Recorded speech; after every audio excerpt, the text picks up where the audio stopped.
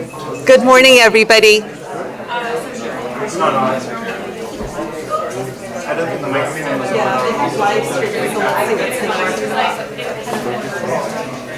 We have to wait, yeah. It's the live.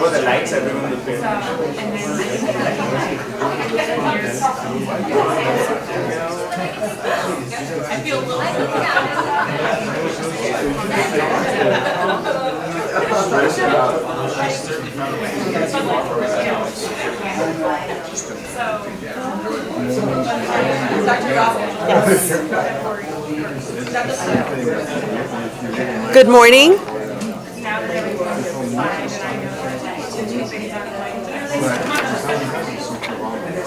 I think we're ready to begin.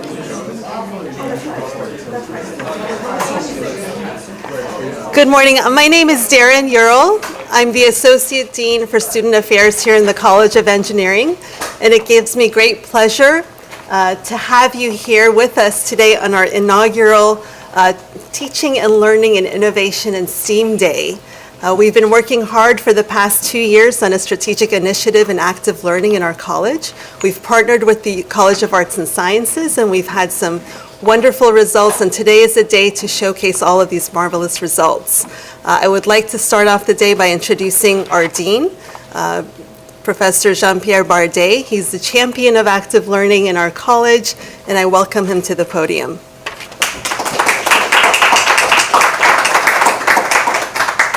Thank you, Darren. I must say I'm not the only champion here. You are all champions of this active learning, and I'm very honored to see so many of you here on a Friday, just before a long weekend. It shows that you really care about what's going to happen today. It's the first event of this kind, at least in the College of Engineering. It's the first, and it was masterminded by Erin and all our friends. And it's going to be, I think, we call it TALIS. It's a name which sounded exotic, so we decided to stick to it. But before we get started, I'd like to take a few moments to recognize people in the room who have contributed. During the day, you're going to see other deans stepping in. They are not here at this moment, but you're going to see Leonidas Bacchus and Willie Prado. So Leonidas is the Dean of the College of Art and Science, and Willie, the Dean of the Graduate School. They are not here today, but at this moment, but they will be coming. We want also to give a warm welcome to our speaker, Derek. Derek, I will not introduce Derek. I will leave to Derek is from Princeton. We have two graduates from Princeton here, and so I would not like to interfere with their affairs. Okay, and so that's going to be done.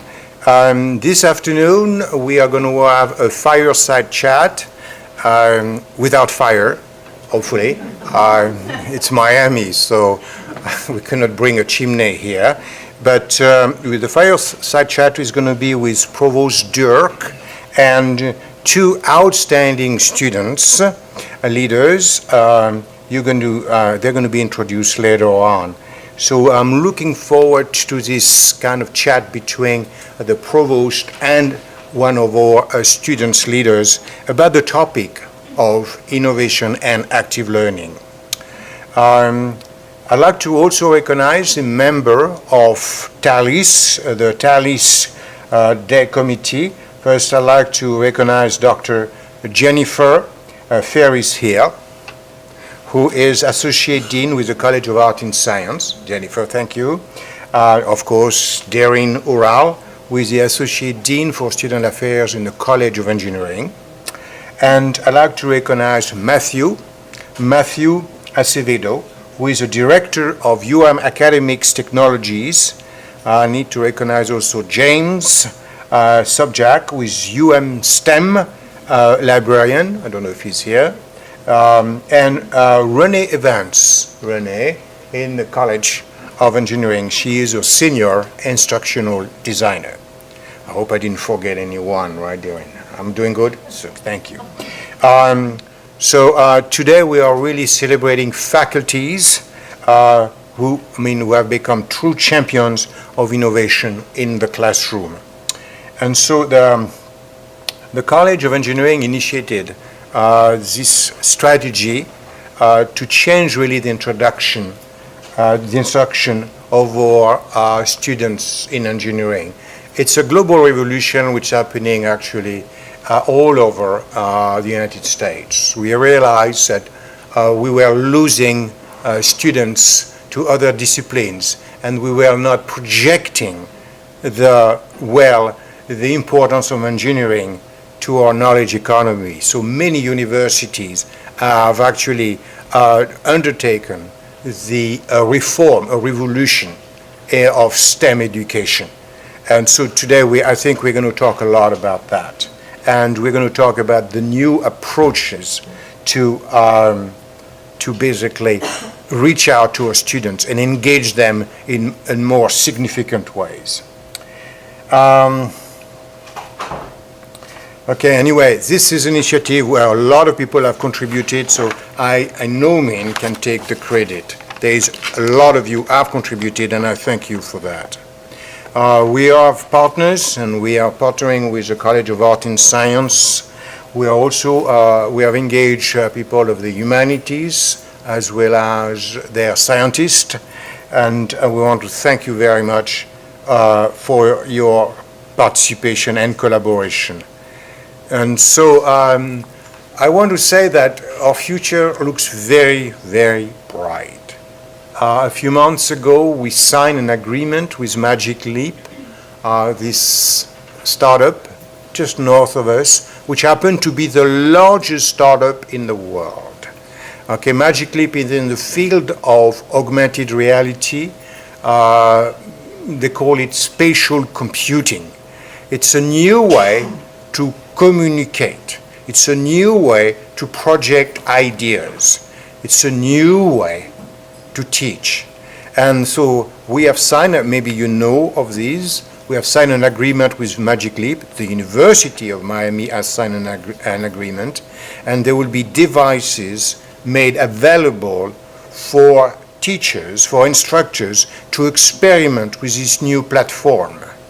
So it's going to start very soon. Maybe some of you already experimented the devices on November 12 when we had the demos on campus in the School of Architecture. This, in my mind, is a transformative way to teach. You'll be able, when you teach physiology, to display to your students the body. You'll be able to isolate part of our systems, neural systems or digestive systems and so on. You'll be able to teach in new ways. You'll be able to present your research findings in new ways too, if you are researchers. Anyway, a very exciting moment here at the University of Miami. Okay? So, and I think everything that we do here is very much aligned with the University of Miami roadmaps. And so we are very happy to contribute to the success of the University of Miami. Now I've said enough, and now I would like to turn the podium back to Darren and Jennifer so they introduce Derek. So Jennifer and Darren.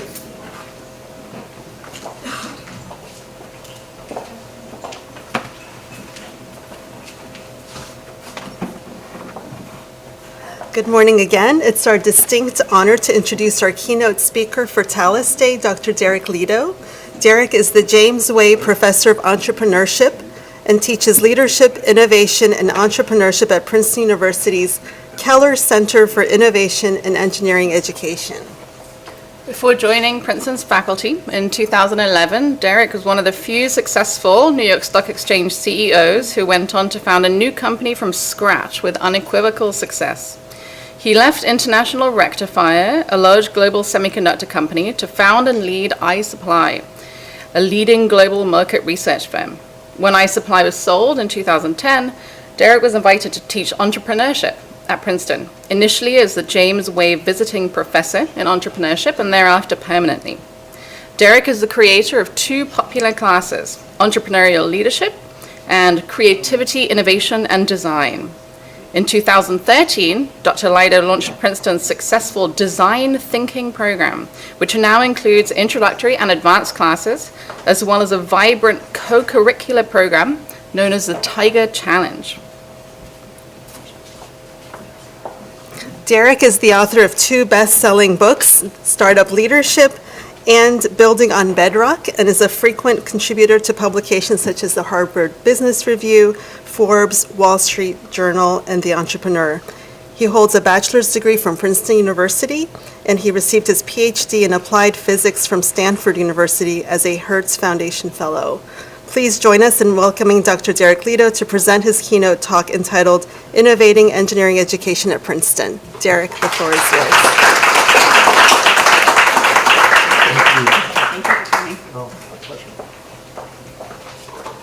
But thank you so much for inviting me here. I've been instructed that the microphone is here for the live stream, so you'll be, switching perspectives quite frequently, but I think it will work. I've really been looking forward to coming and meeting you and being here at University of Miami and discussing what this is about, innovating engineering education. I mean, it could mean anything. We've been experimenting, sometimes successfully, sometimes not so successfully at Princeton.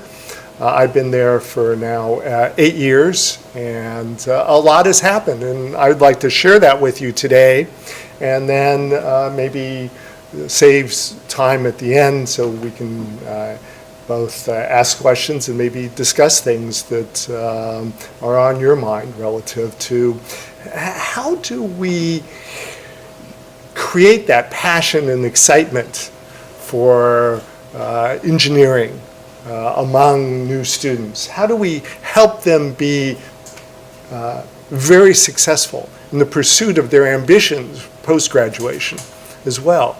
That these are essential for progress in our society. It's essential for us being successful as teachers of our students. And so these are very worthy topics to discuss and to share practices, and some of them best practices, some of them not so best practices. So I work at an endowed center at Princeton called the Keller Center. Its mission is to educate students for a technology-driven society, and its mission basically is to innovate education. It does that through fostering things like entrepreneurship, innovation, and design, but it goes throughout the entire engineering curriculum. Now, I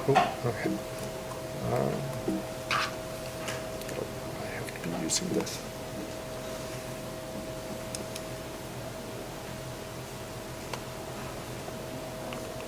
Okay, so first I want to point out where the Keller Center is.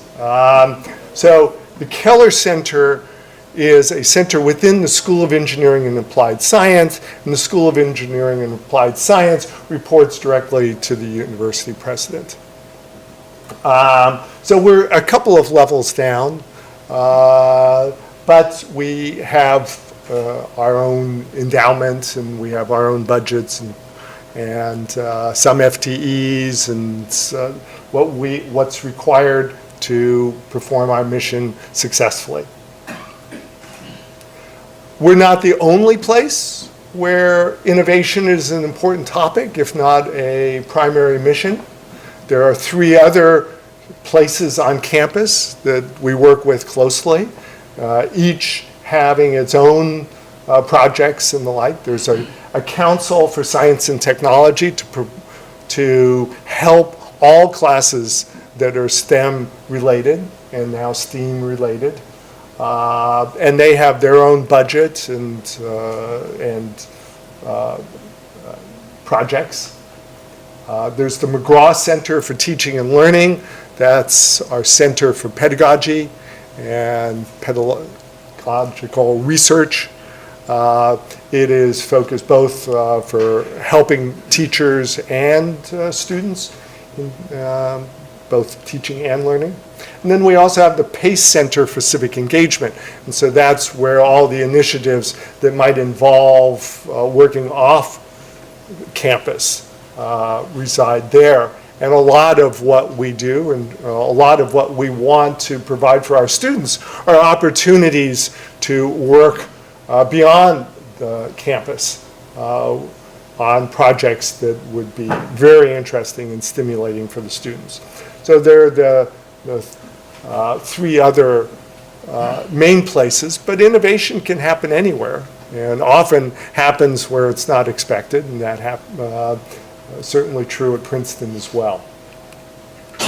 Now, the Keller Center, so we have a curricular focus and also a co-curricular focus. On the curricular side, we teach 25 classes. The classes are about understanding innovation and technology. We have quite a few classes in entrepreneurship, design thinking, and we also have been working extensively on the freshman engineering sequence, which I'll be talking about, in order to improve the retention in the field of engineering among entering freshmen. So 25 courses. We teach over 1,100 students a year. So that puts us in the upper 20 percentile of, if we were a department, we would be one of the most popular departments in the university. We also run 2 certificate programs. That's Princeton's version of a minor. And we run certificates in entrepreneurship and also in technology and society. And so a lot of the curriculum is tied up in supporting these certificates, but some of it is not. We also have 6 co-curricular programs that I'll touch upon a little later, which also impacts hundreds of students a year. We put on events for our students. These could be lectures, workshops, and the like. So there are about 60 events with over 1,000 attendees a year. We also run the internship programs, the internship programs related to research, overseas research. That's our REACH program. We also have what's known as a PSEP program, which is an immersion program that we offer our students to work in the summer in startups. And they can work in startups in New York City, Tel Aviv, and now Shanghai for the summer. And what we're most proud of, actually, is the fact that every major on campus participates or takes one of our classes or is part of our programs. And that is an important metric for us, is that this isn't for engineering students. This is for all students to appreciate what it takes to succeed in technology-driven societies. And we would not feel successful if we weren't able to attract and basically succeed in helping students of all different types, all different majors, with our what we feel is essential knowledge to be successful out in the real world today. So that's the profile. Now our strategy is to look at 3 different intersecting spheres, okay?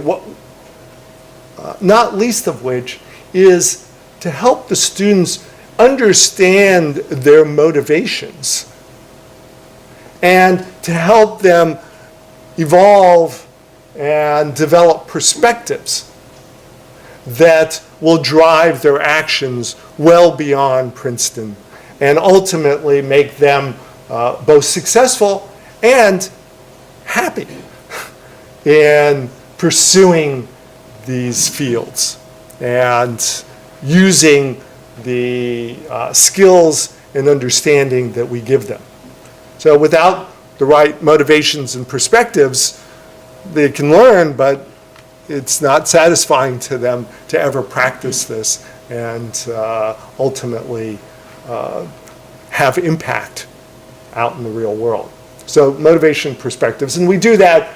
Our faculty is very cognizant of that. We bring on a lot of mentors to be available to the students. The staff is well trained in that, and we have a lot of visitors to campus as well to help, again, students to understand their motivations, to develop new motivations, and to have perspectives on how their actions will impact society. The curricular side is focused on both understanding and skills. So skills are the ability to actually practice what you understand and to have outcomes that hopefully are very close to what you expect. So that would be an essential part of what we want our students to take away from every class, our skills. And we understand that in the environment of classes which have set time periods, set objectives that the student needs to understand their calculus or their differential equations or their fluid dynamics, and there's a lot of material there, and although we give them opportunities to practice and develop those highly analytical skills, we also want to give our students the ability to take those skills and apply them in ways that will demonstrate their ability to impact the world going forward.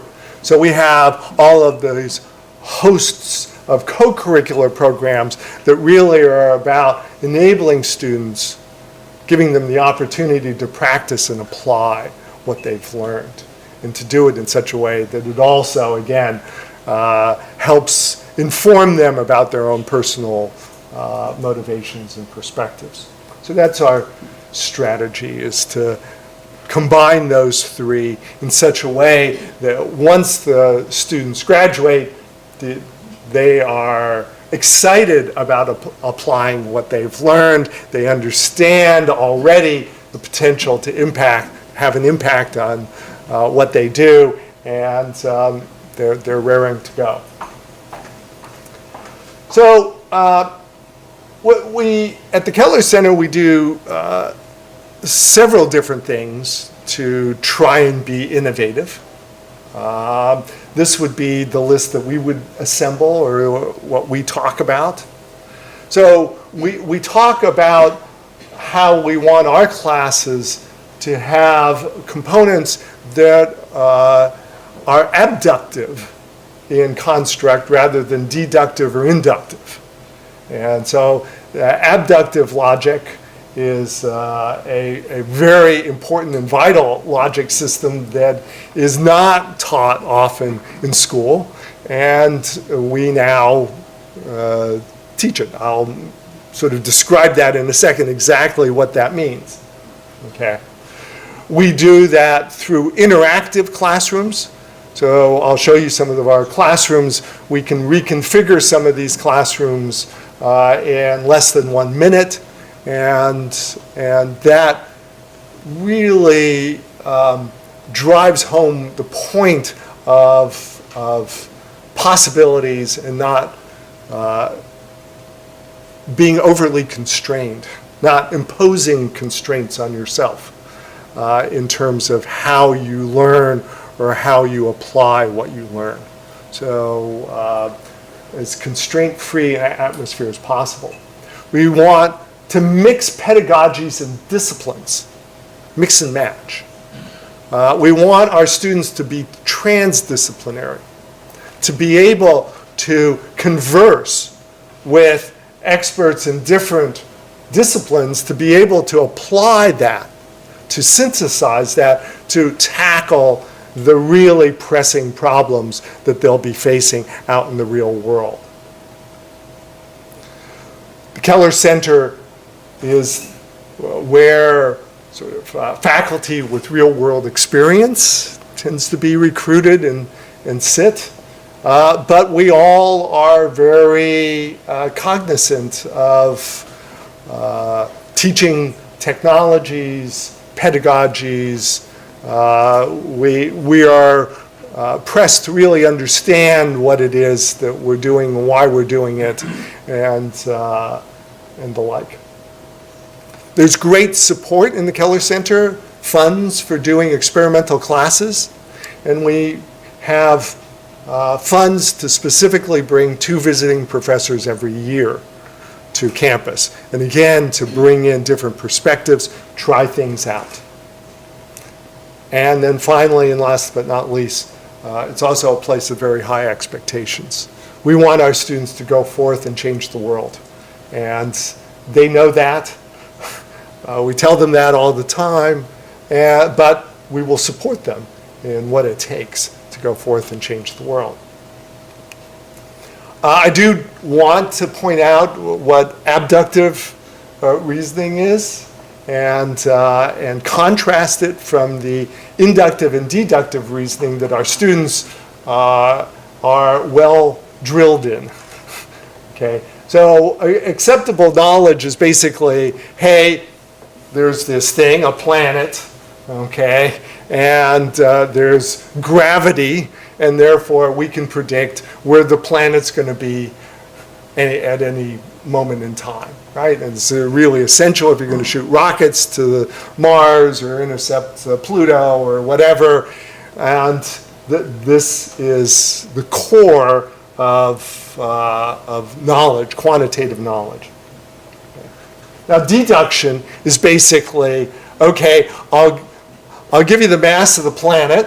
Here's the planet, okay, and this is the equations for gravity, the how, and then we're really good at teaching our students how to find out what the value is. Okay, that's deduction. Okay. We're also very good at teaching induction. Okay, that's the experimental technique basically is, hey, we're not exactly sure why it's turning green. Okay, so let's do some experiments. Here's what we're putting into the beaker. Okay, and there's the green color. So let's figure out the how. Okay, so that's induction. Abduction is one of these other 2 things where we think the laws of nature are involved in somehow turning this green. What were the things that, led to that? That's abductive. But also, hey, what are all the possible ways that clear liquids can turn green? And let's think of all the possibilities. So complete sets of possibilities. So these are, abduction is what we would think of often as just sort of best fit. But out in the real world, because you don't always specify things completely, you're not able to, either the what or the how, a lot of the real world is abductive. And so we want our students to feel comfortable in that environment, realizing that the equations that they learn in our classes are not necessarily the essential parts for our students being successful out in the real world. So abduction is critical for dealing with qualitative constraints that are essential for understanding and designing things that people will actually use. It's also essential for dealing with problems of infinite dimensions, technically called wicked problems, right? So you can't deal with wicked problems inductively or deductively. They have to be dealt with abductively. Irreconcilable constraints, okay? Two different sets of values among the user base, for example. Or, hey, just unreconcilable results. How to deal with that? You deal with that abductively. And finally, you need abductive reasoning to deal with humans. And ultimately, that's what our graduates are expected to do, to go forth and make the world a better place. And so we feel that abductive educational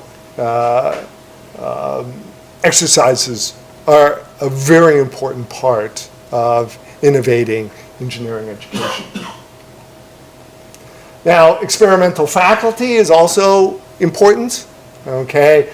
The university, when I sent them the slides to review, the comment they came back is, you have to talk about yourself, okay? Now, I never feel really comfortable about talking about myself, but these are orders from on high, okay? So I have both industry and academic experience. And my industry experience is mostly in the field of semiconductors, highly technical. It came because I got a PhD at Stanford in applied physics. I did spend a year in the laser industry before being recruited in the semiconductor industry. But my career in the semiconductor industry enabled me over decades to do just about everything that there could be done in the semiconductor industry: run factories, run R&D projects, run sales and marketing departments, and ultimately became the CEO of a large global publicly held semiconductor company, of some significant scale. But I ultimately wanted to do things that I couldn't within the company. I had ideas. I knew things were needed change in various places, and I ultimately put my money and career on the line and founded a company to provide these new forms of information to the tech world. And did that for 11 years, started it from scratch and grew it to a big global company that was ultimately sold successfully in 2010. I was then shocked when literally 2 weeks after the public announcement that my company had been sold, when I received a call from the Dean of Engineering at Princeton, who said, hey, we want to really expand this new center, Keller Center, and we want more entrepreneurship classes. Are you interested in coming here and creating new classes? I thought it sounded interesting, but moving from Southern California to the East Coast, it worked because both of my grown sons were living in New York City at that time. And so my wife said, yeah, that sounds good. So that's what brought me to Princeton, was the invitation and my grown sons. Okay, now I had always been somebody who asks why. And you can't get me to do something if there's no good explanation for why we should do it. And over the course of my career, I innovated a few things in the semiconductor world and written some articles, even in peer-reviewed journals on that. So I sort of had an idea of what this peer review stuff is and how you really need to be careful with being correct in what you teach. And so, I felt comfortable at Princeton. And in this period of time, I've created 3 classes. I've written the 2 books. I write articles, all the time, but not usually for peer-reviewed journals. My mission is to help people understand how to be more successful, and not just Princeton students, certainly Princeton students, but not just. So my writing is not for the academic world. It's not to be read by the readers of the Journal of Operations Research or something like that. And my aspiration, and I'm not being judged on how many citations I get in peer-reviewed journals. I'm being judged on, am I making a difference for how people think and act out in the real world, and how successful the students are that come through my classes and the classes of my colleagues as well. And so I have great freedom, so I can create whole conferences and hold conferences on utilizing ethnography to understand entrepreneurs and bring scholars from around the world, and I get full support in doing things like that. And so in doing those things, you always find new questions, you always find new opportunities, you always borrow, if not steal, good ideas from the people that you interact with, or the people that are constantly giving you feedback on the things that you're writing about and the way that you're teaching.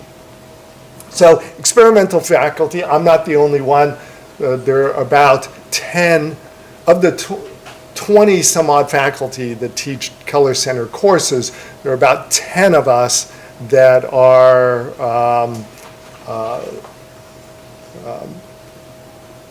permanent, but not tenure track.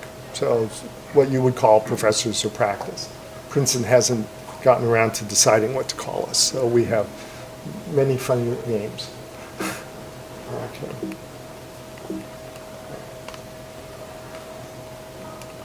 Okay, so now I want to talk about some examples and of classes. So I'm going to focus on the curricular side, then I'll go co-curricular. So the most popular class in the Keller Center is a class that I created about 5 years ago called Creativity, Innovation, and Design. And it ostensibly was Princeton's first foray into design thinking.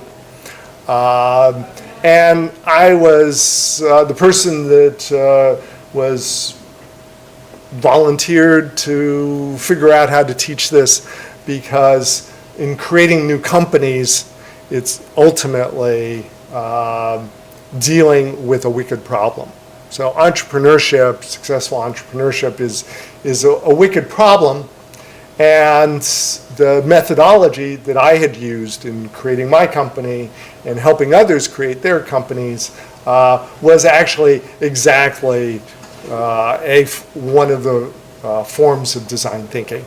And therefore I felt comfortable signing up for this, to create this class.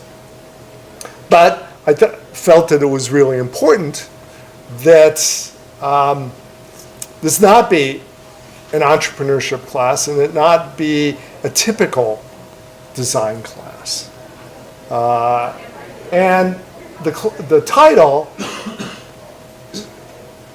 illustrates the importance of this distinction. So the class is called Creativity, Innovation, and Design. And ultimately, it's 3 different classes rolled into one. So it's a class that is about students reconnecting with their own personal modes of creativity, where creativity is defined as the ability to think differently. And we feel it's a skill set. It's something that everybody can learn.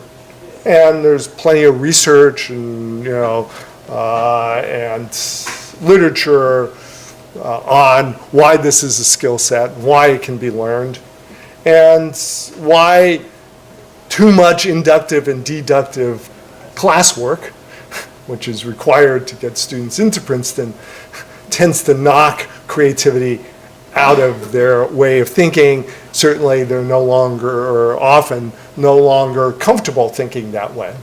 And so we have to reconnect them. But innovation, what is innovation? People confuse that all the time. Our definition of innovation is the ability to get some defined group of people to accept a new best practice. Could be your product, could be your service, could be just theory of relativity. That's innovation. But while creativity is an internal skill set, okay, it's about what you do to be able to think differently. Innovation is an external skill set. It's about getting other people to accept new best practices. Hopefully they'll be in the best interest of the people that accept the best practices. We teach them the ethics and morals of that, but that's what innovation is. And that's what we talk about when we talk about innovation. And design is innovation under constraints. There's a lot of constraints out in the real world. We're constrained here by the four walls, and we're constrained also, by the height of the room and the light, and the sound system is constraining me from moving too far away. There are a lot of constraints. Most of the constraints are hidden or assumed. Most of the constraints in the world are things that we take for granted.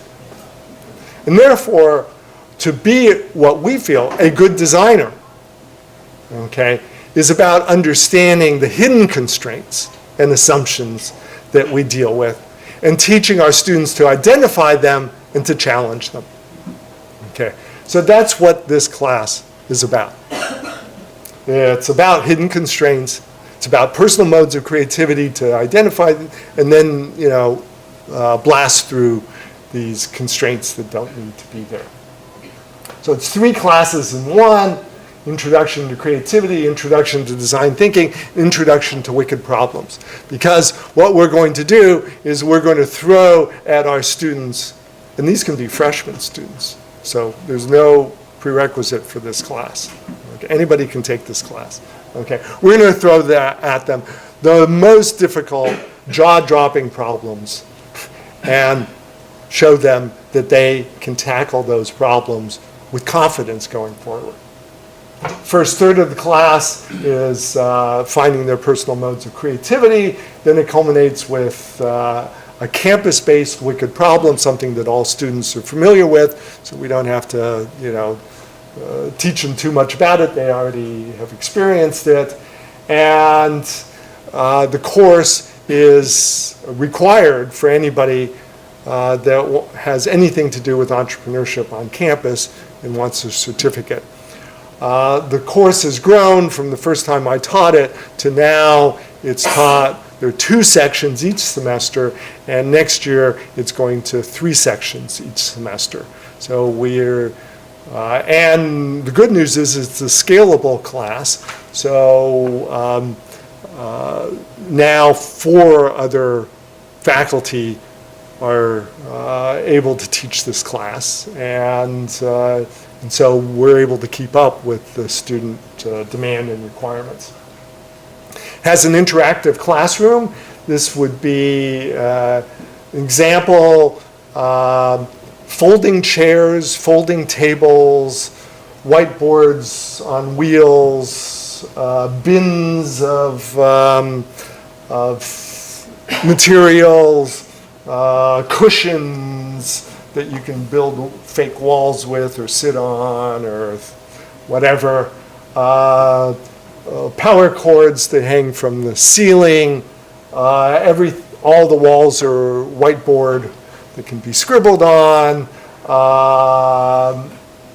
That's no color, nothing fixed, because we don't want any constraints.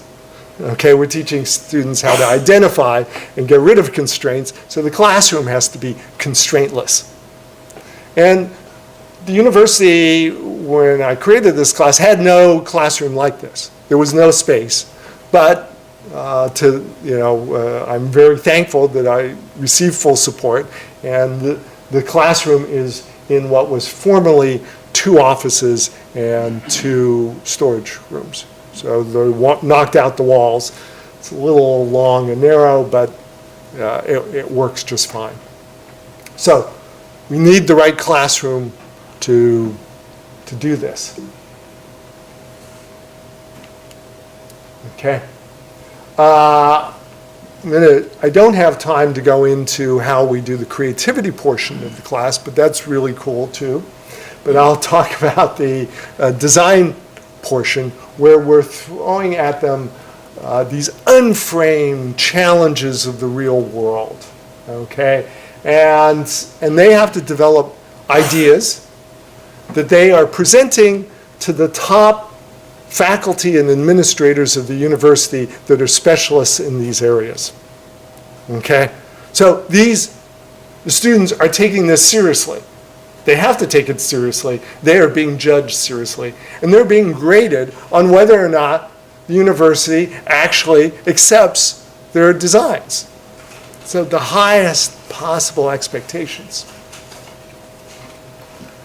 Okay? These are the topics that we've dealt with over the last few years. High-risk drinking, sexual assault, mental health, self-worth, sleep imbalances, identity crises, loneliness, gender inequalities, pretty tough problems. Every single time the students, every section has their own, and every year it's a new one. And every time we unveil it, the students' jaws drop and say, "You can't be serious." These have been problems for millennia. What do you think that we can do about them?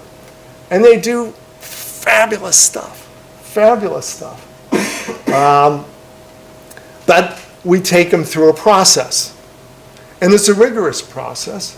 And it starts with ethnographic understanding of the problem.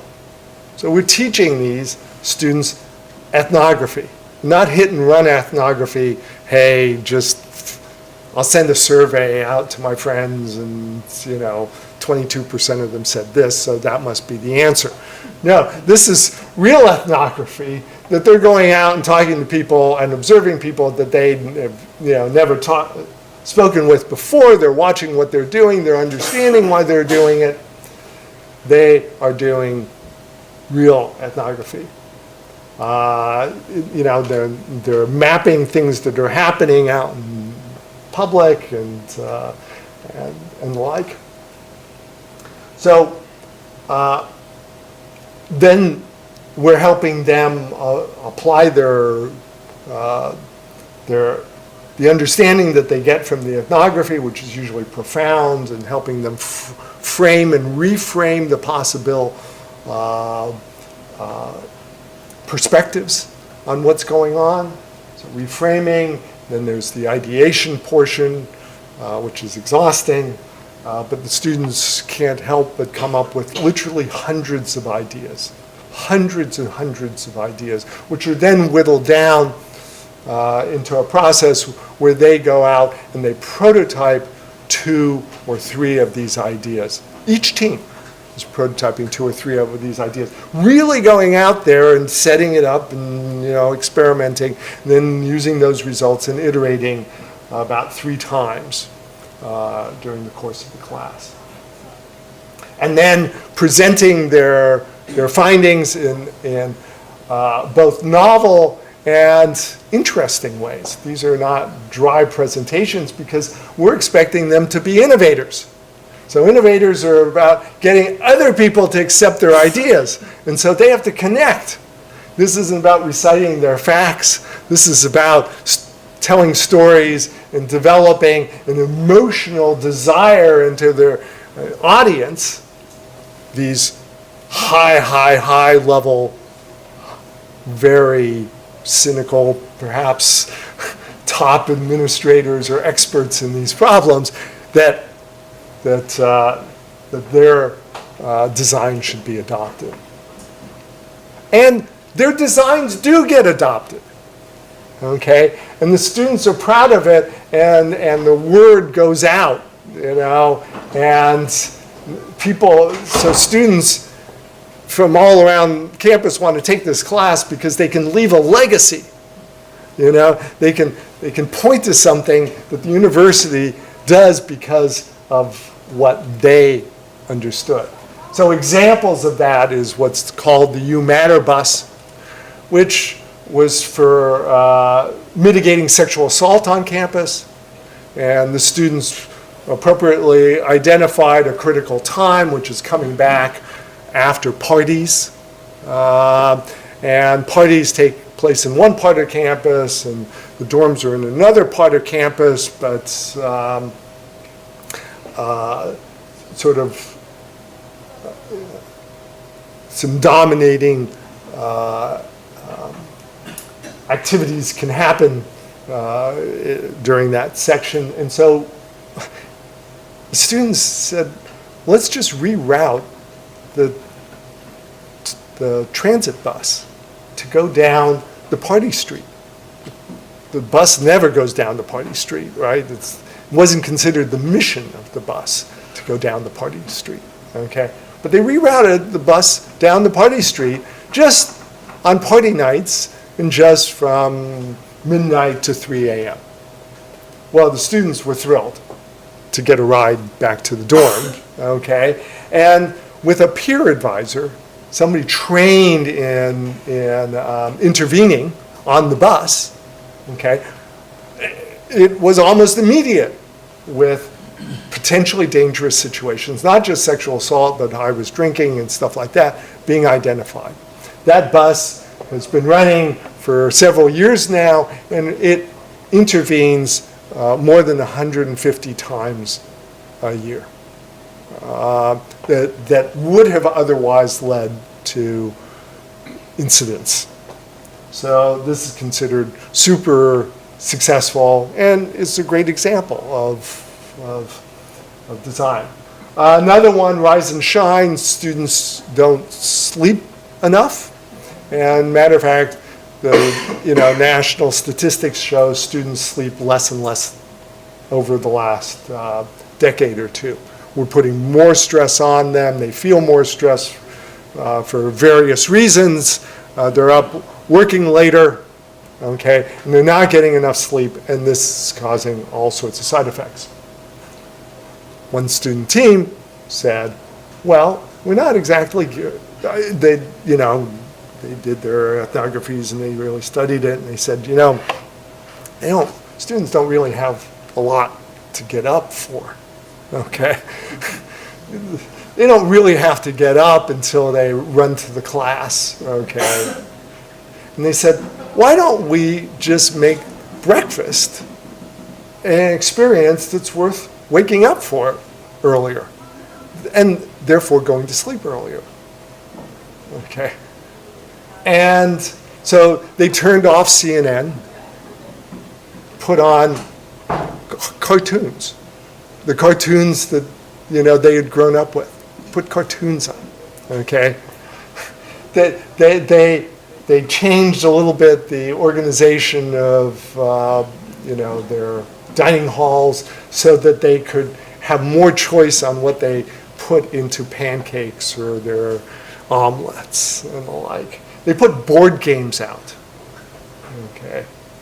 And bingo, attendance for breakfast goes up 30%, which is a very significant number, okay? And students are reporting, yeah, I look forward to breakfast. I'm going to sleep earlier so that, I get a chance to do my board game before going off to class, okay? Great design.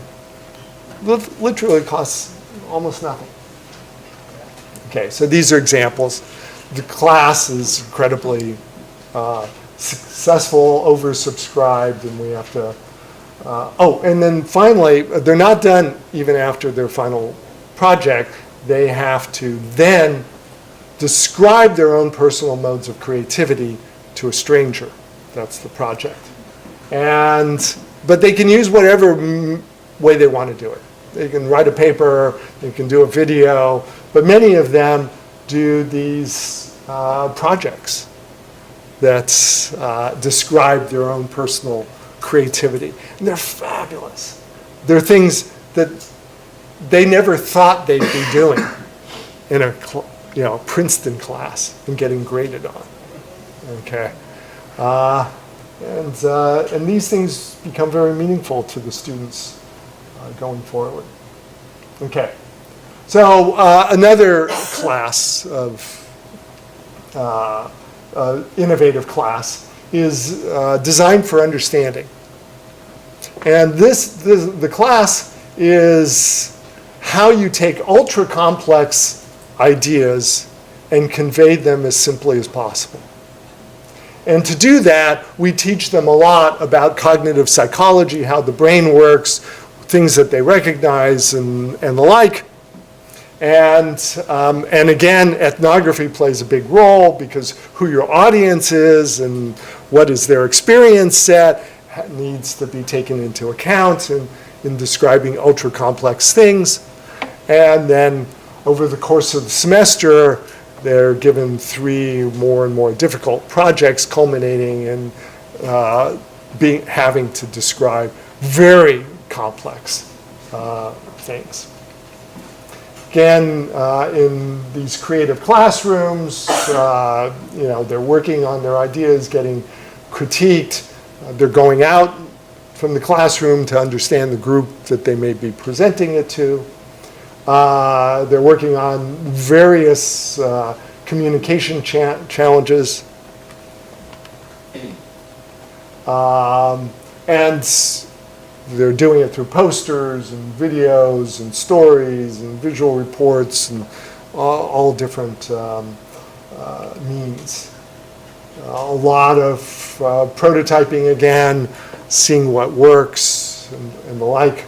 Then it gets more refined with time, trying to describe Bitcoin and various other things using different formats for charts.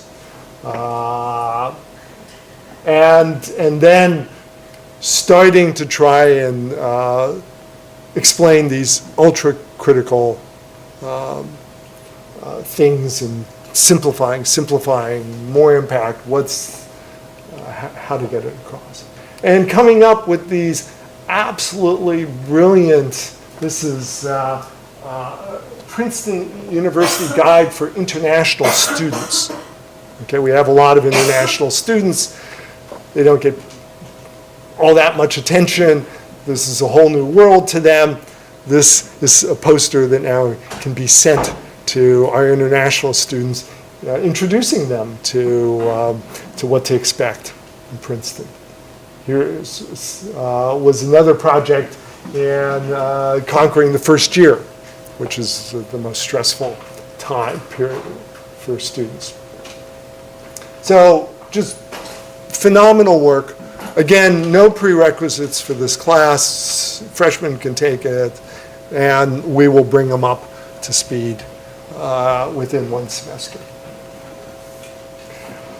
As I mentioned, we're also tackling the freshman year sequence for engineering students, and specifically for non-AP students. And when you come into Princeton, if you're going to be an engineer, you have to basically start in engineering. You have to officially declare at the end of your freshman year and not at the end of your sophomore year, as most students do.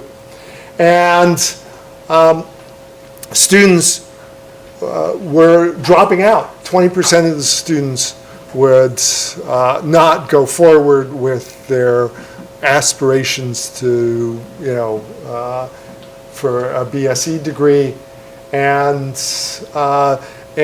even more important, the dropout was much higher among women and underrepresented groups. Okay, and AP students were non-AP students were coming in and feeling, am I in the right place?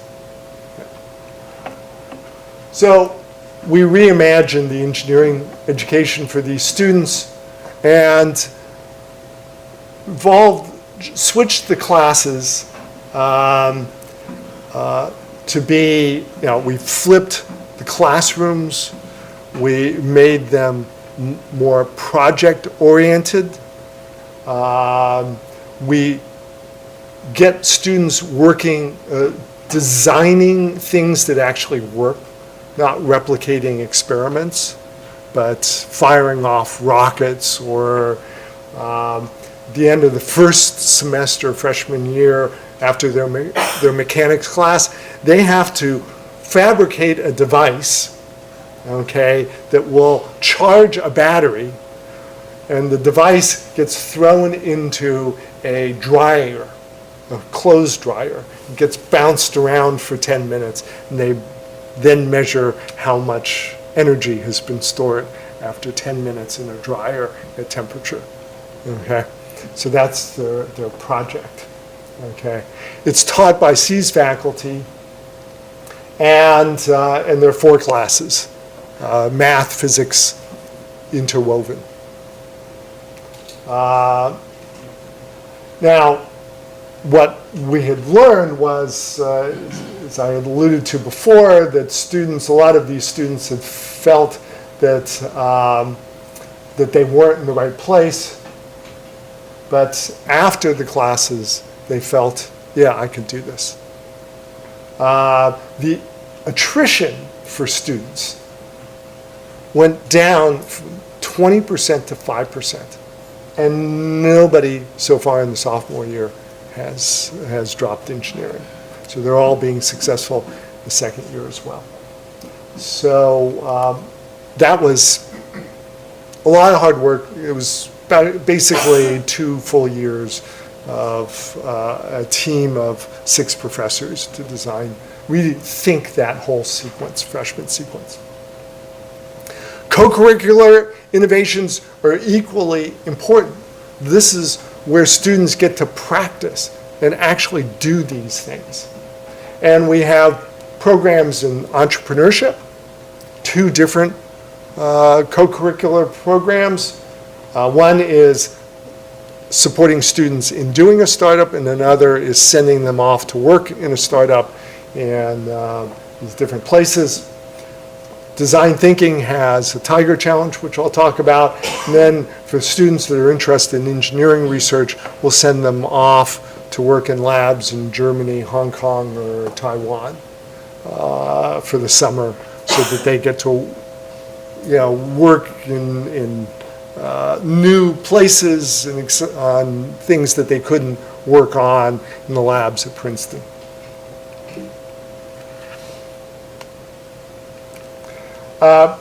So Princeton, in order to enable these co-curricular programs to be offered on a scale that would be available to any engineering student or any student from around campus that wanted these, went out and leased us a 15,000 square foot building that's just half a block off of campus into the town. So not a burden for the students to get there.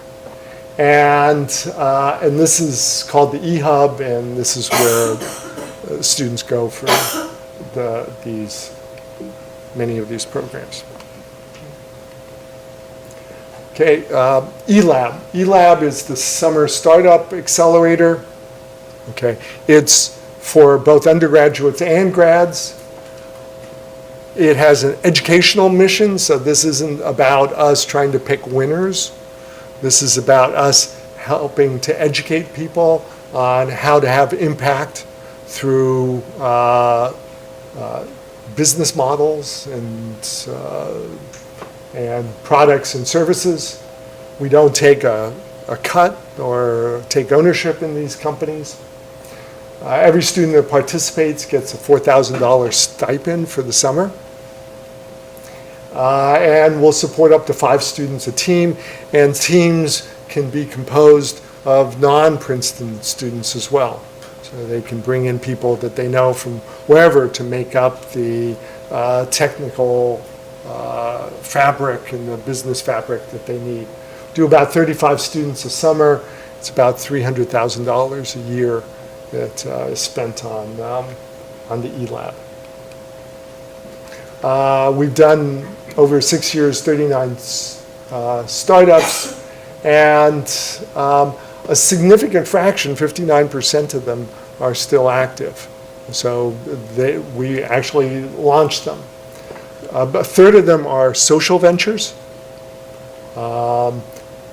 Almost half the participants were women or underrepresented groups.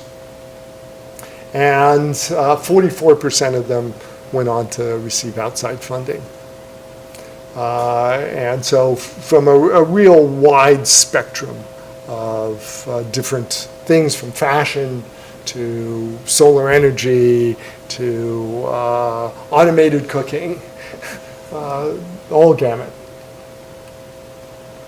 Another very, very popular program is called Tiger Challenge, where if students want to tackle a important problem and use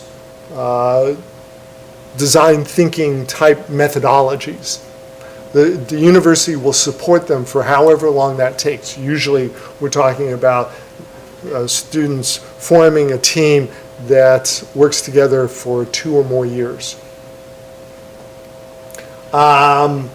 It's now in its 3rd year, and there are 162 students on 30 teams. They're tackling issues in conjunction with partner organizations that are, a few of them are on campus, but most of them are off campus.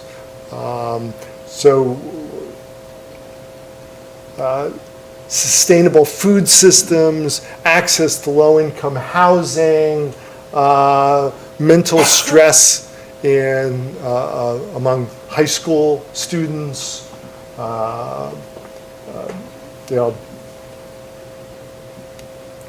One student group reimagined and reinvented the spine board for spinal injuries. So again, wide range of possibilities. Again, we support these teams as year-round endeavors so that the students can work through the summer, again, getting a stipend so that no student of need would feel that they couldn't participate. So the Tiger Challenge has been enormously successful, very impactful program. And why are we doing this? We want the students to go forth and change the world. Students love, these classes. All of the classes basically sell out every semester. So there's always waiting lists for virtually every class we put on. The student, reviews are incredibly good, where the students wouldn't be coming back to the classes. And many, many students report that these classes changed or enabled them to understand motivations that they understand to be important, or give them new perspectives. So a significant fraction of all students that take a Keller Center class report that they are shifting their interest on what they want to do post-graduation. And then what we also love is that the graduates from Keller Center classes report that they feel they're doing much better than their peers and getting promoted and getting responsibility post-graduation. So they're advancing faster, they're getting more responsible jobs, which we consider to be an enormous success. And finally, innovation is an emphasis throughout Princeton. I talk about what we're doing at the Keller Center, but there are a lot of pockets, not just for engineering, but for STEM or for the humanities and the like. It's part of the university's strategic plan, so the president and the provost talk a lot about it. Experimentation is encouraged, and there's support for that. And outside point of views are valued and sought after and brought into the university in many different forms to have these discussions that hopefully you will be having similar ones today. So is there anything that I can tell you more about? I'm sorry I took so long. I was interested in the one slide where you talked about wicked problems. Uh-huh. And I wonder, is that different from what you showed us? A wicked What problem. is a wicked problem? A wicked problem, it's a technical term for basically an infinitely dimensional problem. It was developed by sociologists, the term in Berkeley in the 70s. But the definition we use is no amount of words can ever describe all the constraints that you have to deal with in a wicked problem. So. What would be an example of a wicked problem? Well, entrepreneurship is a wicked problem because you never know how a new product is going to be received, and there's no way that you will ever thoroughly be able to describe that. But all the things that this class was working on, all those different things, each one of them is formally a wicked problem. Loneliness, high-risk drinking, sexual assault, changing those things is a really wicked problem. This is great. It's an amazing job. I just have one question is, so how many students, like how do you fit these classes within the curriculum? Mhm. So you mentioned they need to have a list free to get the certification. Yeah. So they take these classes in addition to their required Yeah. curriculum? Mhm. So these are extra credits, so, This is how they're using their electives. oh, Okay, so engineering students have, there's 8 semesters. Engineering students are taking 5 classes a semester, and 4 of them are prescribed, and 1 can be starting from elect- freshman. starting from freshman. Nice. And the other question, very quickly, you didn't talk about the creativity. Uh-huh. How do you, this is very important for faculty that do research too. I wish I could do a little more creativity exercise. So in your experience, do you have any advice on like a particular exercise to boost your creativity that was successful? I have lots. Okay. Okay. Can you give like So one? so we find that it's incredibly productive to teach from the perspective, creativity from the perspective of self-imposed constraints. So when we help students identify ways that they are constraining themselves in being able to think differently, we find that students become quite adept at that. And they're good about figuring out how to destroy those constraints and think much more broadly thereafter. Of course, there are well-established skill sets, framing, connecting the dots, certain types of problem solving, but not others. I mean, and we help them understand which of those they feel most comfortable with personally, and then how to encourage, how they can practice that to, wind up their creativity to the highest level. That's a brief Yeah. description. You mentioned that in the 6 professors and 2 years revamped that engineering segment. It's in a tremendous amount of work to revamp course material. Did they change the course material themselves, or was there a team that was helping them? No, they changed it themselves. Well, I mean, they had some support staff to help them draw figures and stuff like that, but There was a support staff, like so, for example, key players in that would be each department has labs, and there's a head of lab. So these are student labs for doing, things part of the class. And so each department has a head of lab. And so each of those department heads of lab played a key role in helping to design the exercises, the hands-on exercises, as an example. So that would be beyond the faculty. So just a follow-up question.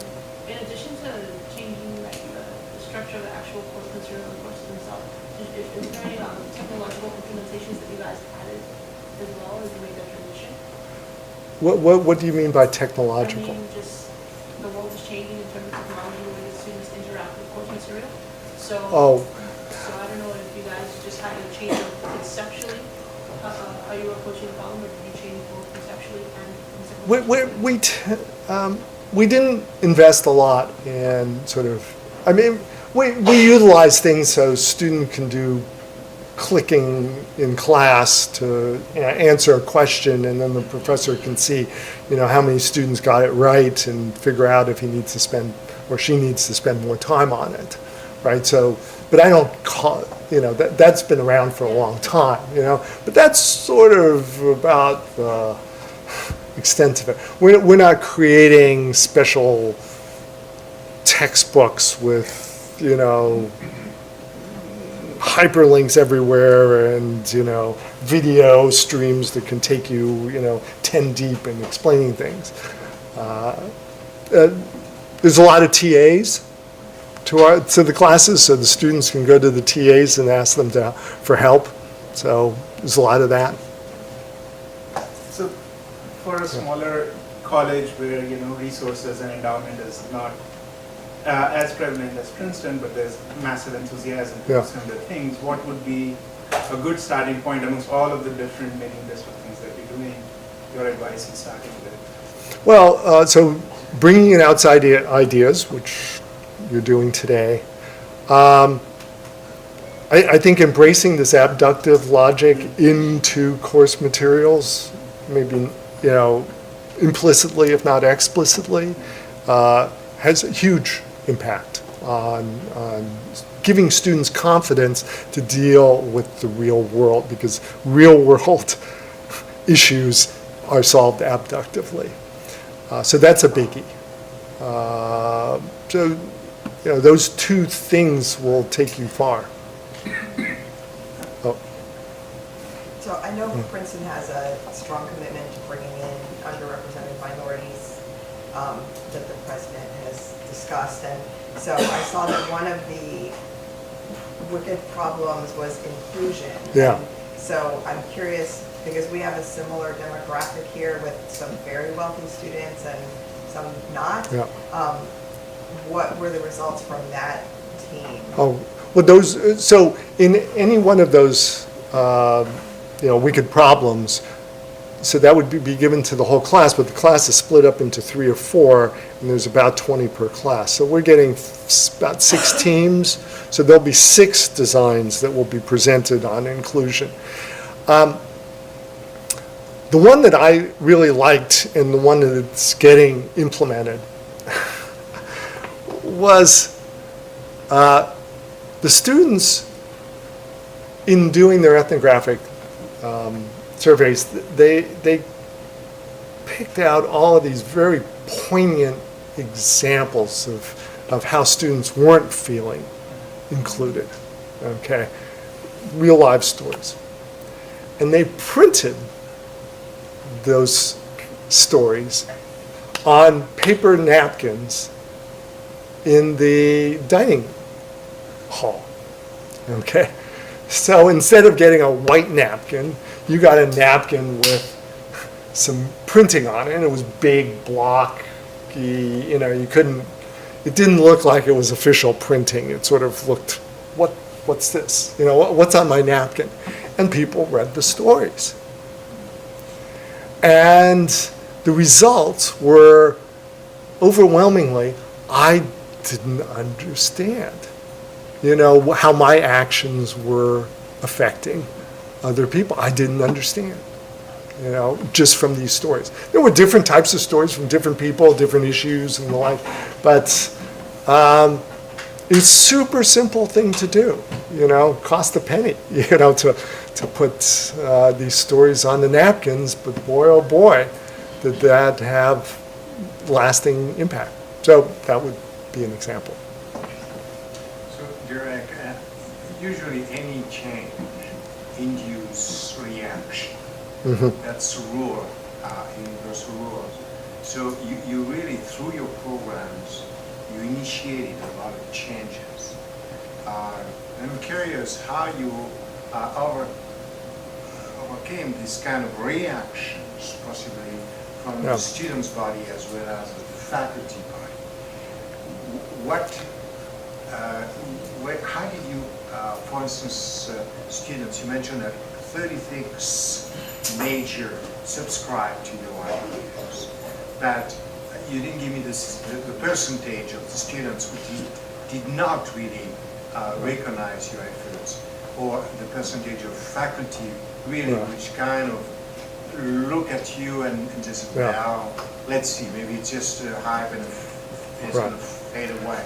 So I just want, could you give us how did you overcome this kind of reactivity, which is in any kind of systems? Well, and there wasn't one, yes, this was the key, right? So there's a lot of work that goes into that.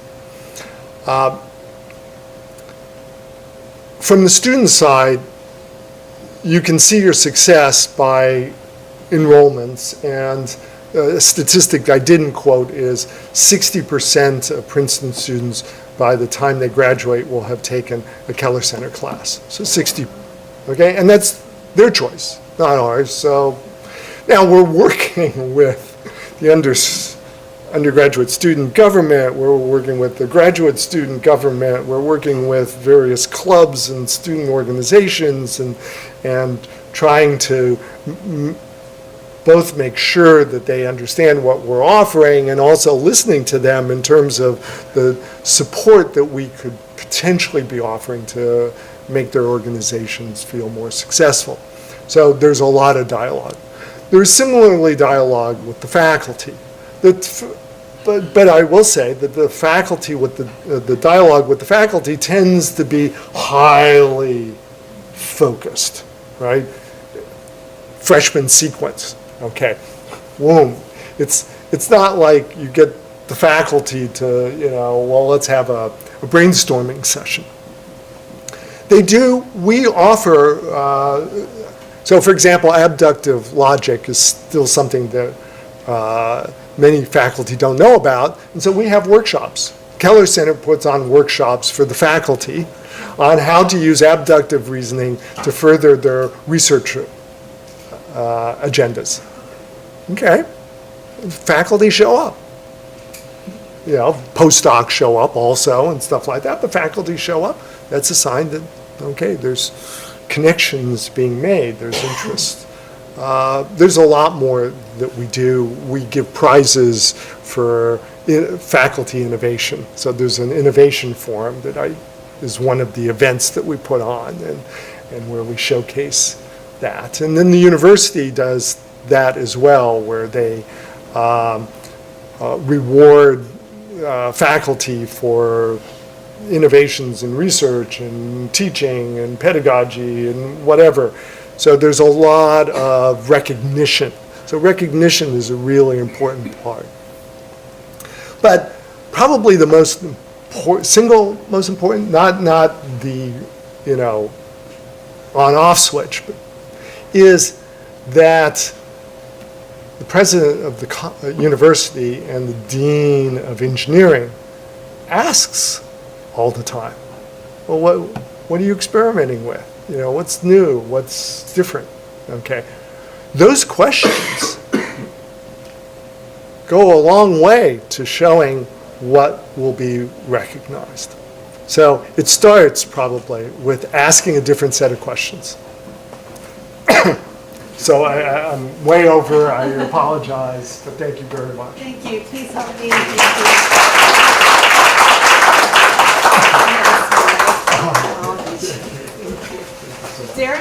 here today, so if you have questions, further questions, you may ask him. We have a short break at 10:45. We'll begin with our presentations. So we have some coffee outside. I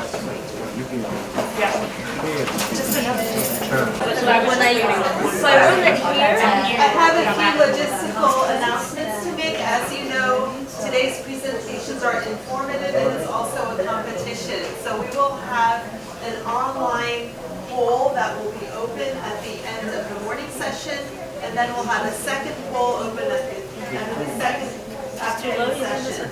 So please, if you're here listening to the presentations, make sure you cast your votes. Even if you have to leave, we are live streaming, so you'll be able to access the presentation and submit your vote. The results of the votes will be announced in the afternoon at 4 o'clock, and we will be presenting our rewards. The two deans of the two colleges will be here. Everyone will have 5 to 10 minutes to make their presentations this morning. We have a digital clock in the rear of the rooms if you want to make sure that you stay within the limits. We're very excited to have 18 presentations. We have presentations by faculty and also teaching assistants. We're very inspired by all that you do, and thank you for making the effort to come here today. I want to start off with our first presentation, Dr. Hammam Al-Safranjalani from our College of Engineering, Electrical and Computer Engineering Department. He will be presenting on student-generated questions in electrical circuit theory. So Hammam, the floor is yours. You need to talk from here. Okay. All right, hello everyone. Thank you for coming for the TALIS, first annual TALIS Day. So today I'm going to talk about some of the stuff that I've been working on in one of the courses in ECE. It's electrical circuit analysis. And I would say, like, how many of you, like, if when you were a student, you were like, oh, I know this topic very well, and I wish it's going to be on the exam because I really know it. I'm going to get, full credit on it. So, I mean, this idea has been in, it's common. It's been in the literature before, and I wanted to try it in my class. So I'll talk a little bit about the class, and I'll talk a little bit about how we did it, and then I'll talk about the results a little bit, and then, I'll take any questions that you might have. All right, so the class is called Circuit Theory Analysis. A little bit about the class. Usually it's the first class in engineering that students take. Sometimes I have freshman students taking the class. First engineering course means, like, they've taken their physics, chemistry, etc., math, but this is like, their first, like, ECE 201. So it has a little bit of a different dynamics to it, different than math. So there's no, like, formula where you can, here's a formula, find X. More likely we don't know what the value of this outcome, can you determine it? So there's a lot of thinking involved in it. It's too abstract because there's a lot of formulas, there's a lot of theory. The textbook is heavy. It doesn't have a same, like, there's no, like, a lab component in the same week. They have to actually, they take the lab the next semester, so it tends to be a little dry. There's a lot of different educational background in the class. We have students from biomedical engineering, electrical and computer engineering. I've had students actually who are veterans. They came back for education, like, later. So, like, I have a little bit, I have pre-med students in my class. I have music engineering, so it's different backgrounds. So it's kind of like helpful to get together and see, okay, what do you guys really want to, do in this class, kind of thing. So the idea is, the premise of the setup is that the students will generate a pool of questions. They work on them in groups. So every table will have 2 to 3 students, sometimes 5 students. They will share these questions among themselves, and then they will come up with the answers. I'll be monitoring the answers to make sure, like, the answers are not wrong or the problem setup is not wrong. And then I try to record the answers in video, and then I share it back on Blackboard so that all the students have access to the answers. But there's actually a surprise there. And then some of these questions will be on the exam. So I'll tell the students, if you give me a lot of questions, I'll pick 2 or 3 questions, let's say out of 9 on the test, will be from the questions that you guys gave me. Okay? So the students, like, the way they think about it is like, oh, now I know, like, I have a guaranteed amount of points, because if I know the question and I know the answer, if I see it, I'm going to get full credit. So they get really motivated. They really want to work on these questions. But what they don't they realize is that they actually develop a better understanding of the subject now, because they don't just have to come up with the answer, they have to come up with a problem as well. So they have to really understand what to do for that topic, right? It also gives them a little bit of responsibility. They learn a little bit of responsibility because they have to do it in order for them to get the credit. It's not guaranteed. It's not, a freebie. It's not a free lunch. And they get really creative with this. And the class benefit of this is that now, students of the next semester can actually leverage these questions. I have a bigger pool of problems. If I want the students to practice with those problems, I have extra problems. Because, when you have a textbook, the problems are limited. You always look for new problems, and that sometimes could be like time consuming. So this is like a win-win situation for everybody. So we applied this approach in EC 201 back last spring, actually. So the first outcome that we got is high contribution. Students generate more than the minimum number of questions that they were asked to generate. So I asked every group to generate 3 questions, and everybody was like, well, if we give you 7 or 10, would you put more questions on the test? I was like, I can't really make you do the exam, all of it, right? But I was like, if you guys do more problems, you get to practice more. The excitement of the students actually was really exciting for me too, because everybody wanted to do it. They're like, yeah, sure, we'll do it. If we know this is going to be on the test, we want to do it. They also took leadership in terms of sharing the questions, sharing the answers, making sure that the solutions are there. I've had students that set up like a Google Drive and shared with the students. They took the questions, they asked them. So the idea is, the original idea was, you guys send me the questions and I'll redistribute this on Blackboard. They're like, we don't want to wait, actually. We want to know the questions right away. So they took the initiative. I almost had nothing to just, no saying in it. So that's really, really exciting for me to see that students are, taking this leadership to do that. And on the exam, I gave them some of these questions that as I promised. And I also put different questions about the same topic to see if they actually memorized the question or learned the topic. And I've noticed that the questions of the same topic were answered nearly almost perfectly for all the students, because they got to practice an additional 20 problems. So if the topic was X and I have a different question that I generated, they still were able to solve that question, better than other questions. Collaborations, they communicated very effectively to kind of, again, distribute the material, make sure that, no questions are repeated. Because sometimes students, they get really excited about one topic because they really, for whatever reason, they think it's very straightforward. So, everybody wants to have questions on that specific topic. But they can't do that. You have to pick a few questions, from chapter 1, chapter 2, etc. So they had to communicate effectively so that there's no overlapping in questions, there's no overlapping in topics. The groups can't really, you can't have 40 students generating questions on the same chapter or the same topic in a chapter. Each group has to have, or has to focus on one chapter from the book. Okay. So this is the outcome of the experiment that I did in spring, and I actually trying to do it. I didn't teach this class last fall, but I'm teaching this class this semester, and I'm going to do it again because it's a very promising technique for the students. So some of the testimonials that I got from students, including this activity, it's not about just this activity, but including this. Students really like the small group settings. They really like the fact that they were engaged in the class. The better interaction between us when we were monitoring the questions back and forth. Being actively involved helped us better understand the challenging concepts of the subject. The experiences were a way to loosen up and have fun while learning and thinking like engineers. That was one of my students. I have another testimony from a different student. Again, they usually mention how the answers are available on Blackboard in terms of video format was helpful for them. The class wasn't just theoretical, which is actually, I like that because again, the class actually is very theory heavy. So when they say it's not theoretical, that's pretty good. And that gave us the opportunity to practice what I've learned in class. Looking forward for more courses, which is pretty good to hear from students. And that's pretty much it.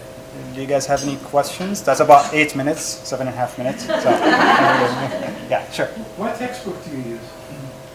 So we have the Engineering Circuit Analysis by Hyatt. It's available for students in terms of, I have to actually speak here. Look. The Engineering Circuit Analysis by Hyatt. We have the 8th edition, the 9th edition. They're both available. There's a PDF copy of the book available, I think, at the library. So traditional textbook, basically. And everything we did in the class required nothing like special. We didn't have to do anything special in terms of textbooks. Yeah. How big is the section, the class? When we did this, we had about 27 students, 28 students. So we used the room across the hall, and all the tables were basically full. Yeah. So did you provide any examples of the type of questions you wanted? And did you notice that as they worked in there, the questions were better? So what I did was, so they do have quizzes, like they have pop-up quizzes, and I said you can either follow the same style of the pop quiz and come up with a problem that is a little bit comprehensive, right? So, they can't, like if I say, make up your question, they tend to say, okay, if we know x is 1, what is x plus x, right? They tend to make it very, very simple. But I give them like more of a wording problem, and then they have to come up with a formula generated problem. Yeah. Did you do one round of this, or were there multiple exams and multiple? So multiple. So for each exam, they will come up with a different set of questions. So exam 1, exam 2, and then the final test. Yeah. Any other questions? Thank you, Haman. Thank you. Next, we'll have a presentation by Dr. Yun-Kui Wang from the Department of Biology. The presentation is entitled Student-Centered Formative Assessment Enhances Student Learning in DIL 250. All right, so where is a...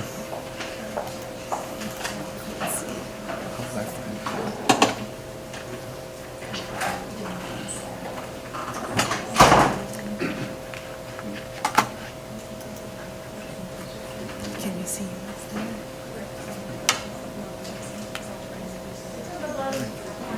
It's right. Yeah. That's it. All right. You want to do the slideshow? Yeah. Where is the slideshow?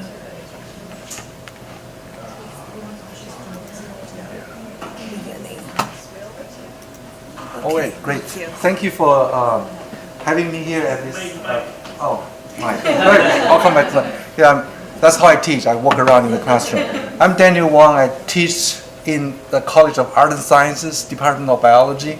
Initially, I feel I was a little bit out of place here in the engineering, among engineers. But after listening to the first speaker and the presentation, I find learning is universal. We have a similar problem, we have a similar challenge, we have similar constraints. As a teacher, we ought to be innovative and to learn and borrow technologies and methods into our classroom to help students to learn.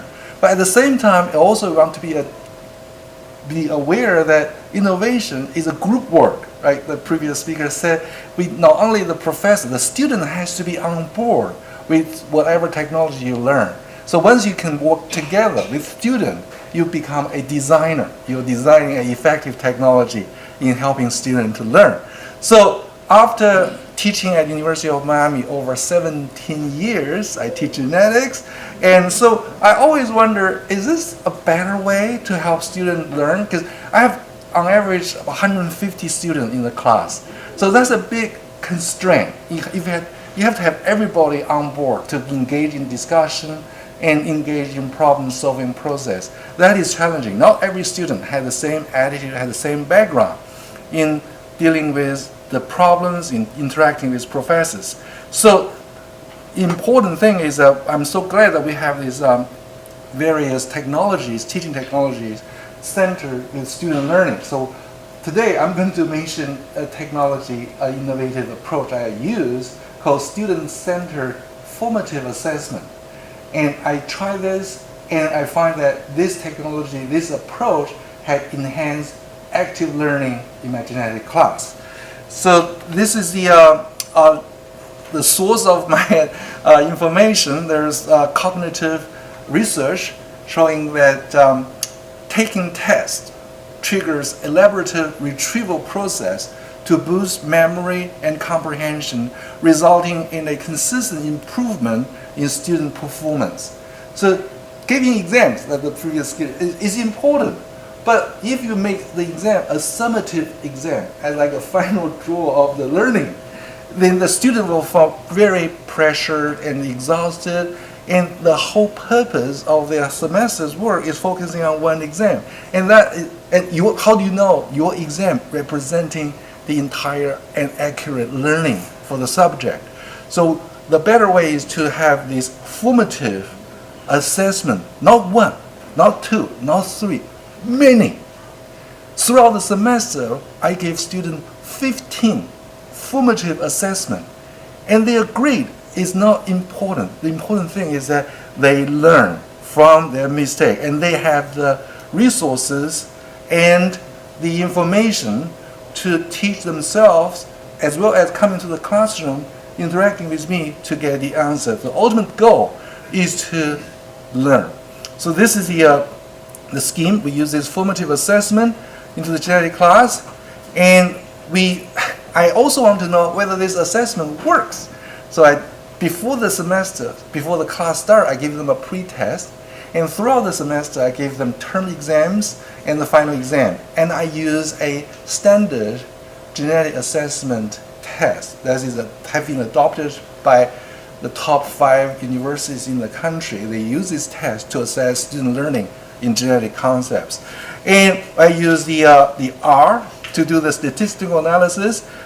Out of these 15 formative assessment, students are going to do 750 questions in this 15 segment in their own time, not during the classroom, in their own time, online.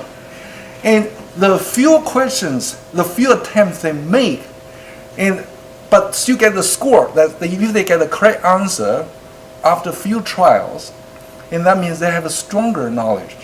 And then the dividing by the number of questions, they get the ratio. So then I will do this statistical analysis to see how such exercise impact on their exam, on their term exams as well as final exams. So this is our result. We did this regression coefficients analysis. So the ratio representing the number of times they made to the formative assessment divided by the number of questions they did. So the ratio shows kind of a more successful of their activity. And the question representing the number of questions they did. So if you can see the regression coefficients, you can see that most of them show the positive value, showing the positive impact. The more and more effective, efficient formative assessment you do, the better they will perform on the midterm exam, especially on the post-course, at the end of the post-test. And the p-value shows all significant. So meaning these interactions between the formative assessment and student performance exams are closely related. And there's only one test that shows a negative. That's the term 3. The score has a negative. That shows maybe they just got the question, but they tried so many times to get the score, but they failed many times. They need a hint. They need to read the book. They need to ask other people for the answer. But ultimately, they will not lose point as long as they get the score, and they will have the grade. But so this is just overall interaction. But more interestingly, as I teach genetics in any science, including engineering, we all follow a learning objective. We call the Bloom taxonomy of educational objectives. He actually divided all the questions into 6 levels, from level 1 over to level 6. But in my exam, I measured students of these 4 levels. The level 1 representing just the knowledge recall, if they remember things or not. Level 2 is the concept comprehension, whether they understand the comprehension, whether they comprehensively understand the concept. And third level is the application, where the student can actually apply the knowledge to solve some problem. The level 4 is analyzing. So I select these questions in these post-tests, give them different ranks. Every question is either level 1, level 2, or level 4. So this result is very encouraging. So level 4, we found the ratio, the formative assessment ratio, has a very positive correlation with the level 4 questions. So student shows an increased ratio under the probability of choosing the correct answer of the higher level cognitive level question. So that is the very promising result. So in the end, so we can say that the ratio score students achieved consistently predicted performance on exams within the semester. The higher the ratio score, meaning the higher quality of the formative assessment they did, the better student performance in test. And there's also interaction between Bloom's score on the post-course exams and ratio. Like I said earlier, the level 4 questions has higher correct answers. So the ratio score, the formative assessment activity represents the reflecting the result of implementation of this assessment work, and taking formative tests really benefit student learning. So that is just one approach I use in my large genetic class, and the constraint of the genetic class is genetics. I don't have to emphasize, everybody knows genetics is very important, it's very complicated. We going to learn to solve a lot of problems. So problem solving is the key to get a better understanding. But how do you give students this opportunity if you don't give them the feedback? Students need constant and timely feedback as they solve problems. If they don't provide that, they will feel frustrated. They may even give up. They may change their major and move to nursing school. You never know. That happened. But as an instructor, as a teacher, we have to learn to be an effective innovator to get students on board with this teaching technology so that we can all be happy learning and be happy. That's all I have. Thank you for your time. I suppose that your formative tests are identical or similar to the normative test, right, which you administer for them to get a grade. Well, I'm yeah, that's a good question. See, students have to do 750 questions throughout the semester to get a better handle of their knowledge.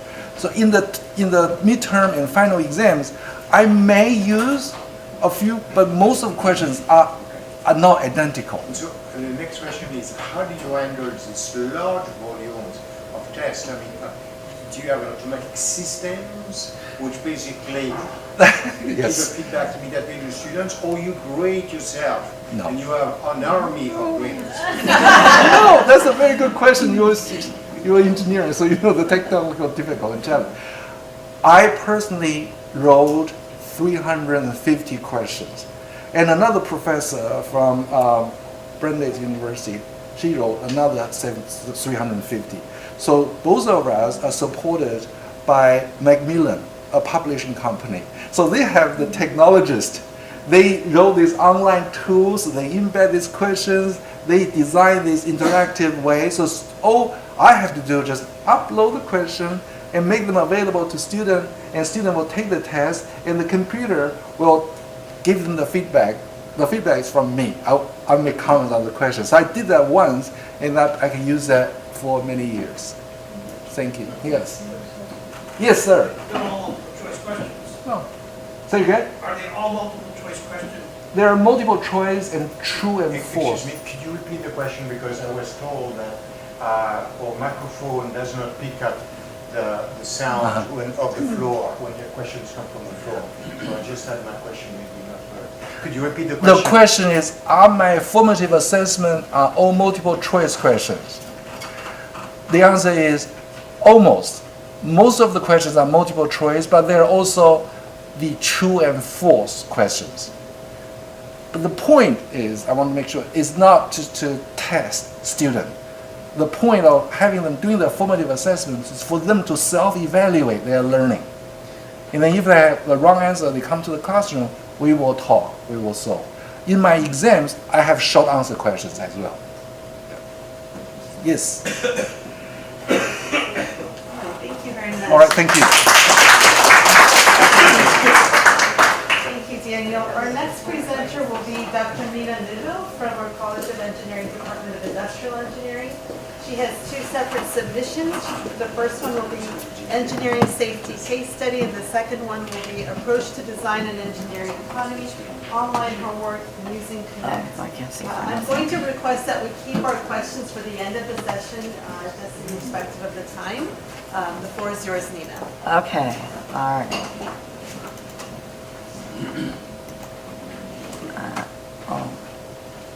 right. Where did they go? Whatever.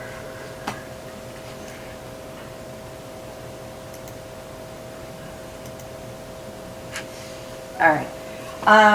So, she already said who I was? Huh? I have to stay here?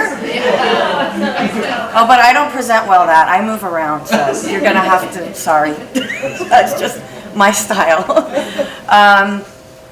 So, safety engineering is probably the most boring class in the industrial engineering curriculum. Honest, it is. It's boring, it's dry, and I hated teaching it. We decided as a faculty that this was going to be the course that we were going to use to introduce some iterative design practices to it. And I've been trying over the last couple of years to introduce some more interactive activities in the course, and we've done some of these what I call discussion cases, and they were intended to be an argumentative back and forth on a particular safety concern, and those worked for a while, but it wasn't enough because the ones doing the presentation for the particular topic, they were interactive, and the rest of them were with their laptops open and listening, you know.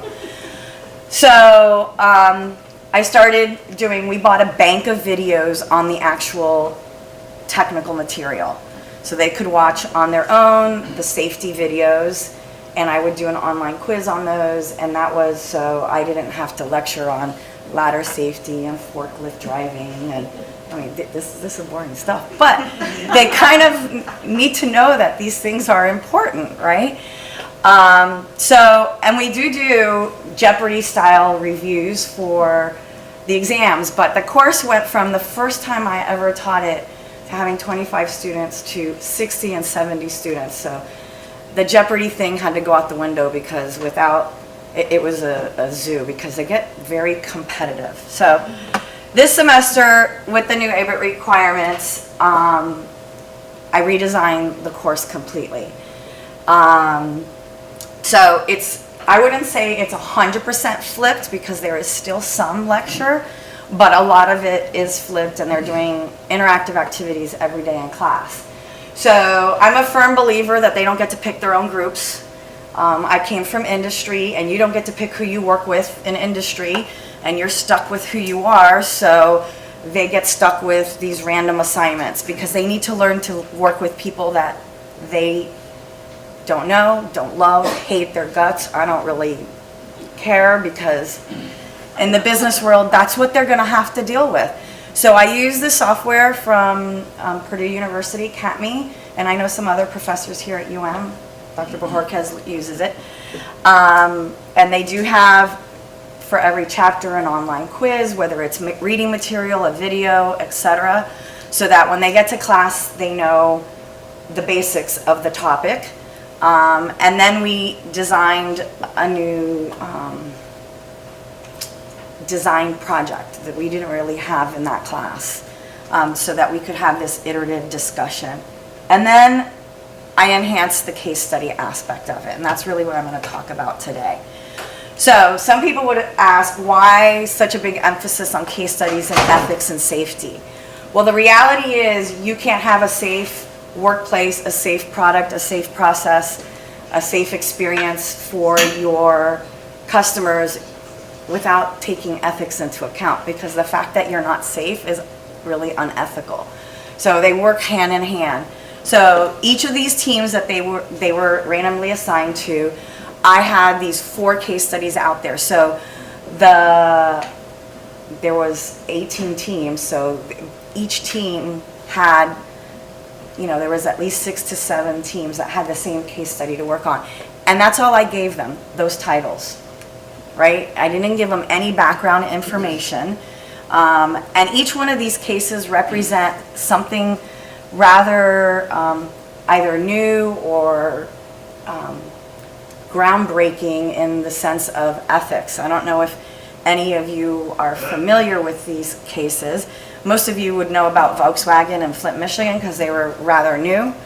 Recently, the Firestone, unless you were paying attention to it, and Ford Pinto, and I know it comes up a lot as one of them, but ironically, Ford Pinto is the first time a major company, actually put a value on human life in their cost-benefit analysis, which is what really got them into trouble, because it became publicly known that they felt that redesign was more expensive than the human lives that they knew they were going to lose.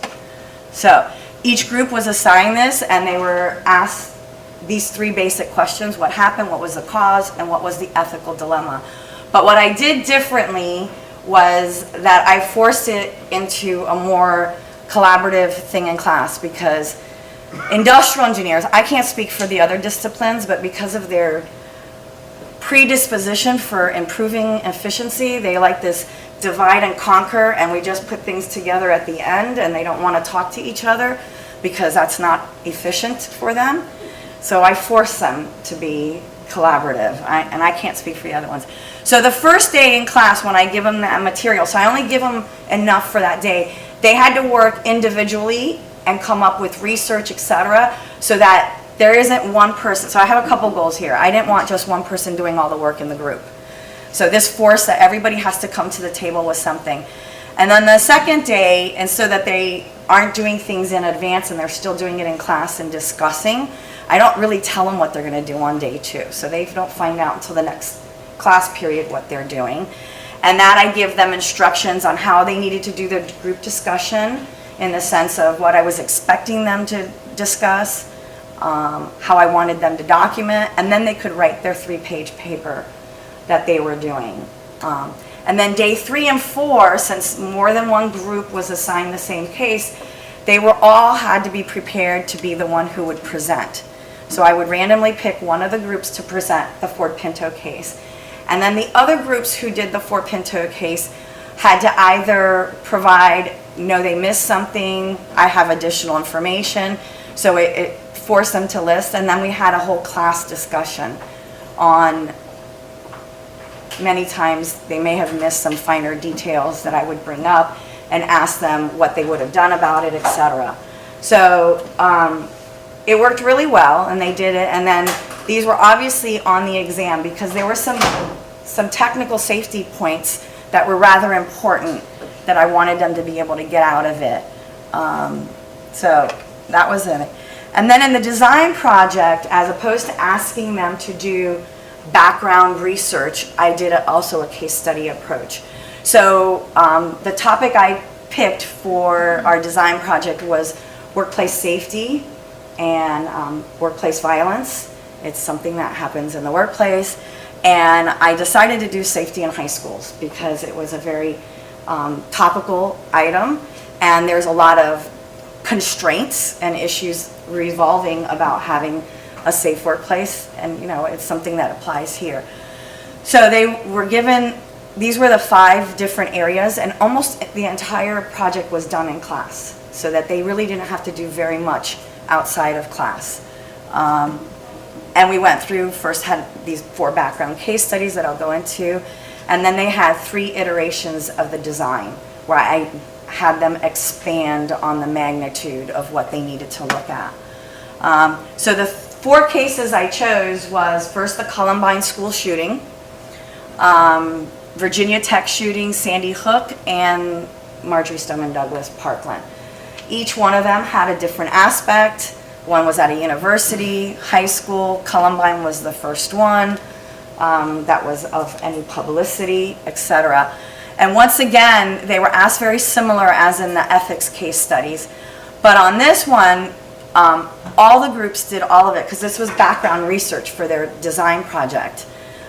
So the day one, the individual responsibility was that they were groups of 4, so they had, each person in the group had to pick one of those items, one of the cases, and that's what they were researching.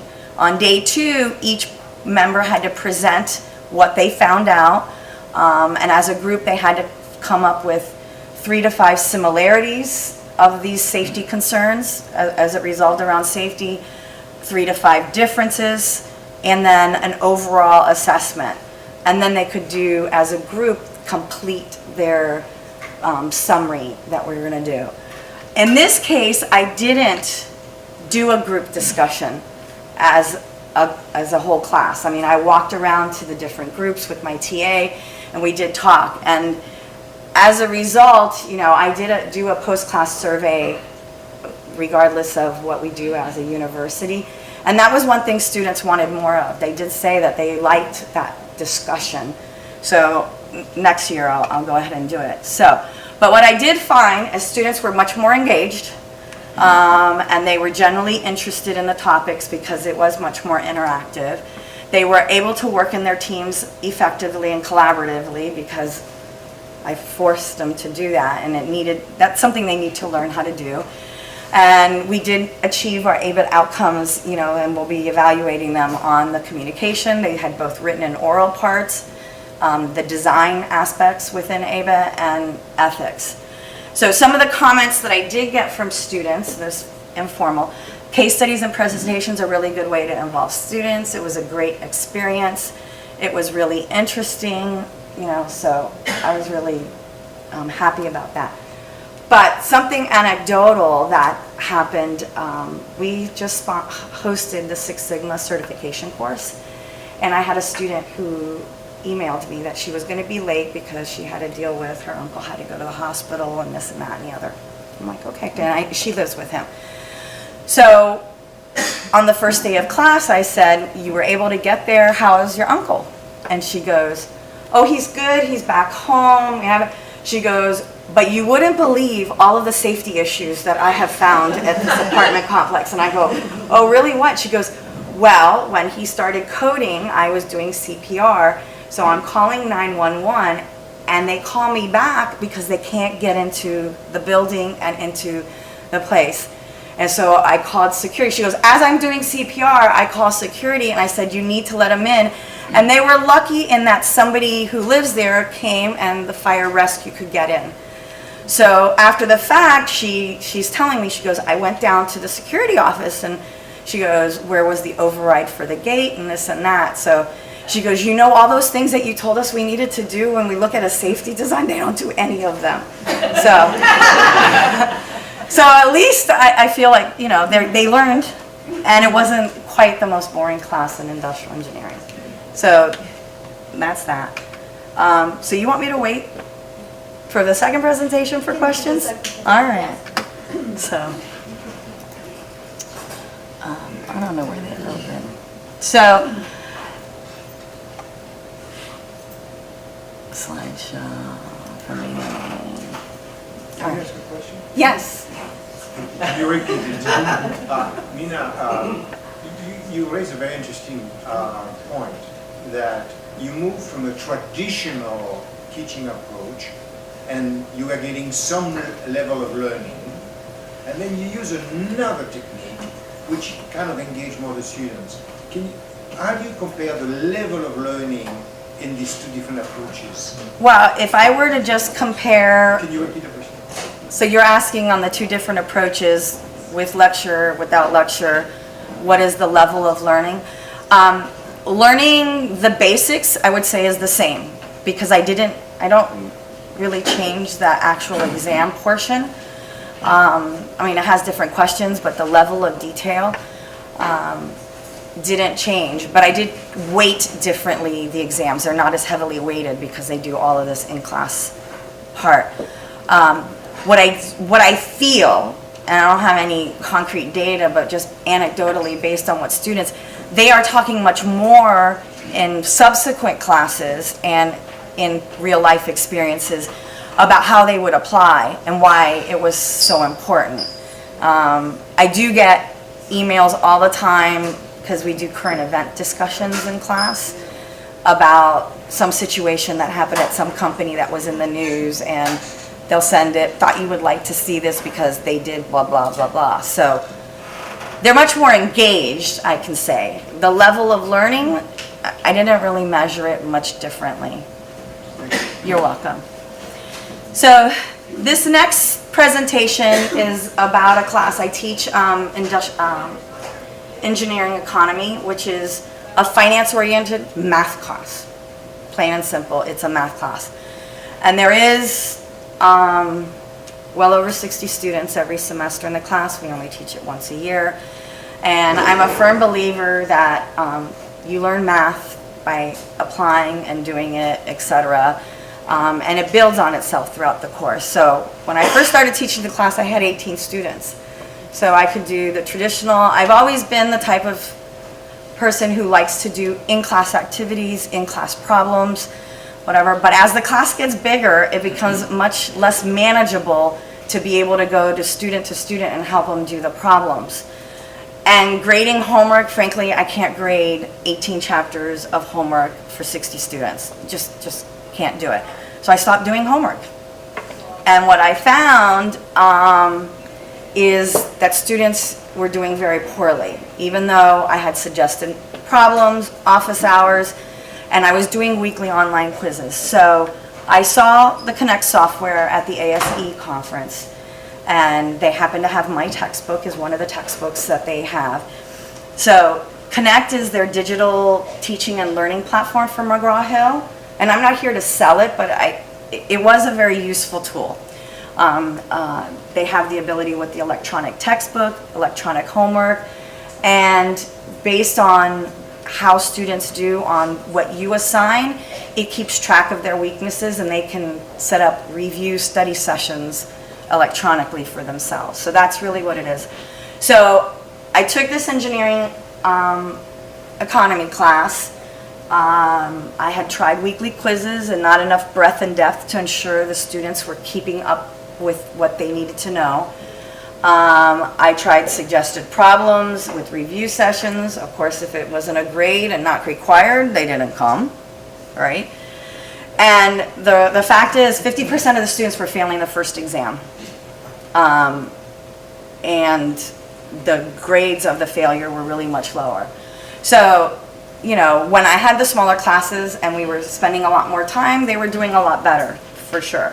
So the realization that practice in and out of class was less necessary to learn. And ironically, they realize after they fail the first test that for test 2 and 3, they start doing some of these other things. But the fact is not that I want 50% of the students failing the first exam, of which I don't consider all that difficult. So I decided this last semester to use this Connect software. And what I added is reading requirements. And I'm going to show you really quick what that is on there, but it's a guided reading. So it forces the student, they can read the entire chapter if they want, but for the grade, the guided reading, it highlights the major points, and at 2 or 3 pages or topics into that particular chapter, it asks them an online question, and they answer it, and it gives them feedback immediately just to see if they're understanding. And I added online homework with several problems so that it grades it automatically, but they could come still to office hours for me to help them go through it. I had a TA, so they could go to either one of us so that they could complete the homework. And so they were diligently, most students, doing the homework. I say most because there's still students who choose not to, and then they don't understand why they don't like their grade. So before I show you, so for the first exam, I used the exact same exam that I had last year. And just to alleviate, I don't return the exams to the students in class. If they want to see their exam, they have to come to my office because we have a pervasive problem in the College of Engineering, if you didn't know. And there is this huge database and electronic files of exams, homeworks, projects for the whole college. So I don't, this is new to the dean, yes. And they sell it to each other. Right. So I don't give back the exams in class because then they can't take the picture. They can come to my office, they can see it as much as they want and go over it. So I felt comfortable that I could give the same exam and it wasn't out there. And I did have a student who told me that he was very upset that when he got his CD, that none of my stuff was there. And I'm like thinking, really? So now you've validated the rumor that I've heard. And, okay. So the exam results, the actual average increased by 3.5, but more importantly, what I was most impressed by was the percentage of students passing the test went from 53% passing to still 62, right? So it's a novel concept, it's a different way for them to think, so it's a tough topic for them to get, and we still need to improve that. But the ones scoring under 40 went down dramatically. I mean, so it's bringing it up, and we'll have to see how we'll change it. But just to give you an idea on the software, I thought it was well worth just showing you.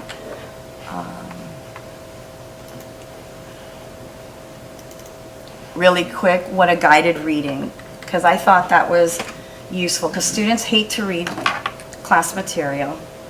At least that's the complaints I get.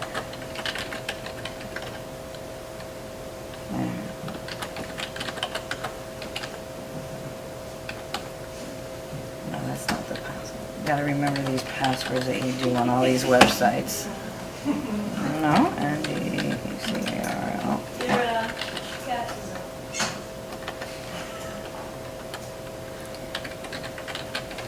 Come on. I'm not very patient with technology. Yes, that's me.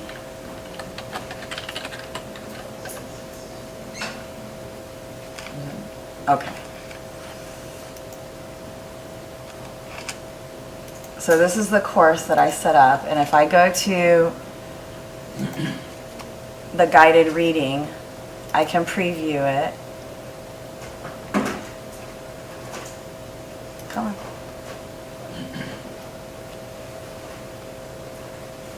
I guess this could be.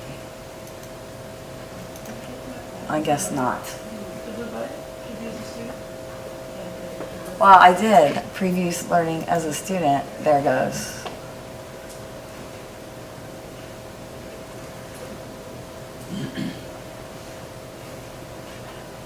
Okay, I know. It was last semester, right? So as you hear it, it doesn't have it highlighted, but when it gets to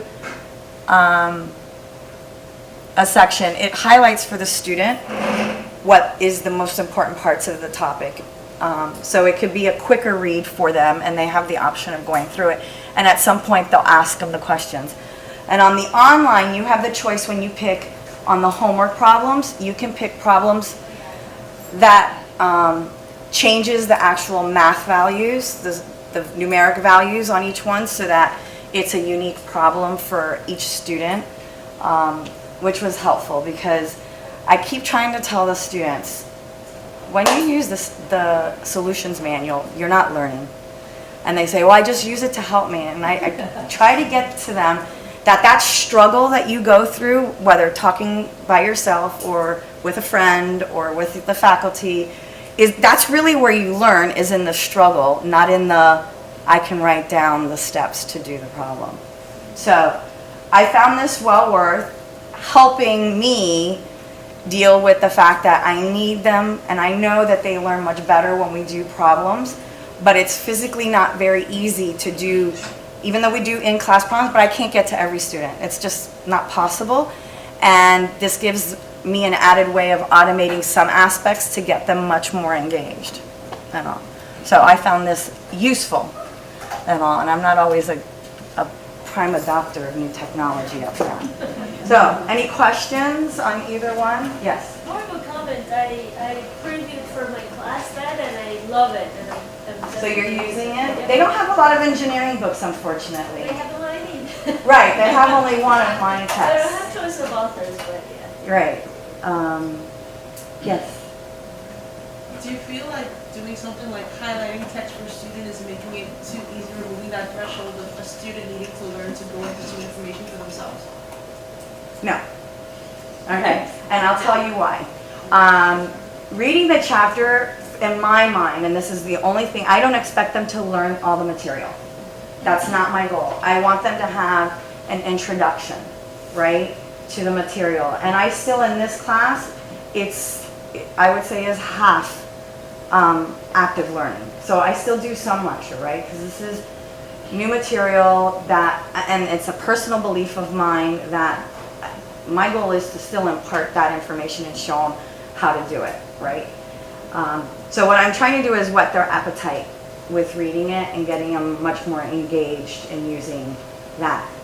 The primary reason is that when they do that, it'll help them, if they, at the end of the chapter, when they want to study for the test, if they struggled in certain parts of the chapter with the homework and the reading, it'll do a customized study guide for them. So I'm doing the reading for that reason, not because I want them to necessarily do it. And the other class where I do want them to get those research skills, as you say, I gave them the title of this Ford Pinto. I gave them nothing. Don't give them any background information. They can go find it out there. They need to, because my experience when I was in the business world, they would say, we need this, and they didn't tell me anything else, and I had to go figure it out, right? So no. I mean, I had different goals in that respect. Thank you, Nina. You're welcome. I guess I'm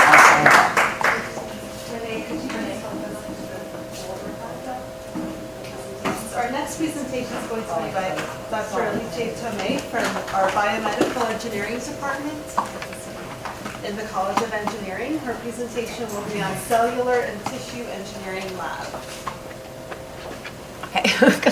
Where is the phone? This one? No, you have my, yeah, here. Thank you. We have a laser pointer here, right?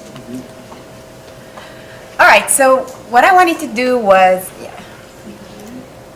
I wanted to share with you our experience with developing our BME wet lab. How we develop it, how we tested it out, and how we are working to improve it.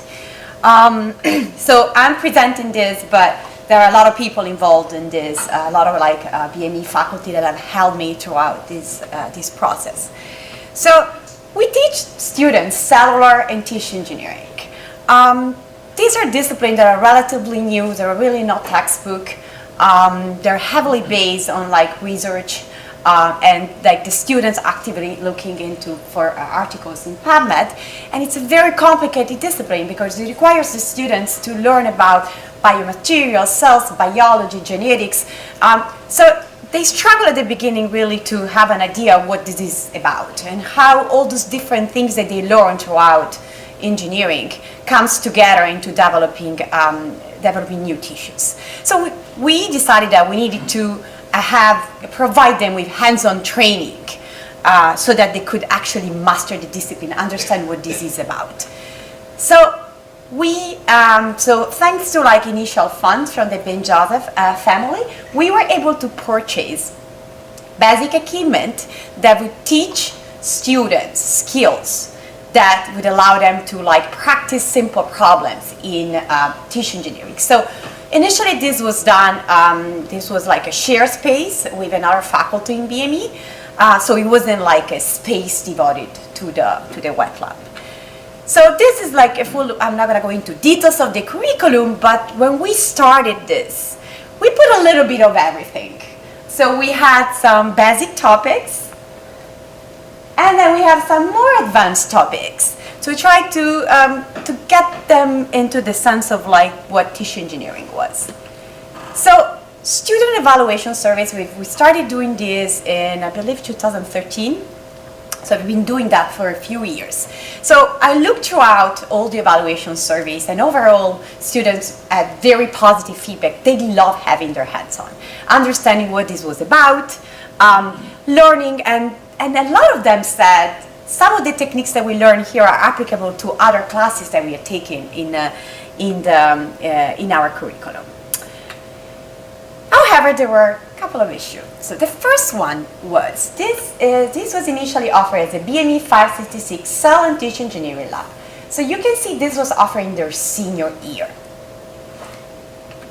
The other issue that we had is that we were offering junior year a lot of other relevant, tissue engineering relevant discipline that goes from like biomechanics, transport, biomaterials, that didn't really have hands-on labs.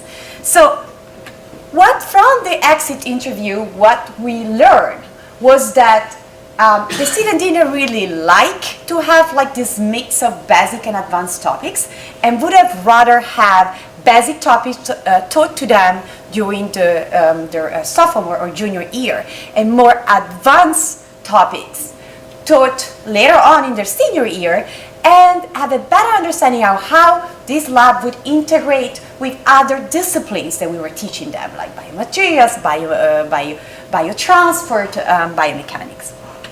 So what did we do? And this was new. We just redesigned it last year, and we just implemented it.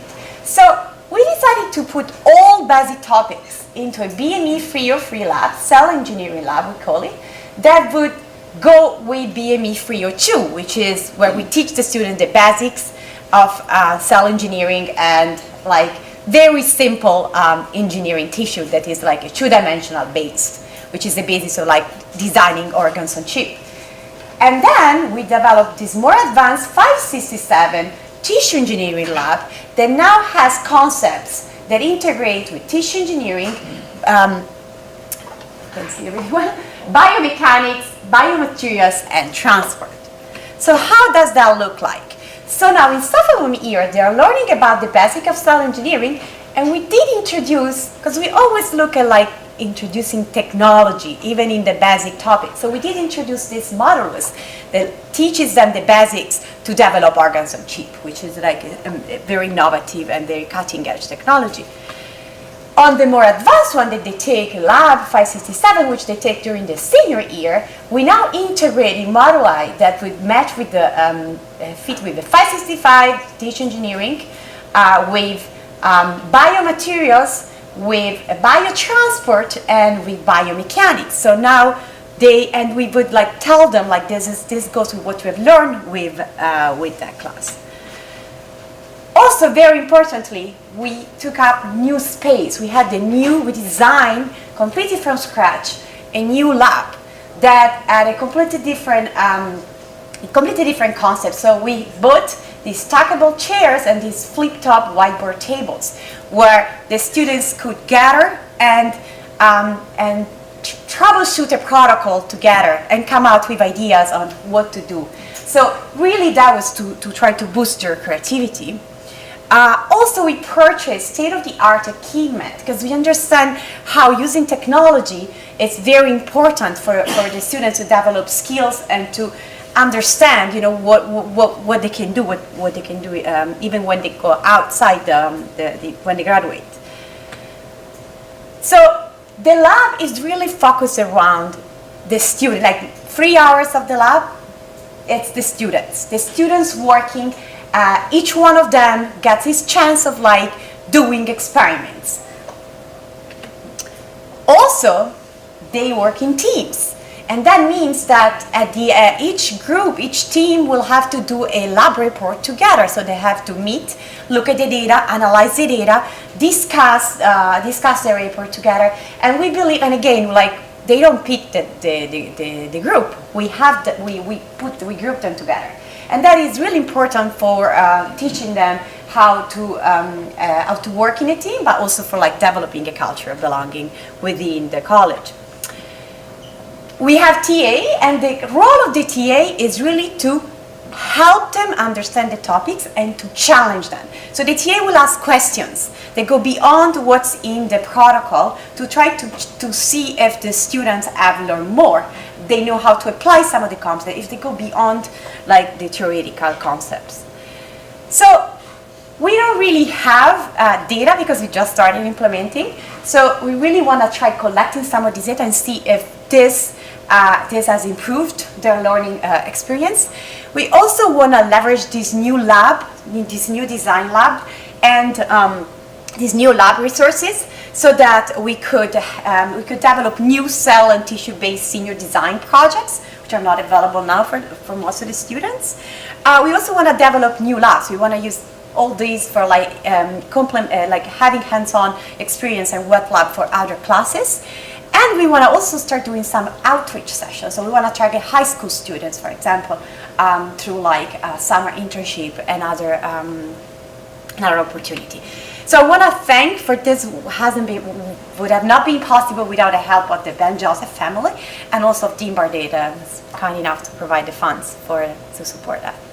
Thank you. Questions? Yes. Yes, I'm very interested in the lab title, Healing, Cloning, and Cell Transformation. What kind of experiments your students do in that lab? Can you tell us, please? Yeah, we teach them basic, like how to expand plasmid DNA, how to purify it in E. coli, and then we use like GFP plasmid or control, and then how to transfect cells to express the GFP. And that complements what we teach them in cell engineering because for Argus and CHIP, we teach them how to model patient-based disease. And so they learn, you teach them how to make proteins and you teach them how to genetically engineer cells, but they don't really understand like what that means. It's very simple. Again, you have only 3 hours per week, so we can do... So cells like E. coli cells? No, we use E. coli for expanding the plasmid, but then we use 33 fibroblasts for fibroblasts for transfecting them. We use like lipofectamine. We use very simple. The technology that we use, it's very simple. So because first of all, we need to we don't have like huge resources, so we need to like minimize costs, and also because we want the students not to have like too many complicated protocols, but rather to focus on like, okay, what have we learned? Like, why is this important? What are the implications? I happen to teach students that lab too. Ah. Using E. coli and GFP. Oh, really? We should have. We can talk. Absolutely. Other questions? I just have a question about the size of the class. I'm not sure if it was mentioned. No. Is it a fairly small class or? Right. So because of like the dimension, the size of the lab, we cannot have more than 8 students and 2 to 3 TA. So, but we have multiple sections per week. So last semester, for example, we had 3 sessions. So we had a total of like 24 students. Thank you, Dr. Next one is Dr. Chantal Acevedo. She's from the Department of English in the College of Arts and Sciences, and she will be sharing her presentation on literature discussion in a creative writing class. Thank you. Hi everyone, thanks for being here. Well, the first thing is that I changed my mind on what I was going to present. Revision is my life, and so you're seeing that in practice. I teach creative writing here at the University of Miami, primarily fiction. So my students are writing short stories, and they're writing novels and novellas and that kind of stuff. I think you'll see in my presentation that a lot of what you heard Hammam talk about and Daniel and Nina are going to be repeated, which is there is a lot of learning that happens in this struggle, and I appreciate that turn of phrase. I think I'll use it with my students. So it's in that spirit. Part of what we do in creative writing education is not just, it goes beyond the reading, right? So it's not just we're going to read this work and analyze it. It's not just here are the elements of craft that are important, but there's also an emotional and psychological aspect to being creative. And part of that is this notion of writer's block, or how original do I have to be, right? In my class, writer's block, we are not allowed to say that, right? It doesn't exist, right? Because there are ways around it, and there are ways to be more creative. So what I'm going to show you is an activity that I'll do with my students very early in the semester. Sometimes we repeat it a number of times in the semester. Sometimes we use it in a very general way. Sometimes we really sort of focus and give it a very sort of specific assignment attached to it. But I think it's one that you can apply to lots of different disciplines, as long as you think creatively. All the work that our students do when they sit down to write a short story is, I think, the quintessential wicked problem. There are so many moving parts, so many decisions a student has to make in order to write that story, right? And so that can be really, really overwhelming. So I will invite you to, as we go through this activity, to you write it down yourself or do it in your own head. So I'm going to walk you through a sample of what this might look like in my class. Okay, are we ready? To be a little interactive. Okay, so, and I call it third column thinking, a metaphor for revision and practice. Is that what I do? What do I do? How about that? All right. So I ask students, I bring a paper clip to class, and I say, what might one do with a simple paper clip? You've got a minute to write it down, right? And so they fill up one column with ideas. Okay, so you might have your own ideas of what you could do with a paper clip, and a minute is not that much time to come up with ideas. And so they write pretty furiously, and the ink is really running. And then we break and we say, okay, what were your ideas? And they tell me and I write them on the board. And very often that very first column says stuff like, bind papers with it, link them together. If there's someone kind of a little bit more on the creative, they're feeling creative right away, they might say lose them, thinking outside the box. Twist them up or pick a lock or restart a computer or a phone. Right? So they think of very practical uses for a paper clip, right? And so then I say, this is great, you guys are wonderful. And then I make a nice show about finding another object that they might write about. And I do this, and then I irritate them because I say, what might one do with a paper clip? Again, right? So now they have to do it again in a second column, and they can't repeat anything that they've written, and they can't repeat anything that's on the board that they've heard someone say. And now they look at me sort of with daggers in their eyes, because now suddenly that got hard. And even as you're sitting here thinking about it, what else can you do with a paper clip? Right? It's not so easy. So the second column often looks like that. I'll make a necklace. I'll melt it down. I'll clean something small. Scratch your initials into a desk. Sometimes, often, in the second column, we get clean under your nails, which is gross, but it almost always comes up in the second column. What we find in the second column, universally, it's always shorter. Students take longer to start writing, right? They're like, this is dumb, right? They resist, right? And what I say is they've hit the wall, right? They hit the wall. And this is what happens when we're writing, right? At first, it's like fire, and then we hit the wall, right? What else can I say? I'm stuck. So we write those down. We talk about, were there any repetitions? And often if I say, how many of you have similar answers for column 1? A lot of hands come up. How many of you have similar answers for column 2? Fewer hands come up, right? They're getting more original as it goes. And then by now they know that I am not to be trusted. So when it's time for column 3, I ask them, what do you do with a paper clip? But something has loosened the gears, right? The gears are loosened. And so, one last time a paper clip. And we often get awesome answers like, have a tiny sword fight, swallow it, convince someone it's valuable, name it Martin, talk to it, write a children's story about it, drop it in acid, tell it a secret, pierce your ears with it, get a stapler and ignore it, right? And these are actual answers that I've gathered sort of over the years that are column 3 answers. They're better, right? Column 3 is the best column. Not going to lie. And it's often the longest column. Again, something has loosened up for them as they have written. And when I say, really importantly, how many of you have repetitions in column 3? And how many of you also thought the same thing? Hands never come up. Right? There are no 2 people in one room who are going to name a paper clip Martin and talk to it. Right? That's an original mind at work. That's an original mind at work. So what does this do for us? Okay, well, it tells us that third column thinking is often inventive and productive. That first column thinking is often unoriginal, boring, easy to come up with, right? And they don't like hearing that, right? That was easy, that's why you did it fast. It was easy and unoriginal. It tells us that first thought does not always equal best thought. Again, that's hard for students to take. It's a hard pill to swallow, okay? And that practice and persistence has its reward. And it's a tangible reward because by the time we get to third column, they're having fun. Like suddenly it's like they're laughing and they're singing more ridiculous things, right? Suddenly this is a very rewarding practice, right? They love paper clips now, right? For us in my class, it becomes a really useful metaphor. So during a workshop, students might say, is this third column thinking, right? Or they might even admit, hey guys, I wrote this first draft, it's totally first column, right? Help me. Or I'm in the second column, I'm really stuck and it hurts, right? It's that it becomes a metaphor that we can use in the way to measure the work, right? Is it as original or as inventive as it can possibly be?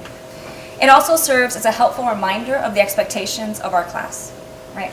That I am asking them to write the best story they've ever written, and that the next one needs to be the best story they've ever written, and that they can't rely on cliches and tropes, right? That it must be inventive, that they must respect the dignity of their own inventive mind, right? And that means give it time, move it to the third column, break through the wall. Writer's block is not real unless you stop, right? And the only way to fail in creative writing or any creative art or any discipline is to stop, right? That's the only way to fail. We return to the activity from time to time with more specific goals. For example, we might list possible ways to describe a character in 3 different times, right? So we're working on a character sketch. Everybody write a paragraph. Let's write another paragraph. Well, let's do it again. Don't repeat yourself, right? And as we write it, it gets better and better and better, right? It's what we do. Oh, that's the end of my slideshow. I think there are, I don't do PowerPoints, you guys. Everyone else says we're so fancy, and mine are like, eh. I think this is a useful metaphor, and again, we've already heard it today, right? That practice and persistence and the struggle is where the learning happens. And I think you can take something really simple like that, sort of like what you were saying, have them do the problem 3 times, right? The more you do it, the more fluent you become with the theme. It's all kind of iterations of the same theme, but it's a really simple, fun activity that I have found to be useful. So that's it. Thank you. Any questions? Yeah. So is this something you do your first class? Sometimes it's the first day. Sometimes I'll save it for a little bit later, in the semester. Sometimes I'll have students who had me in an early class and then they're there again and they know the trick. And they're looking at me and I said, oh, and so I'll ask them, why don't you do the thing? Yeah, you do it, right? And then I'll sit down and write. That can be a little bit challenging when they repeat. But yeah, I tend to do it at least once in the semester. To loosen up our students, we do that as a warm-up in every class for the whole semester. Oh, nice. Yeah, it's a different, Yeah. Variation on that theme, but it makes the whole class run more creative. Yeah. It gets them faster, right? You can do it really Yeah, fast. absolutely. All right. Well, thank you, everyone. Get this out for you. Our next presentation will be by Dr. Grace Basalo from the Mechanical and Aerospace Engineering Department. Her presentation is entitled Personal Narratives in an Undergraduate Engineering Material Science Course. So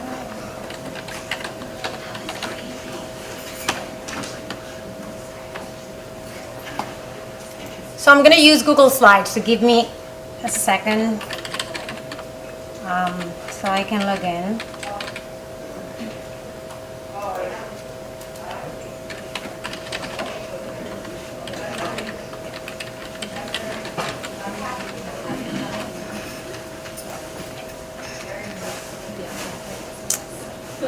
Sorry.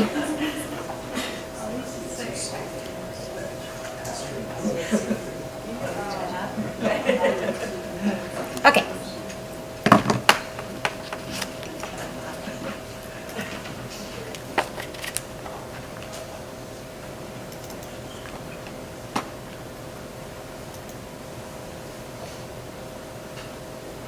Okay, so I'm Inés Basalo. I'm an assistant professor in practice in the Department of Mechanical and Aerospace Engineering, and I want to talk to you today about the use of storytelling in the classroom.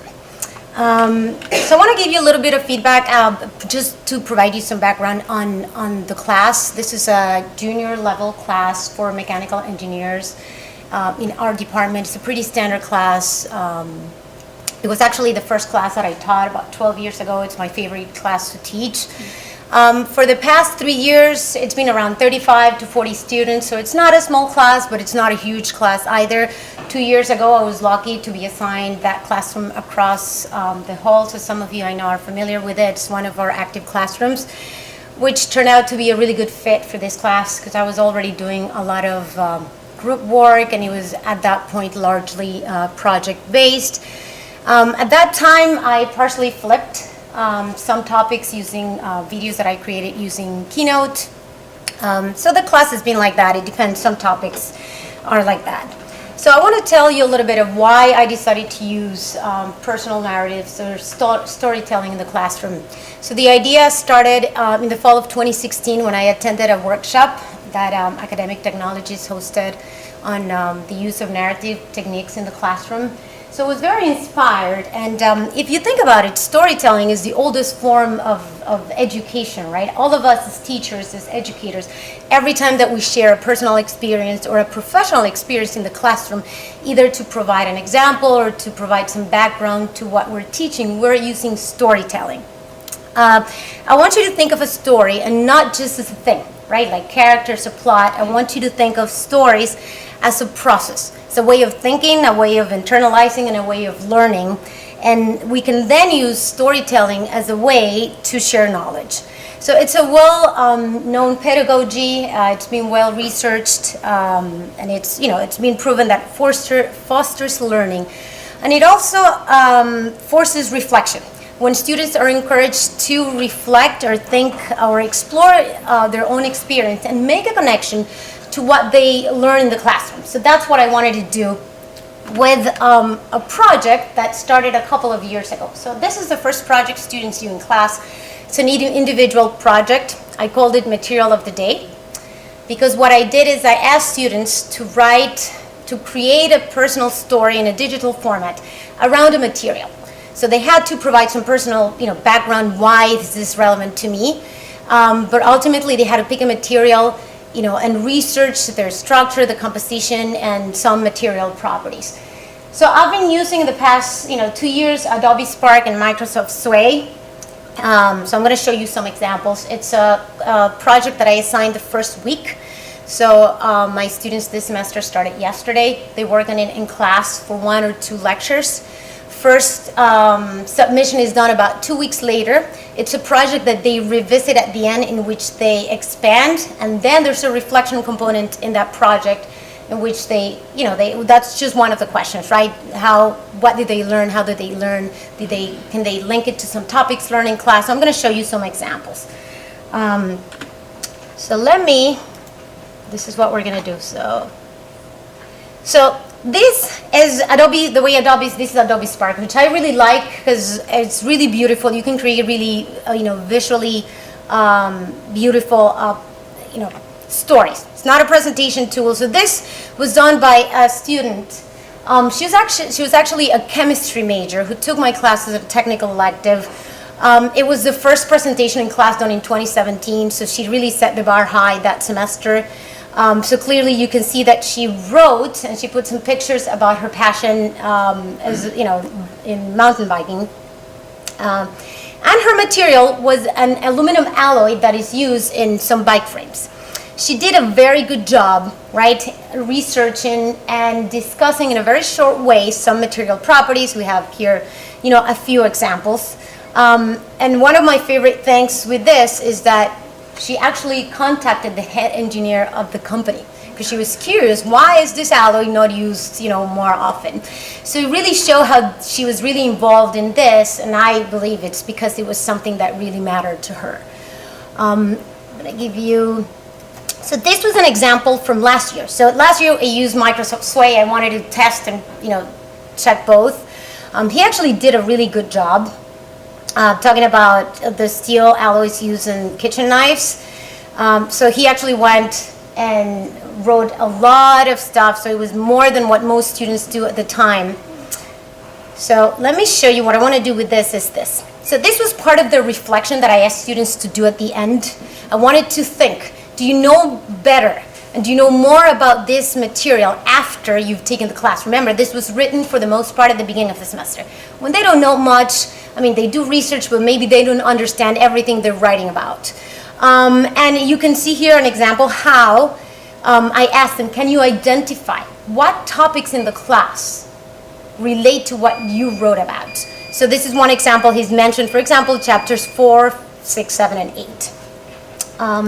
Let me show you one more. This was 2 years ago, again with Adobe Spark. He wrote about the high carbon steel that is used in piano strings. So this was, it was always one of my favorites. This is a student, one of our best students. He also works as a piano teacher, so music was a very big part of his life. And, he talked about the properties. And this is one of those presentations that when I covered chapter later in the semester on steel alloys, that I brought back this presentation. And we discussed some of the things that were here. So I was also, as an instructor, able to use this to tie to concepts discussed in class. So there's a few more examples. I want to show you just a couple more. The first three are metallic alloys, but not all of them were metallic alloys. So this was one of the, I would say students love this presentation. It's, he came up with a very creative title for his. Baseball was his passion. I remember running into him in our baseball games here on campus. He even got to show a video. I'm not going to show it, but there's a link to a video somewhere here. Okay, so there's a few more examples. Here, if you're curious, I'm happy to share with those. So I'm going to go back here. How do I go back to the presentation mode?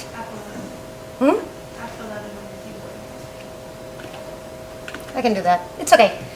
So what I want to do now is, you've seen some of the examples. I want to show and just talk to you about what worked, what didn't work, and what I'm doing this semester. So clearly, students really engage with this. To me, one of my favorite parts is during the presentations. The presentations created a sense of community in the classroom. Two things. One, I got to see, these are students that I had in previous classes, so I knew them, but I got to see a side of the students that I normally don't see in my day-to-day interactions. The presentations also gave the opportunity to speak to those students who normally don't participate in class. So they had to, maybe come out of their shell and talk a little bit there. That reflection exercise at the end to me was important because it allowed them to make that connection with the topics in class, because at the end there are certain things I wanted them to learn. And I see for the most part their reflections show that. The two tools that I use, Adobe Spark and Sway, are easy to use. Students can learn how to use this super easy. My favorite was Adobe Spark. I think visually that you can create really beautiful stories, but either one of them work. And you can convert these stories to PDF. So if you want to save, for ABIT purposes, accreditation purposes, sometimes that's a good thing. Now, there are certain things that, didn't work out so well. In 2017, I did the presentations. They lasted until the end of the semester. They were too long, so my fault. There were a lot of duplicate materials, so sometimes, the things became a little tedious and repetitive. Then the quality of the project was all over. So I had some really, really good projects and some projects in which you can see the students didn't really spend the time working on that. So what I am doing this semester to try to improve all that is, one, I'm bringing those presentations back. They were not done in 2018 for a number of reasons, and I think that really changed the feeling of the entire project for me as an instructor.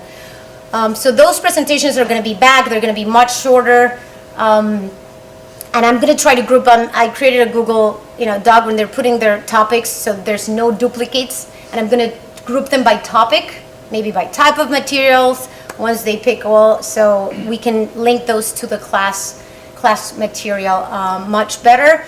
I'm going to give them multiple deadlines, so they have the first, they have the end, the reflection, but there's going to be an intermediate deadline just to have them revisit maybe mid-semester or add on to what they've already written.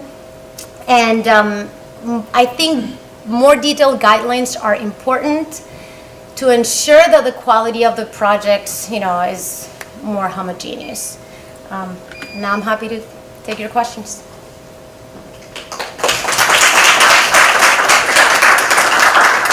How do you distinguish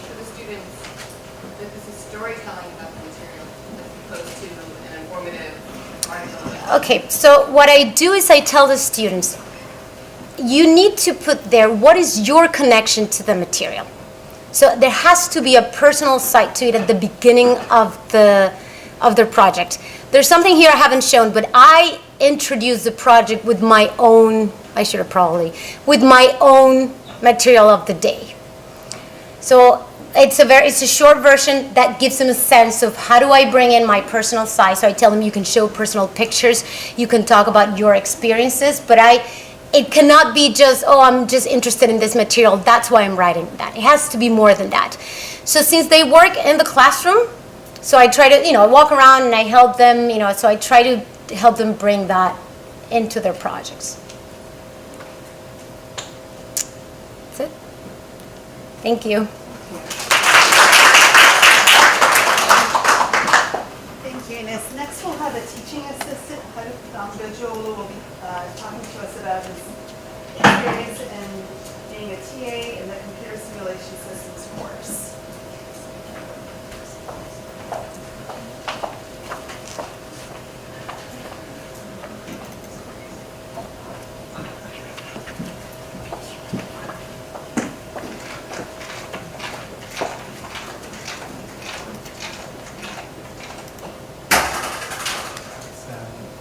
Hello everyone. Thank you for attending the first annual TALIS event. And okay, this is the class that I like lazy students more. I will explain why I like lazy students in this class, in this specific class later. And in this class, we teach the system simulation to the students. So basically, we teach the students the principle of computational modeling and simulation of the systems and the application of computer simulation to different industrial settings. So basically, when you have a problem, you first define it, and then you collect some measures, and you analyze, and then you find some solutions to improve your problem or to solve the problem, and you will have a control process. Here, this course basically focuses on the analyze and the improve part, and as you can see, there is a bidirectional interaction in this your application system and your problem. So, what are our course objectives here? To understand the definition of the simulation and how to develop and analyze a simulation model, and to model and simulate the stochastic and discrete event systems, to demonstrate the knowledge of the how to use Arena, which is the software that we use in the class, and which is very widely used in the industry, for the industrial engineering perspective, and how to build a simulation model with the basic and detailed operations, and the last one to perform some statistical analysis of output from the terminating simulation. So why this is an important course? Because it's basically a modeling course, and it's a very fundamental course for the engineering students, especially for industrial engineering department. So it's a modeling course. We expect from the students to create a model and to identify the relationships among the variables in the system, and they have to solve some data issues, and they have to know some probability and sampling theory, and they have also should to predict the outcomes, which is one of the most important for right now in the business in industrial engineering perspective. So, and the simulation tool is one of the widely used engineering tool. It has a very different application domains, from healthcare management to production and manufacturing. And actually 85% of the industrial engineering students use simulation as a tool in their senior projects. So when we have to teach some software how to simulate a system. So we inspire from this quotation. So I hear and I forgot. This is our actual traditional class system, and we couldn't escape from them, but this is the truth. And I see and I remember, I do and I understand. So based on this quotation, we come up with a project-based learning. Basically, is a teaching method in which students gain a knowledge and skills by working for an extended period of time to investigate and respond to an authentic, engaging, and complex question, problem, or challenge. The key point is the problem should be authentic and real-world issues. So in most of the time, I do many projects in my bachelor degree, but here the difference is the project-based learning and doing projects are in, when you're doing project, the teacher gives exact direction how to solve the problem. But in project-based learning, we only give some solution, some question. It's a challenging and open-ended question, and students have come up with their own ideas. They have to make some assumptions, and they have to model itself. So basically, more specifically, we give a driving question. It's a challenging and real-world context, and then the students are working in pair. They collaborate each other, and they communicate, and they discuss the problem with themselves and with the instructor, and then they they develop some ideas, and they receive some feedback, and they need to revise their solution, and at the end of we evaluate their problem approach. Sorry. So we have two implementation. We first give two options to the students. They can select our problem that we define the problem very briefly, and also they can work on their own problem as well. So this is the first implementation for that we give the problem to students.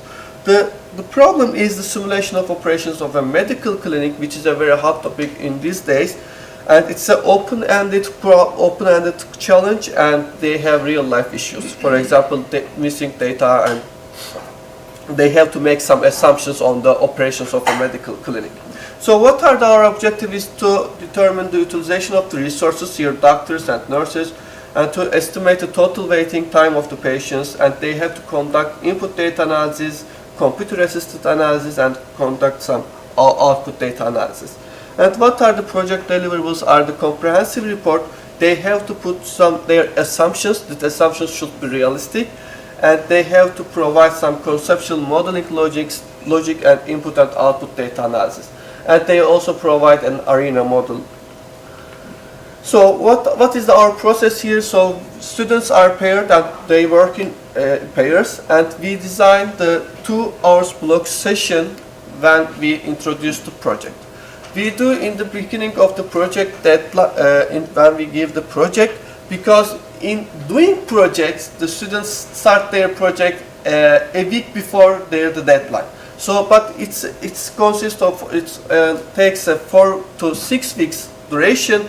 So we want to students start the project immediately, because they have to come up with ideas and they have to revise later. So in this 2 hours block session, we pair the students and they collaborate each other. They discuss what are the initial ideas, and here we engage the student and instructor-student conversations, and they have to understand and refine their own thought process. So this is very important, because when we give the project, they are still learning how to use Arena. So here, if they refine their process and how they should approach the problem, it's very important in this 2 hours block session, and also hands-on activities. So here, each student should work on the Arena software, but in the teamwork, some students focus on reports and some students focus on software, but here we expect all the students focus on the simulation software as well. So this is one simulation model that they come up with. So another implementation is the one student wants to a different problem, which is a runway scheduling problem, and she come up with this idea for the Fort Lauderdale airport, because the airport has expanded in 2009. And she wants to investigate the real life problem, and she used the real data. She first developed a conceptual modeling logic here, and then she investigated the utilization of the runways, total waiting time of the aircrafts, and she conducted a very detailed input data analysis, and she conducted computer-assisted analysis to investigate the impact of the weather conditions, runway assignments, and queuing strategies, and she conducted very detailed output data analysis, and she validated and verified her simulation model. So This is the simulation model that she developed. Then she conducts some verification and validation, and she conduct all this computer assisted analysis on the real data. And also here she collected the data, so she conduct very good input data analysis. And she expand his project for her senior project, and she got People Choice Award during the Senior Expo. And we improved her input analysis. We used her input and output analysis, and we have one conference paper and one journal paper, which is not common in the undergrad students. So why I like the lazy students here, because the lazy students are focusing on more shortcut solutions. So when you are doing the simulation, the shortcut solutions is always better, because when I try to grade this model, if the model is so complex and it looks so complex, it's hard to grade.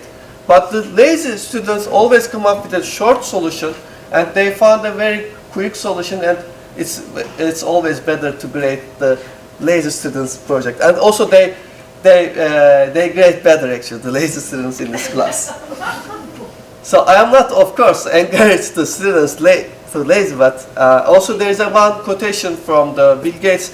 He asked every team should have one lazy people to come up with a shortcut solution, and so this is important for our class as well.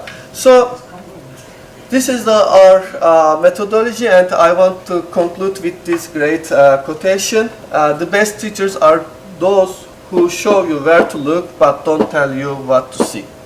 Thank you. If you have questions.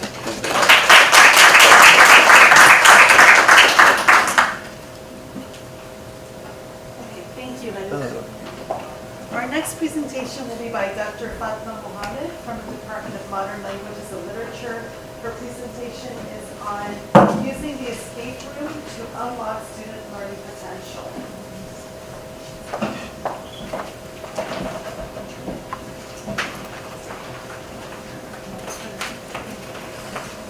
Here. Is it here? Yeah, it's here.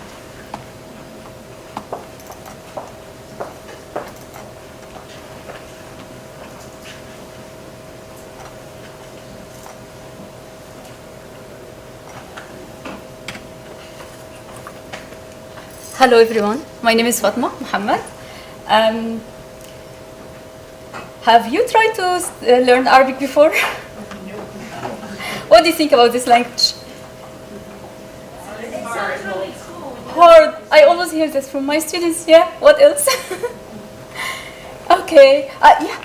It sounds really cool when you don't know what the students are saying. In my lab, I asked them to count it out. Oh. Okay. Actually, because I have only 5 minutes, so I'm going through. Thank you. Okay. So here's a screenshot from my Blackboard. I used flipped classroom strategy. One sec, sorry. Flipped classroom strategy, it helps me to use class time effectively. As you know, it's not like for Arabic language, finding materials, especially digital materials, it's very rare. So I create all my own materials. Yeah, we can talk about this later because there is a lot of creative materials here. However, my presentation today, it will be about game. So students, they prepare for class and they come to class to play games, to discover grammar rules, or to practice them. Also for vocabulary, they also prepare at home.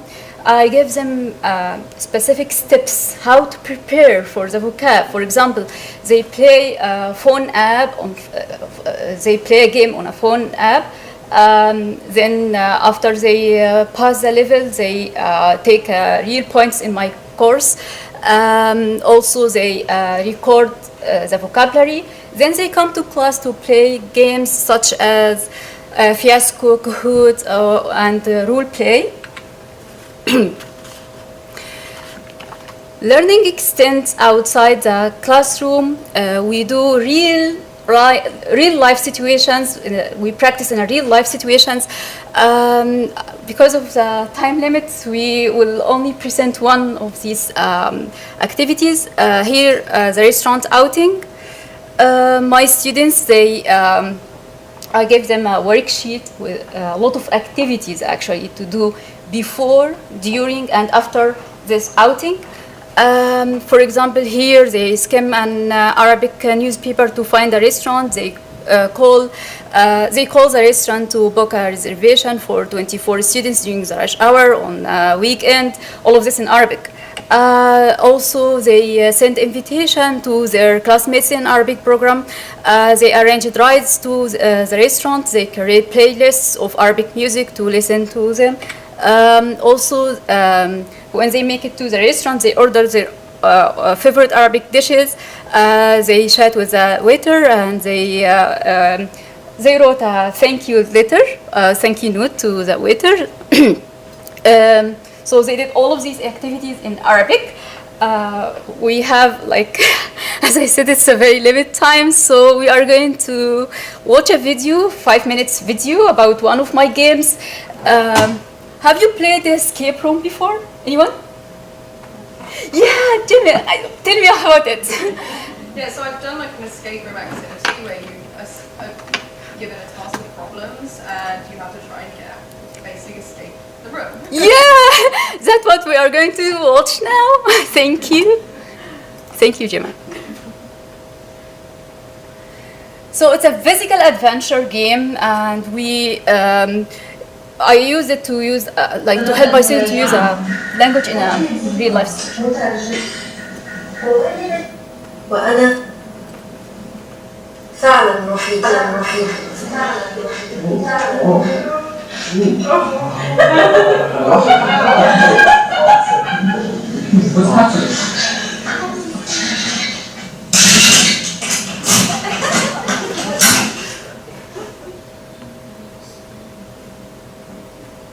He speaks in Arabic, but there is subtitles here.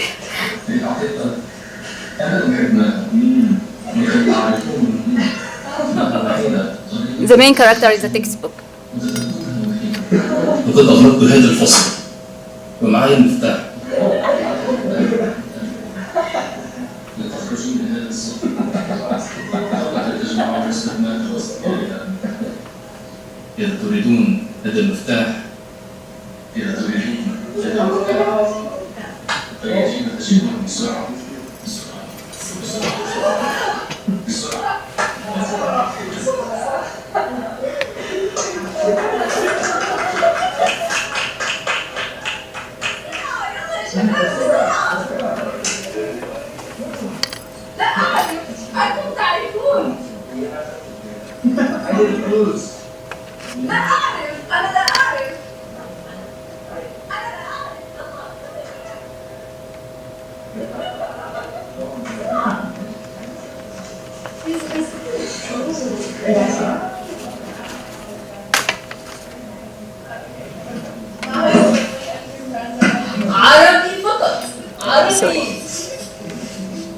Then the students walk around the room searching for clues. They find videos belonging to each character, and they naturally divide themselves up into 2 groups, collecting information around the room. You discover that each character traveled to different Arab countries. You start reading clues guiding them to different items around the room, such as an Arab country circled in a magazine. Finally, they find the character's phone hidden in the various cultural items belonging to the country that the character traveled to. Then, the lights turn off.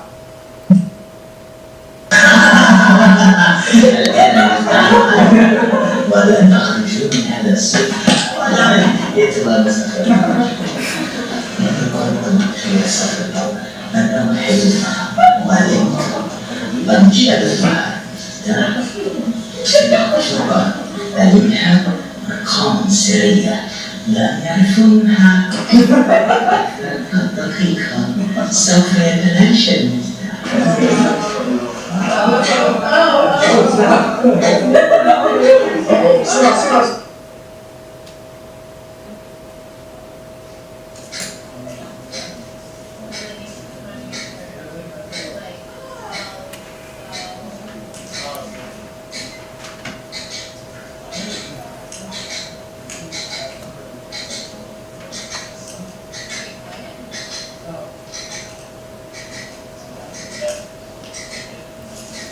an Arabic code.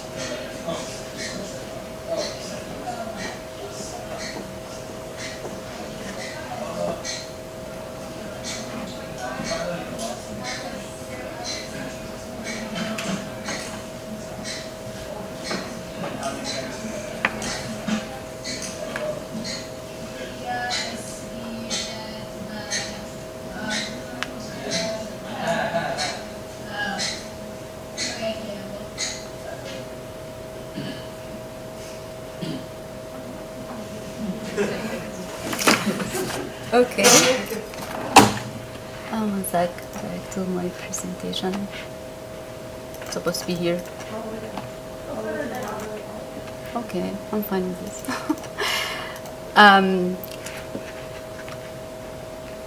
Okay, here is a lot of like from my students' opinion. However, I really like this one. This one, she mentioned a lot of learning outcomes here. My students, after one course, as you said, it's a difficult or hard language. They all of them they wrote 3 pages in their final exam. They did from 7 to 10 minutes presentation in Arabic. So this what I would like to show you because it focuses on the learning outcomes. And here is a lot of opinions from my students. It was a very like okay. If you would like to ask any questions, because we have here, do we have time for questions or anyway? So here is my contact info. If you would like to ask any questions, please send email. Thank you very much. Thank you, Fatma. Next we have Dr. Diana Arboleda. She's going to be talking to us about her experience in the Mechanics of Solids course. Diana is from the Civil Architecture and Environmental Engineering Department. I'm a global engineer.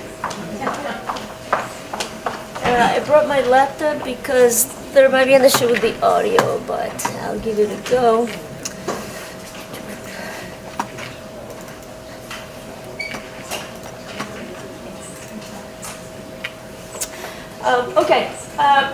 I teach Mechanics of Solids 1, which is also called Statics. And I chose film and lightweight technology for both study and review. This class, it uses basic math and physics to solve engineering problems, and it's fundamental for a lot of the different engineering disciplines to use these concepts to be able to eventually design safe structures. This class is fundamental for civil engineers, architectural engineers, mechanical, aerospace, biomedical with focus on mechanical. It's an elective for industrial engineers, and I also get architectural students who are minoring in civil engineering. And yet, as you can see, there's a 30% average attrition rate nationwide. This is a very severe problem. And I love teaching this class. It's so fundamental and it's so much fun, but it goes so fast. A lot of the time students really need to spend time on the subject before they can absorb it. And this class, there's so many things to teach that I literally have an average of just one lecture to teach a whole section. So I've been teaching this class for 5 years. I've implemented every single thing that I learned from the faculty learning community and I learned from all of you. It really helps me out. So I chose this one today because it's the latest one that I've implemented. So the concept is to develop on-demand video clips that solve particular problems the students are having for that semester. And the idea is that eventually there will be a library of these video clips with what is particularly difficult for the students. This is made possible with the One Button Studio and the Faculty Exploratory.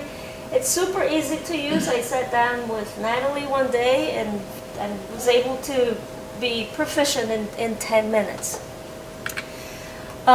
So the students select the problems they're having difficulty with. The nature of the class is there's an introduction to the theory and then an example of how to use it on a problem. There's a multitude number of different types of problems that can be solved with that particular theory. And unfortunately, our students have a nasty habit of trying to memorize the procedures and the steps to solve a problem. And in this class, you can't do that because every problem has a different procedure. You just need to apply fundamental concepts to learn to solve that problem. So when they find a particular section or problem they're having trouble with, they'll meet with the professor at the Faculty Exploratory, so that makes it interactive. The video is easy to edit and post on Blackboard so other students can see it, and then we have a record going forward. And then the students can view this video multiple times and at their own pace. As an example, this is towards the end of the class, and when they really need to put all the concepts together. What you're seeing there is an example of a beam. It could be a beam of any material, concrete, wood, steel, plastic, and there's some forces acting on it.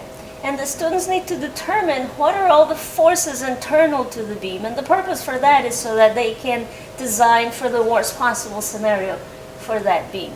And if I could show, let me see if this works.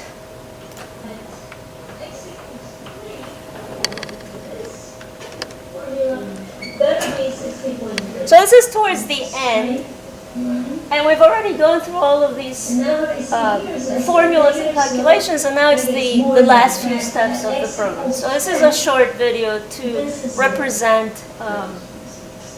what is captured in the class and the difficulty of the problem. Maximum moment, and this is the full maximum shear. Any questions? So this is, so you think I can video out the bloopers by just trimming the sections, and I can focus on the most important parts of the problem so that when the students have to see this over and over again, they don't see all the bloopers. This type of problem should take the students about 20 minutes to solve at most.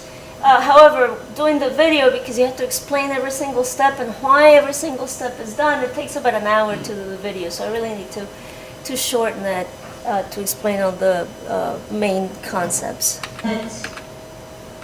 And this is some of the, I like the first one the best because it takes sometimes several times to watch it to get that little sticky point that you're like, oh, that's what I was missing. And I get a lot of that when the students actually go back and watch the videos. It would be impossible for me to sit in class and do this for every student. This topic is so fundamental. There are thousands of videos on YouTube. But how to pick the one that speaks to you is very difficult. So I find that this is more interactive. I'm using the terminology that the students have learned how to use. And really the most surprising part is that now the students are excited to do their own videos because they're like, oh, I can explain that better. And so that was not part of what I had intended to do, but I think it's very interesting that the students think that this is something they want to try. And that's it. I know we're all hungry. Any questions?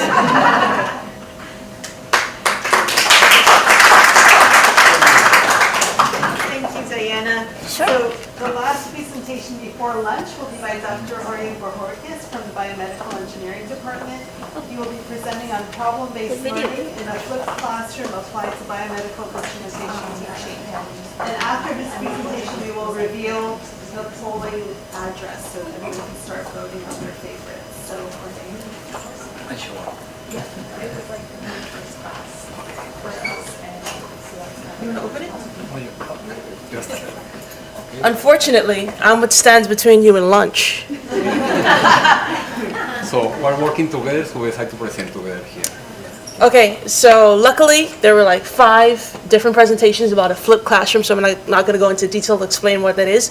But essentially we're going to talk about problem-based learning in a flipped classroom applied to biomedical instrumentation. Okay, we didn't try to reinvent the wheel. The reason we did this was because some students were disengaged in different lectures. Now, not distracted, but disengaged, more like dreading a certain topic. And in order to figure out, so you have some people that were interested in a particular lecture, but you get to another lecture and you lose them. To understand why, we have to look at the cross-section of who our customers are, who are students. In biomedical engineering, students are very diverse. We have different concentrations, and students are going into different industries or career choices after they graduate. And from the 2017 placement data, you can see that some are going into graduate school, some are going into their med school, some are interested in going into industry. And to further complicate the issue, you have them students that are interested in different concentrations themselves. So typically speaking, in underclassmen like freshmen and sophomore, they're more motivated primarily by what their interests are. By the time as you hit junior year, you just care about your career path. So this is a course that's taught in the junior and senior years. So the students are typically motivated by what their career paths are. And the second complication is that this course itself is a course that's designed to bring together concepts from different courses, not all of which are linear. So we have different elements from these related courses, and students interested in different aspects of these elements. So the challenge is to find a single coherent lecture path to keep all of these students with different interests engaged. So the way that we try to address solving problems 1 and 2, number 1, a completely diverse population with different career goals, and number 2, complicated, vast, rapidly changing course material that people are looking at from different perspectives, is that we decided to take a problem-based approach in a flipped classroom that allows students to collaborate from different perspectives. So even though we're interested in different things, biomedical engineers in general care about the bottom line, which is the patient's well-being. So we decided to flip the classroom and use a problem-based learning approach to allow students to attack similar problems from different perspectives. So now the challenge. So we have the line. So we have to tell the students the most important goal in their life is to care of a patient. So the medical instrument is only something that will help somebody to get better. So how we create the problem? So how to create realistic problems so all the students engage. Regardless if they are going to a medical school, to graduate school, to a device company, they have to be engaged. So really, I am very fortunate because I attend industry round panels in the Biomedical Engineering Society. Every 2 years, all the faculty met, all the faculty teaching seniors are met, and normally we invite people from industry. Last year, they invite the VPs from the 3 biggest companies in medical devices, from Johnson & Johnson, Abbott, and Medtronic. And they tell us what they are expecting for the biomedical engineers. Yes, they say, those are the skills. They want the students not to know how the devices work. They have to see how they impact the patient. What is the healthcare system? How is the business of the medical devices? See, they are expecting for biomedical engineers more to know the context, to be able to interact with the doctors, in addition to know the details inside. So it's good. So I have classroom experience. I put a lot of exit interviews, so I know what are the interests of the students, what motivates them, So the idea is to create problems to go to the intrinsic motivation of the students, really. Something for all the students. That's the design challenge for this class. We have AVID, and finally, at the beginning, AVID was kind of annoyances for us, but now, what AVID is asking is very similar to what the industry is asking, really. Teamwork, multidisciplinary work, leadership, things like this. All these collateral aspects of the problem are in the new AVID. So it's a kind of win-win situation. We work for the industry for AVID at the same time, so it's working very well. And the last element, I'm very fortunate to make some research in biomedical engineering, and I spend 2 days a week in the operating room, working with surgeons, and sometimes I have a kid on the side, I know you. You are working in biomedical. Yes, I'm working as a field engineer. And I can realize what are the field engineers are doing. Sometimes in a cardiac surgery, the surgeon has the engineer. Do you think I have to cut here or there? That's amazing, no? So I can understand why they have to have these skills. They have to be able to understand the medical problem, the doctor, and the technology they're using in this moment. So they are my partners in the surgery. So that's good. So I use all these elements to create a set of problems that are relevant. Yes. So look at the implementation. This is what happened in the lectures. Normally, we have a very short introduction. I promise the students I will not talk more than 10 minutes during the lecture. Coming to the main concepts they will be addressing during the lecture. I create teams, yes, and they are stable teams. Joanna will explain us the dynamic inside the team later, but I use a software to create teams, like eHarmony for engineers, yes, and the teams are stable along the semester, yes, because the teams is another body. A team is not, it's like another person. It's a body that has to grow, learn how to work, and will grow along the semester. So I keep this, and I respect the kind of all the evolution of the teams. We help them, yes, and we solve problems. Really, but the problems are perfectly crafted. Yes, always is like making a movie. Everything is crafted. Everything has a reason, and they're very realistic, or they look very realistic. That's good. That's the good thing. Yes, really. I don't provide information. I rely on a lot of external information. I have been curating a lot of information. We have a textbook, articles here, there. So I have information that's available to Blackboard, so they know that. Really what we do, we sit with the students and interact with them. We float, we need the TAs and the instructional assistant with me, so we rotate in the tables during the class and sit with the students, we ask questions, solve questions. It's kind of Socratic method there with the students. We spend a lot. So I really rely on the instructional assistants and TAs.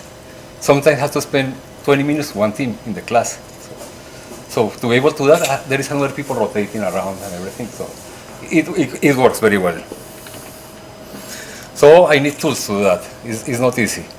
So really I use Physionet. It's a database from the NIH. We have medical signals for any kind of diseases, conditions.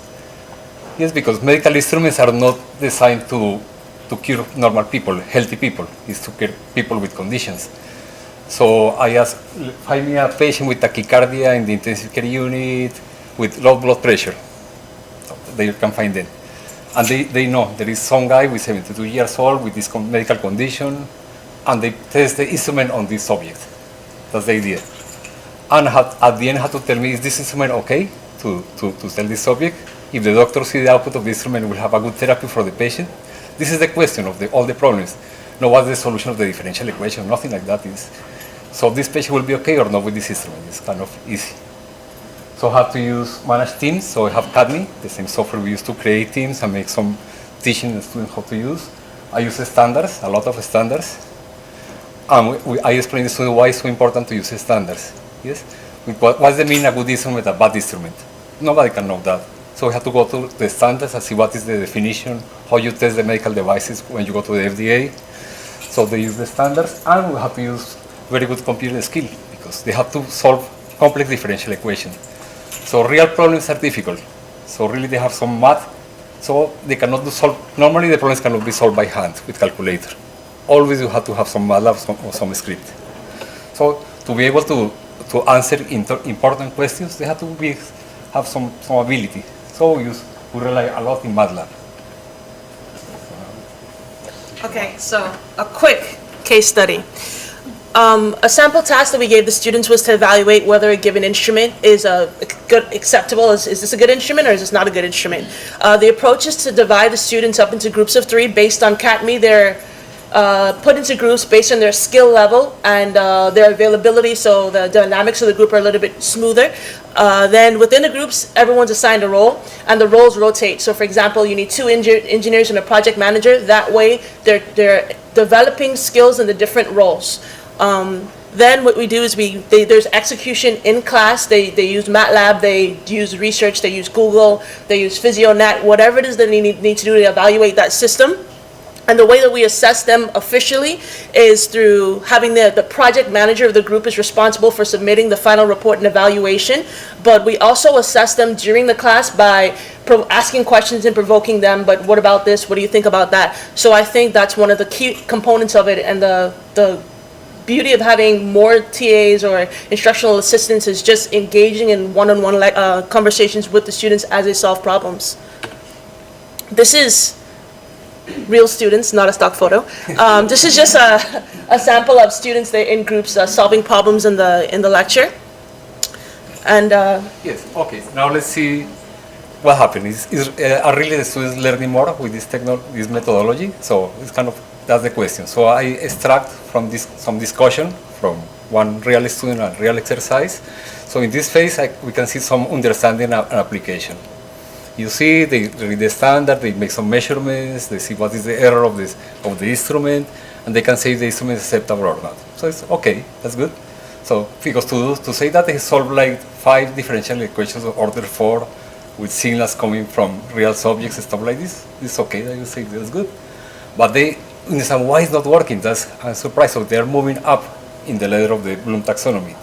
They are not only satisfied to see it's working or not working, so say, okay, maybe it's the bandwidth of the instrument. So when the instrument change, they have the performance is not working that well. So for me, it's really more that we are expecting normally. They can give the numbers, say the error is that, you apply the standard, it's okay or not, but they go, okay, what happened in the construction? Why is the compliance, the inertance of the system is not matching? So they went that. And what makes me very happy is that they say, I believe it's extremely critical in the healthcare provider. So they make a judgment. Okay, doctors shouldn't use this equipment that is one of the examples. Yes, and they make a recommendation. The nurses should check the bubbles in the catheter before putting any patient.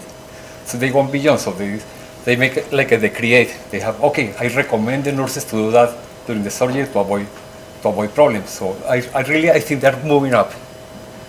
And really the discussion is tell about the acceptance of this medical device. It was one of the last exercises. And I guess 1-page discussion, so they have to write something. But I'm very happy they connect everything, they make judgments of the equipment and make some recommendations for the people using the equipment. So I'm very happy with that. So, all right. Quick testimonials. Students typically feel very engaged. They really like it when professors give them individualized, personalized feedback. They feel as though we're diversifying the way they learn. We're not just relying on come to class, take this lecture, take this test, do you know your stuff or not? One key thing is that they rely on each other's strengths. There's a very strong element of collaboration within these projects.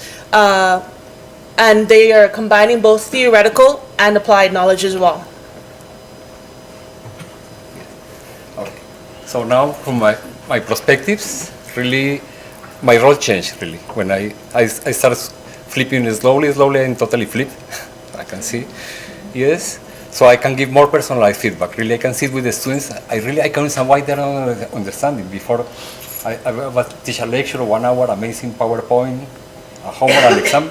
Some students failed, some didn't fail, but I didn't know exactly what was the problem. So you can know what is the misunderstanding. One student, you have to ask him, why you are solving this problem that way? So you need this personal connection. The TAs do the same thing. So and the assessment is real time, and I can give the correction in real time.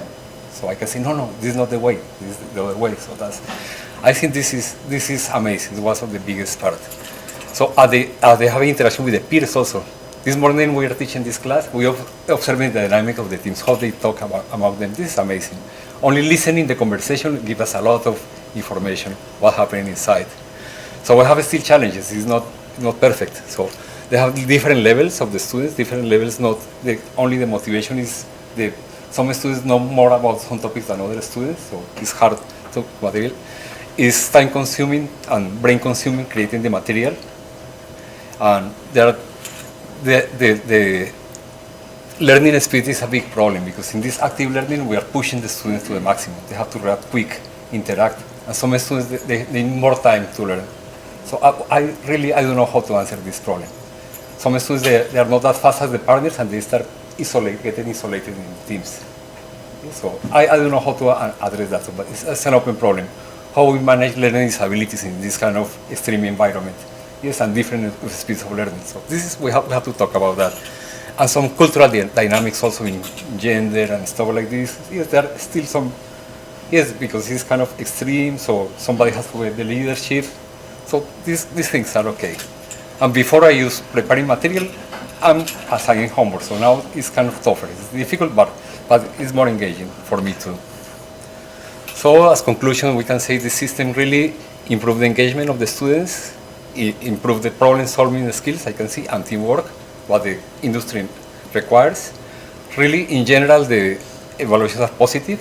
Some students don't like it, but very few students say, I don't like this method. But very, very few. So I think we are giving a relevant professional experiences. They're realistic enough. They feel they're solving real problems. They're kind of real problems. Yes. Yeah. So and you can talk about your role. Is the last year. Briefly. Just one thing I'd want to mention is that the reason we did the presentation together is because this is the way that we teach the class. Real time, we have different perspective as to what's happening in the class. I've been a student more recently than Dr. Bojorquez, but I'm still in the trenches in labs, grading long lab reports.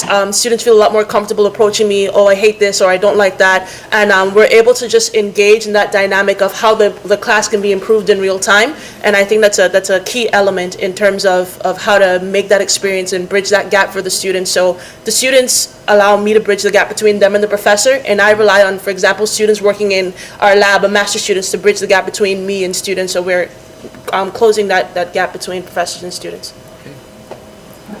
So, okay, we have thank you for surviving here before the lunchtime and all the... Thank you to all the presenters. We now have the link that Renee will share with you. We know that lunch is ready outside. We're going to be reconvening at 1:30. Our provost is already here. Ladies and gentlemen, good afternoon. Welcome to the fire chat of our TALIS conference. We're going to have a fireside chat, sorry, did I say fire? Fireside chat. You'll have to imagine the fire. After all, we are in South Florida. We don't need really chimneys here. I'd like to acknowledge the presence of the Dean of the College of Art and Science, Leonidas Bacchus. Thank you, Leonidas, for joining us. Thank you. So I will briefly introduce the speaker, and then we will turn the microphones to our students who will be asking questions to the provost. And that's the fire part of the meeting. Okay, I'm sure our provost will do fine. So let me first introduce our provost, Provost Jeffrey Dirk. He is the Executive Vice President for Academic Affairs, and he's also the Chief Academic Officers. He is actually appointing and he has the oversight authority concerning the deans of 11 schools and colleges, as well as his senior administrators involved with research, undergraduate and graduate education, and other academic areas. He has primary responsibilities for budgetary matters regarding academic and research initiatives. Then I'd like to introduce two students. I'm going to start with the ladies first, if you don't mind, Evan. Divya Bansali She received her BS in BME in 2019, and she's completing her second year as the chair of the Engineering Student Council and as also the president of the Engineering Student Body. Divya has held several other leadership positions with the chapters of Engineers Without Border, Tau Beta Pi, LCU, LCME, and Science Olympiad regional competition. I didn't know that about you, no?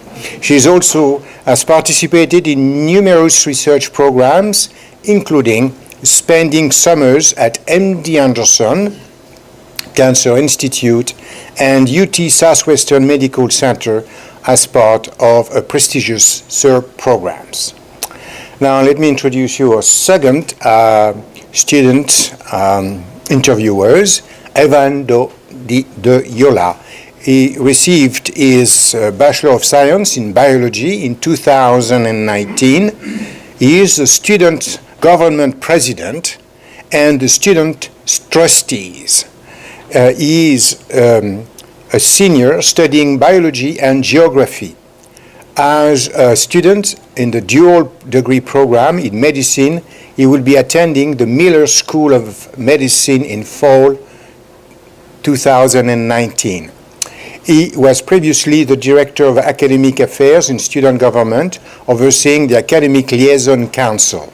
In addition, he is a student research assistant in the UM's Health Geographics Lab in the Department of Geography and Regional Studies.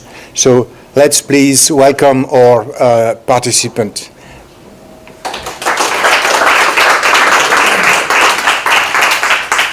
For you. Okay, I guess we'll get started.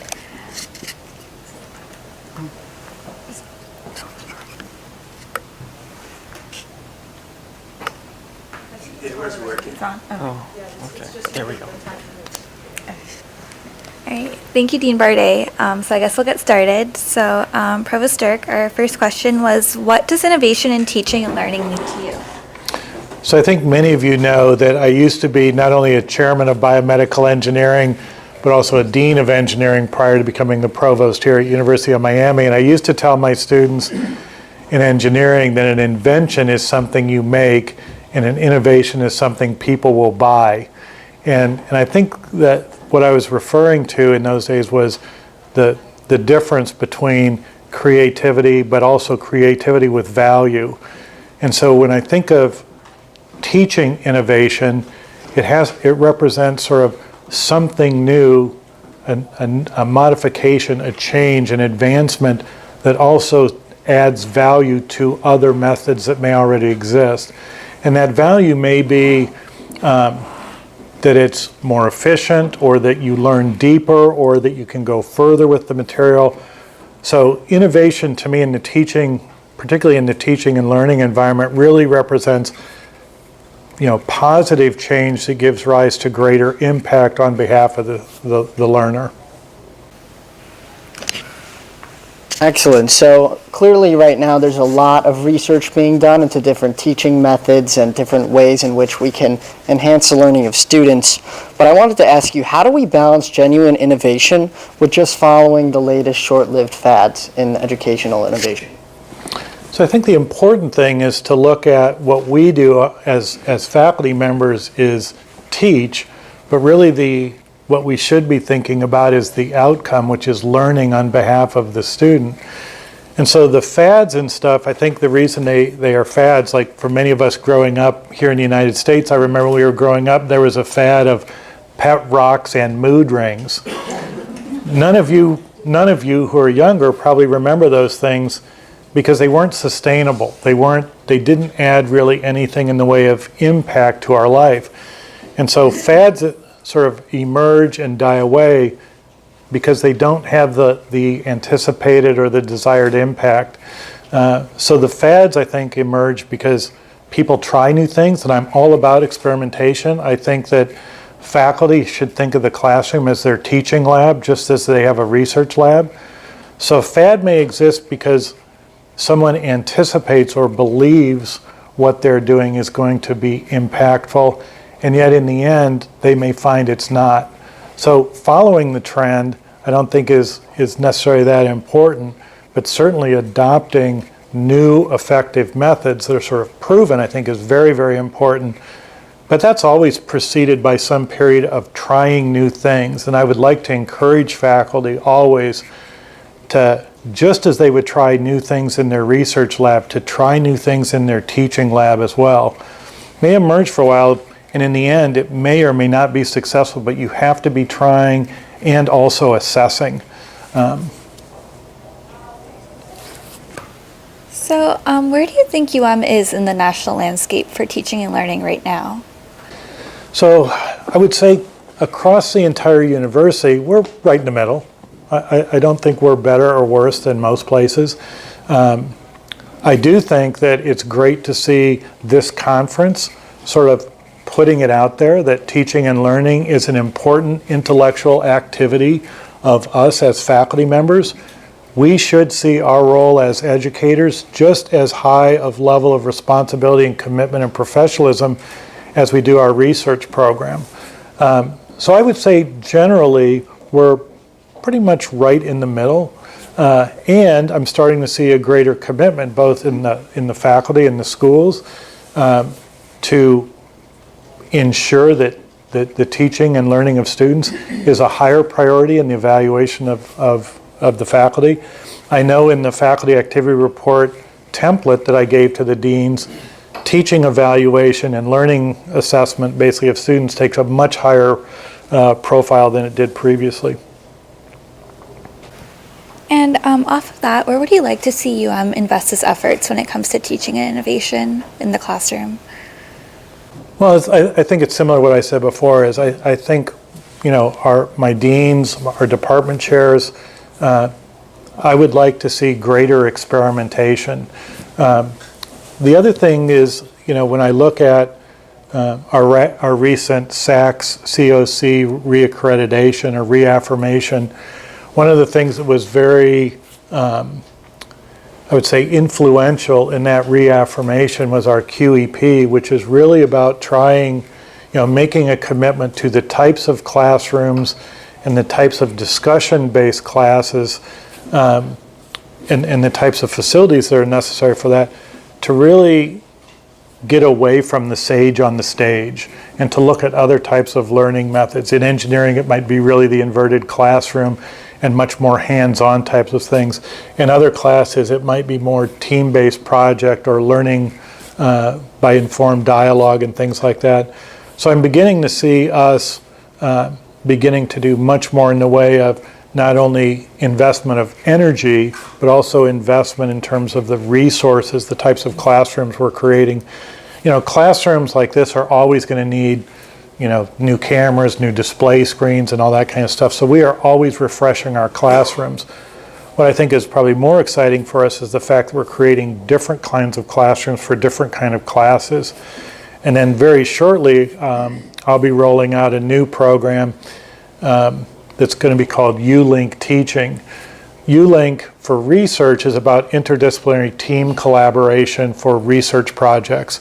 How do you communicate the strength of a hurricane, for example, or the potential damage of a hurricane? It involves not only marine science and faculty from the School of Communication, but also faculty from psychology about how do people think about hurricanes and understand them. We want to do that same kind of thing at the classroom level and create those kind of classes for students that are interdisciplinary as well. So just as we have U-Link research proposals, starting very soon we will have U-Link teaching proposals where faculty will have the opportunity to create new kinds of classes. Excellent. So as a student who was on the QEP committee, who is now actually taking a QEP course, I'm really interested in implementation. We have these great ideas for how we want to revolutionize learning in the classroom, but how do we ensure that they're implemented in a way that will make sure that students are receiving a meaningful and beneficial educational experience from participating in it? In the QEP, for example, and I think this would be true of all classes, but the QEP is a good one to describe, is we really are measuring learning outcomes of students. And that's what I think is really important. as I said before, teaching is what we do as faculty member. We get up and we prepare our materials, and that's what we do. So that's great. But that's not measuring the outcome we want. And the thing that's really exciting about the QEP is it's really looking at the outcome we want, looking at how well students learn, as well as is it more efficient, is it retained longer, and that kind of stuff. And also, I think level of satisfaction is being assessed, because one of the things that I think is really interesting is when I walk across campus and I think about when I was an undergraduate student from 1977 to 1981, I know you laugh because it sounds so long ago, but to me it doesn't feel like that long ago. And when I look at the students, you don't look that different from the students that I walked across campus with when I was a student. And yet your experiences are so different from mine. And it's important for us as faculty members to not be lulled into a false sense of security that because you seem like us and you look like we did, that we can teach you and you're going to learn just like we did. That is so wrong, and therefore, what we need to be thinking about is what's the best way for you to learn, not for us to teach. We know how we were taught, but that's in some ways not relevant to the experiences and the way you grew up. And so I think that's the other thing that we have to be cognizant of is it's not about what's the most efficient way for us to teach, it's what's the best way for you to learn. So as you mentioned, we are building a lot of active learning classrooms and creating a lot of spaces to have these new teaching styles, but how do we actually have more courses adopt the active learning so we can get more students engaged? Yeah, so in this case, in the QEP case, for example, which again is multiple different types of learning formats, as I mentioned before, inverted classroom, dialogue, and et cetera. In that case, there's actually, for the QEP stuff, there is actually a training program that precedes the actual creation of the class, so that faculty members are taught some of these teaching methods before they even design their course. One of the things we're anticipating in rolling out probably in the next year or two that arises from our university roadmap, one of the transformational initiatives in the roadmap is to be leading in the educational revolution. I think it's interesting that, if I think about how much time I spent in the research lab before I became a faculty member, it was thousands and thousands of hours. And once I got a faculty position, I was evaluated on research. Okay, I spent thousands and thousands of hours learning how to do that. Teaching, no hours, learning how to do that. And leadership, contributing at a high level to professional activities within the university, that was just sort of committing to providing my intellect, in my opinion, and resources to the programs. I think it's going to be important for us, and particularly as we think about some type of teaching and learning center on the campus, is making sure that when faculty members arrive on campus that we teach them how to teach. Not just for the QEP, but broadly commit to their professional development as educators. And the only way to do that is for us as deans, as provosts, to make sure that teaching is recognized as a professional activity, just as research is as well. So it's, in some ways, it's rebalancing at the university, but also providing the resources and recognition that typically when we, in disciplines like engineering and the sciences and many other things, when we recruit faculty, the time they have spent learning how to teach is very, very small. So, it's in some ways it's remedial, but it's also important for us to recognize that. So, in the past 3.5 years here as a student, I've seen technology both detract from and improve the learning experience. Now, in your opinion, what is the ideal role of technology in the classroom? Well, it has to supplement the learning of the student. You asked about fads earlier and things like that. As you say, technology, when it detracts from that, is interesting to try, but it may not be successful. So the role of technology is simply there, or is most useful or optimally useful when it helps you learn better. We were talking before that, when I was a student, the rate limiting step in an education for somebody my age was how quickly the faculty member could write on a blackboard, or throw up overheads, transparencies on an overhead projector. That in itself is probably not that different from PowerPoint, but the interactiveness of PowerPoint allows you to go faster. That's great, but it helps you zero if the students aren't absorbing that material, if it's not in a format. So that's why I say I think experimentation is great, but I think assessment is also really important. The easiest assessment is the course evaluation that we're going to start doing better and asking students. That's the first level. Did you learn in this class? Did the professor know what they were talking about? What comments do you have about the mechanism by which the faculty member interacted with you as a class? Was it effective? Technology can help or hurt those things, and so I think that's where assessment, I think, comes in. And what do you see the role of our new Magic Leap partnership as in terms of teaching and learning in the classroom? I think about, this. This is, we call it a cell phone, but it's not. I mean, if I think about how much I use this as a phone, it's less than 1% of the time.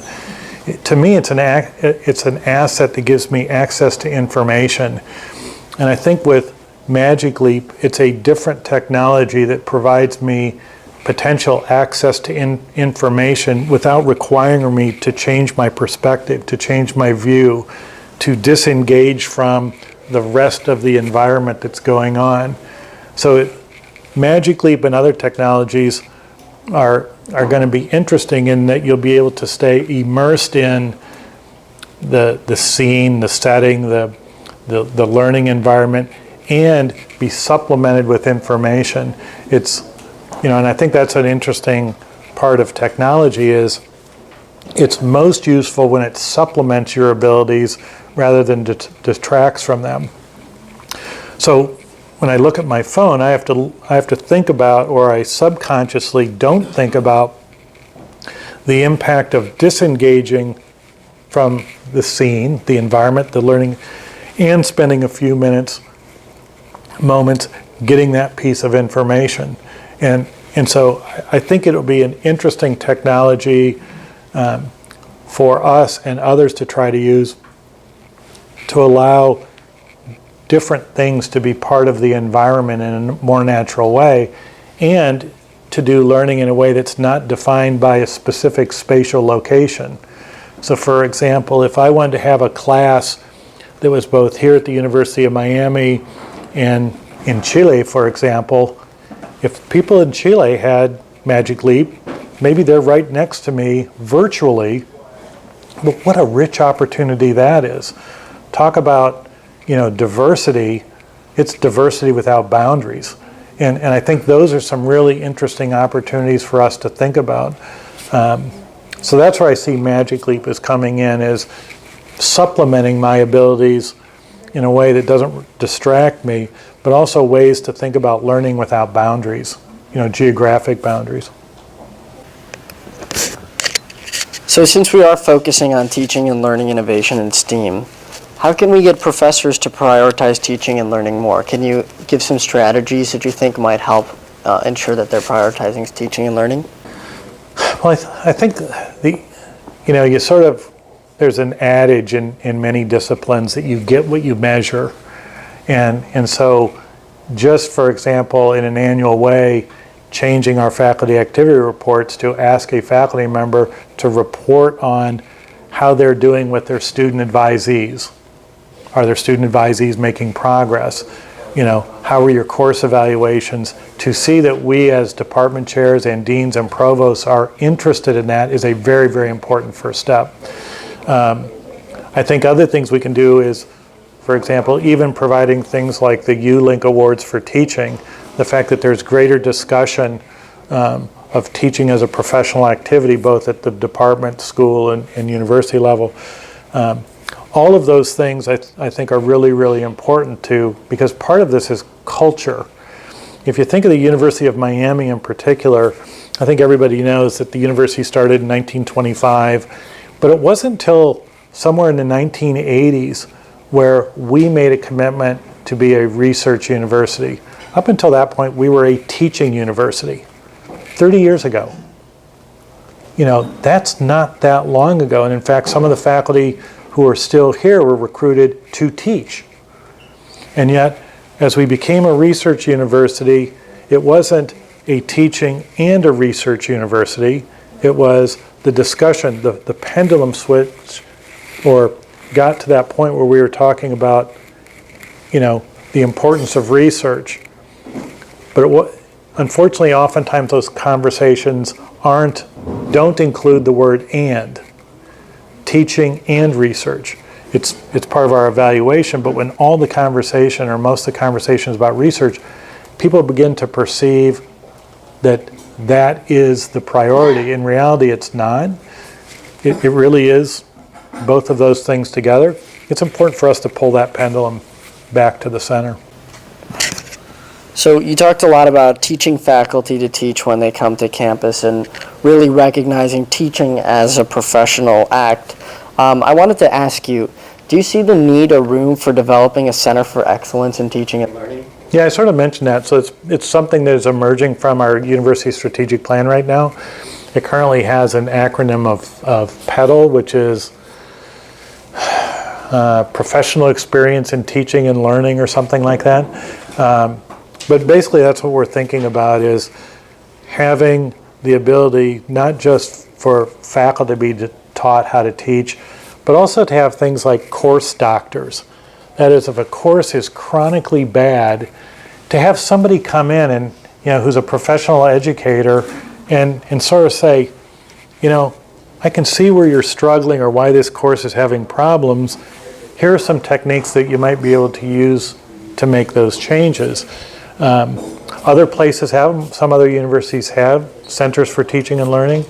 I think for us, we have everything you need. We have a DCIE, which is our Center for International Education. We have a School of Education and Human Development. We have, tons of faculty who are committed educators and many who are recruited to be at, strictly at a time where the university was about education. And it's just such an important component of your experience as students and your satisfaction that I'm sure it's going to be one of those things that we do here in the next couple of years. And based off of PEDAL and also the initiatives that we've been talking about, how do you think these current initiatives are fitting into the President's Roadmap for educational innovation? They're completely aligned. All of these things are. We just had lunch. We had nutrition. Right now we're all breathing oxygen, so I think we all agree that there's sort of three things we need for life at least, oxygen, water, and nutrition.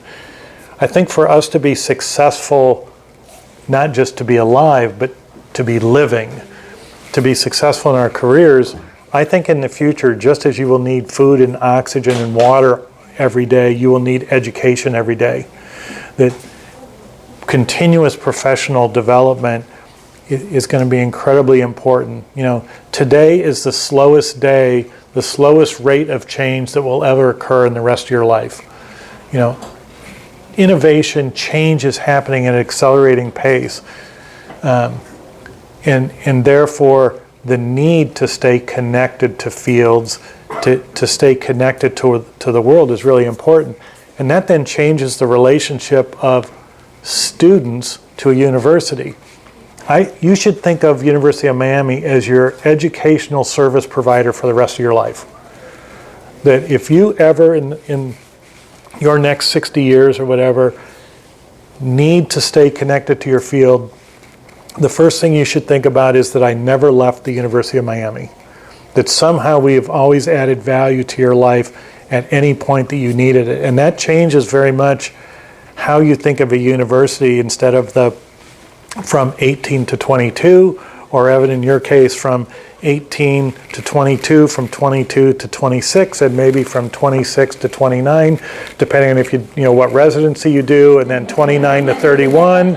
if you go on and do, but there are going to be many other people who leave at 22 and in 2 or 3 years are going to need something else.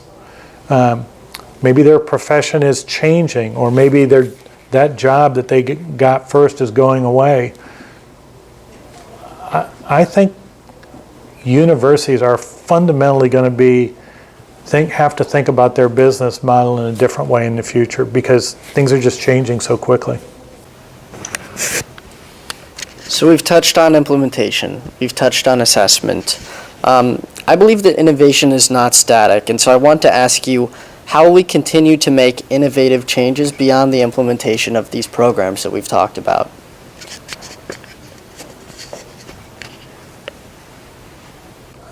I think as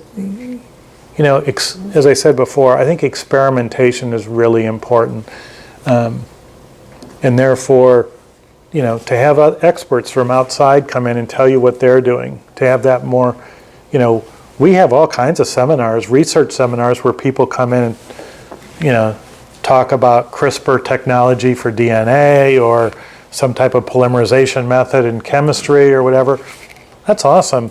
And now you're starting to see these types of seminars more common in universities, where we're talking about that other dimension of our profession, and that is the educational aspect. And therefore, just like we do in research, where we read papers about innovations that happen, we say, oh gosh, based on what I know, I could take what they did and do this. Requires some experiments and also sort of a fearlessness in terms of failure. Things don't always work, but it's certainly worth trying. And so that's what I think will be the biggest change is, just making sure that, that we create and recruit faculty and encourage faculty to have not only the experimentation mentality, but also sort of that fearlessness of, hey, not everything works.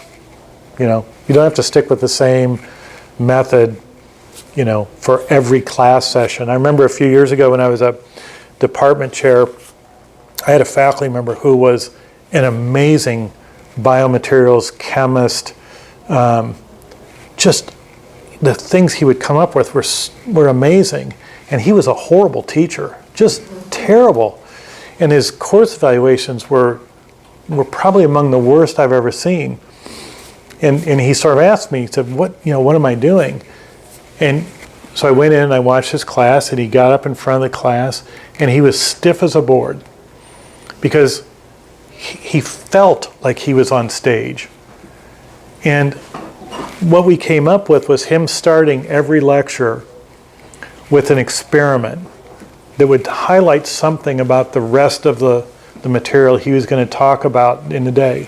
So by just starting his session with that experiment, that's where he was most comfortable, was sort of in the lab. He had confidence at that point, and he could imagine how he was going to relate the rest of that session to what he just showed. We just put him in the space that he was most comfortable in, and the students would be looking at him from a perspective of admiration as opposed to dread, and just that change, for a period of time really affected positively his classes. He went back to the way he was originally, later. It wasn't sustainable for him for that semester, but we kept working on it and he got better. So, just trying things new. So we've talked a lot about teaching and learning and innovation in the classroom, but one thing we also wanted to ask you was what you were most proud of that you've accomplished at your time at UM. I would say in partnership with my predecessor, Tom LeBlanc, the SAC COC reaffirmation was really a positive thing. The thing was interesting is this was just a few weeks ago, where we went in to the meeting room to get our results. The person from SAC COC said, this is a 5-second meeting. This is a slam dunk, A++. It's like, wow, 10 years reaffirmation. Like, wow, that's unbelievable. And so, that is a 2 or 2.5 year team effort across 2 provosts. And so the fact that Tom and I were able to sort of pass the baton and get that done, that's a really good thing. It's not really visible to you guys, but it's important for the university. I'm really excited about these U-Link teaching programs. I think that's going to be a lot of fun. It's going to create some really interesting, stimulate some new ideas. Yeah, just a couple.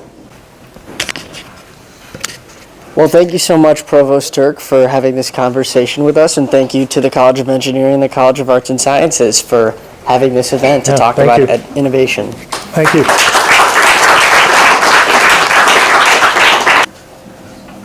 Welcome back to our afternoon session of TALIS. Again, as in the morning session, we'll have a mixture of engineering and arts and sciences faculty and TA presentations. First up is Dr. Aaron Heller from psychology, giving a presentation on data demonstrating links between emotions, mental health, and academic achievement. Thank you.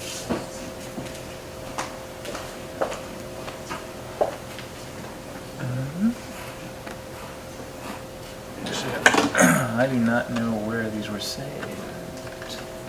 Oh, is that it?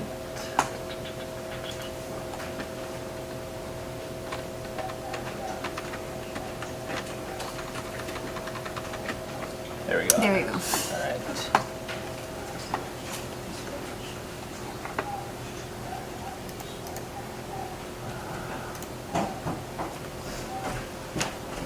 Okay, so thank you, Darren, for the opportunity to present to everyone here. I'm a faculty in the psychology department, studying emotion and mental health. And some of the work that we've started to do uses college students. And so Darren asked me, as a result of kind of some conversations we started having about the role that emotion and mental health play in academic outcomes and ways that we might be able to use cross-disciplinary research and approaches to improve academic outcomes and the overall well-being of the community here at University of Miami. I've been here for 3.5 years, and I should probably say at the outset I love it here. I find the kind of quality of life here and the resources to be really fabulous, so I find my well-being to be pretty high, but it doesn't say everybody experiences it quite that way. So mental health on campus, it's obviously a very big topic. You know, if you've been kind of paying attention to the news, there's a lot of attention about suicide risks, suicidality, and just mental health generally among undergraduate students on campus. You know, among kind of like, in the general population, college is often portrayed as a carefree and happy time where you explore and you kind of find who you are and you learn about yourself, determine which kind of direction or avenue you want to take in life. But it's also a time of significant stress for many young adults. It's the first time that they're living on their own and they're managing responsibilities like paying bills, just like deciding when to study on their own.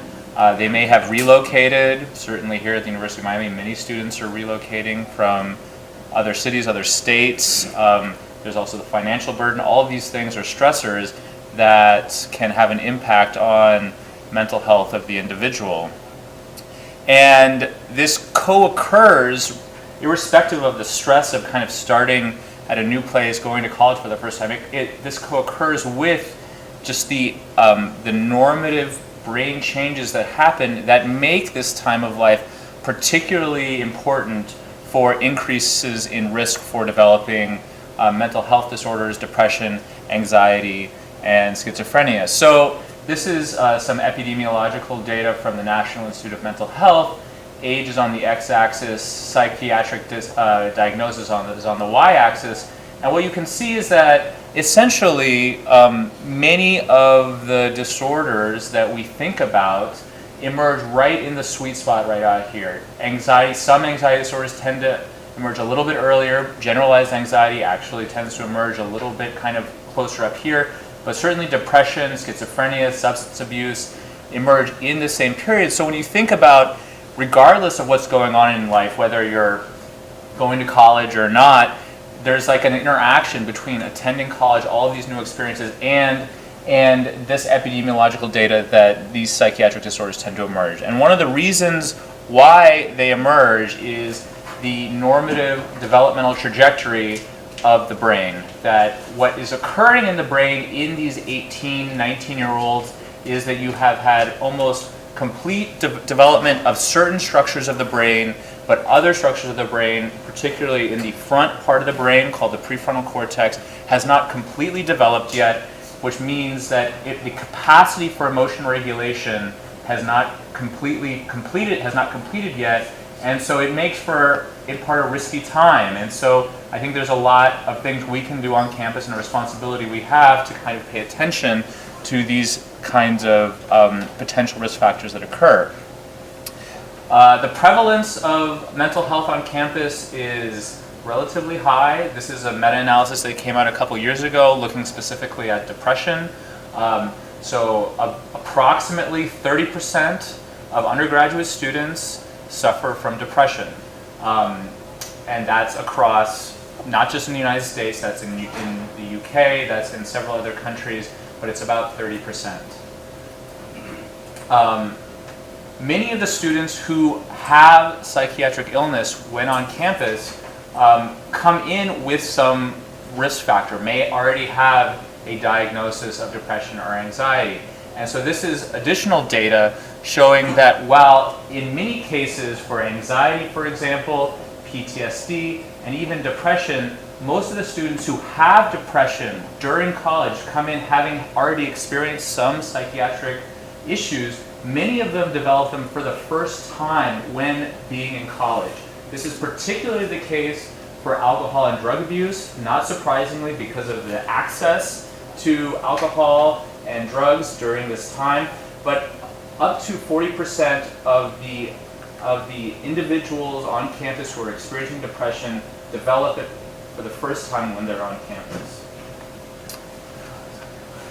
So what is the impact academically on our students? Obviously, it impacts the well-being of the individual who's struggling. It impacts their community, their friend group, but it also has an academic impact. Mental health issues overall, just writ large, a lower GPA by about 0.3 points.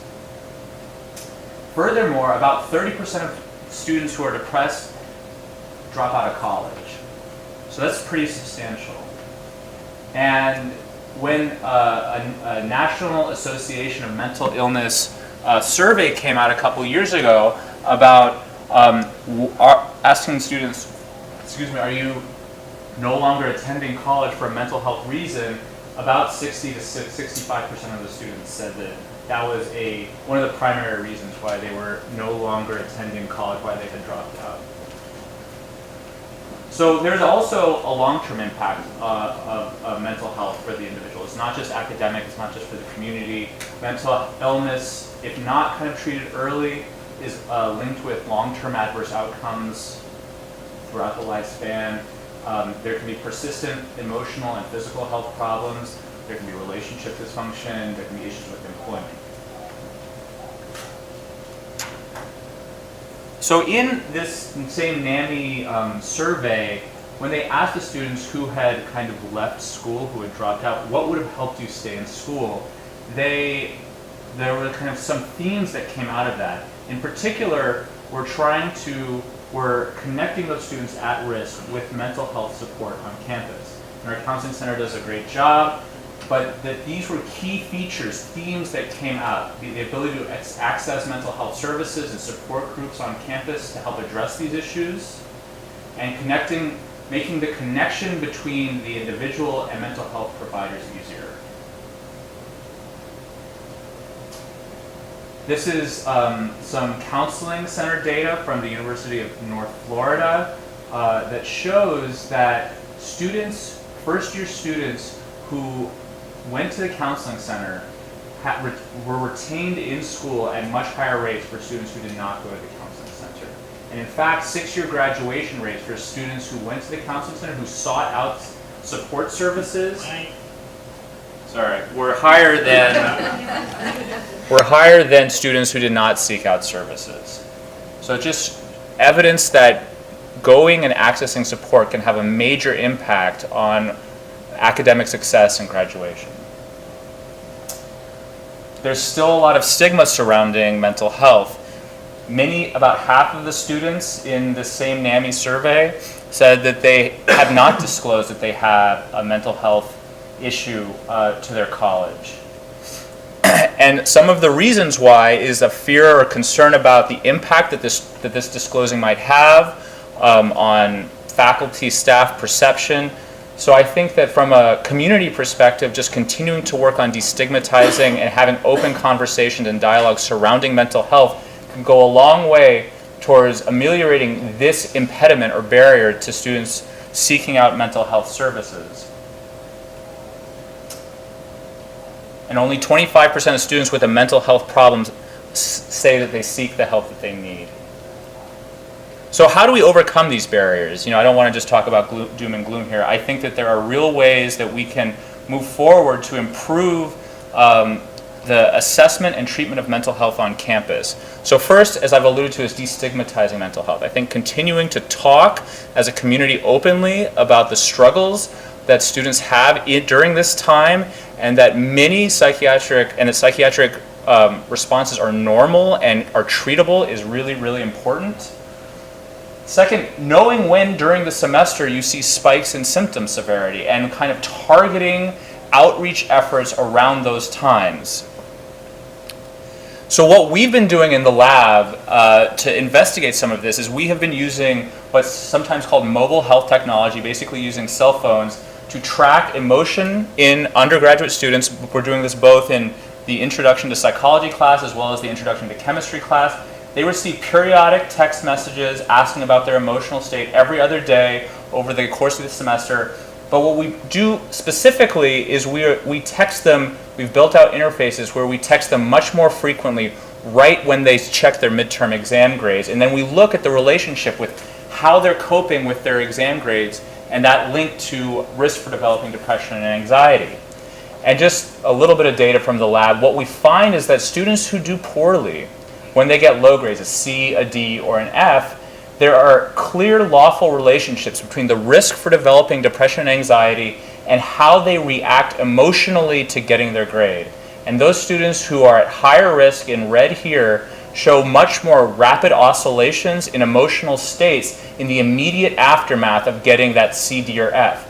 Not kind of surprisingly is that if you do well, you don't see the same differentiation. But if you do poorly and you evidence this kind of emotional oscillation pattern, that is a population that could be targeted for outreach and support services.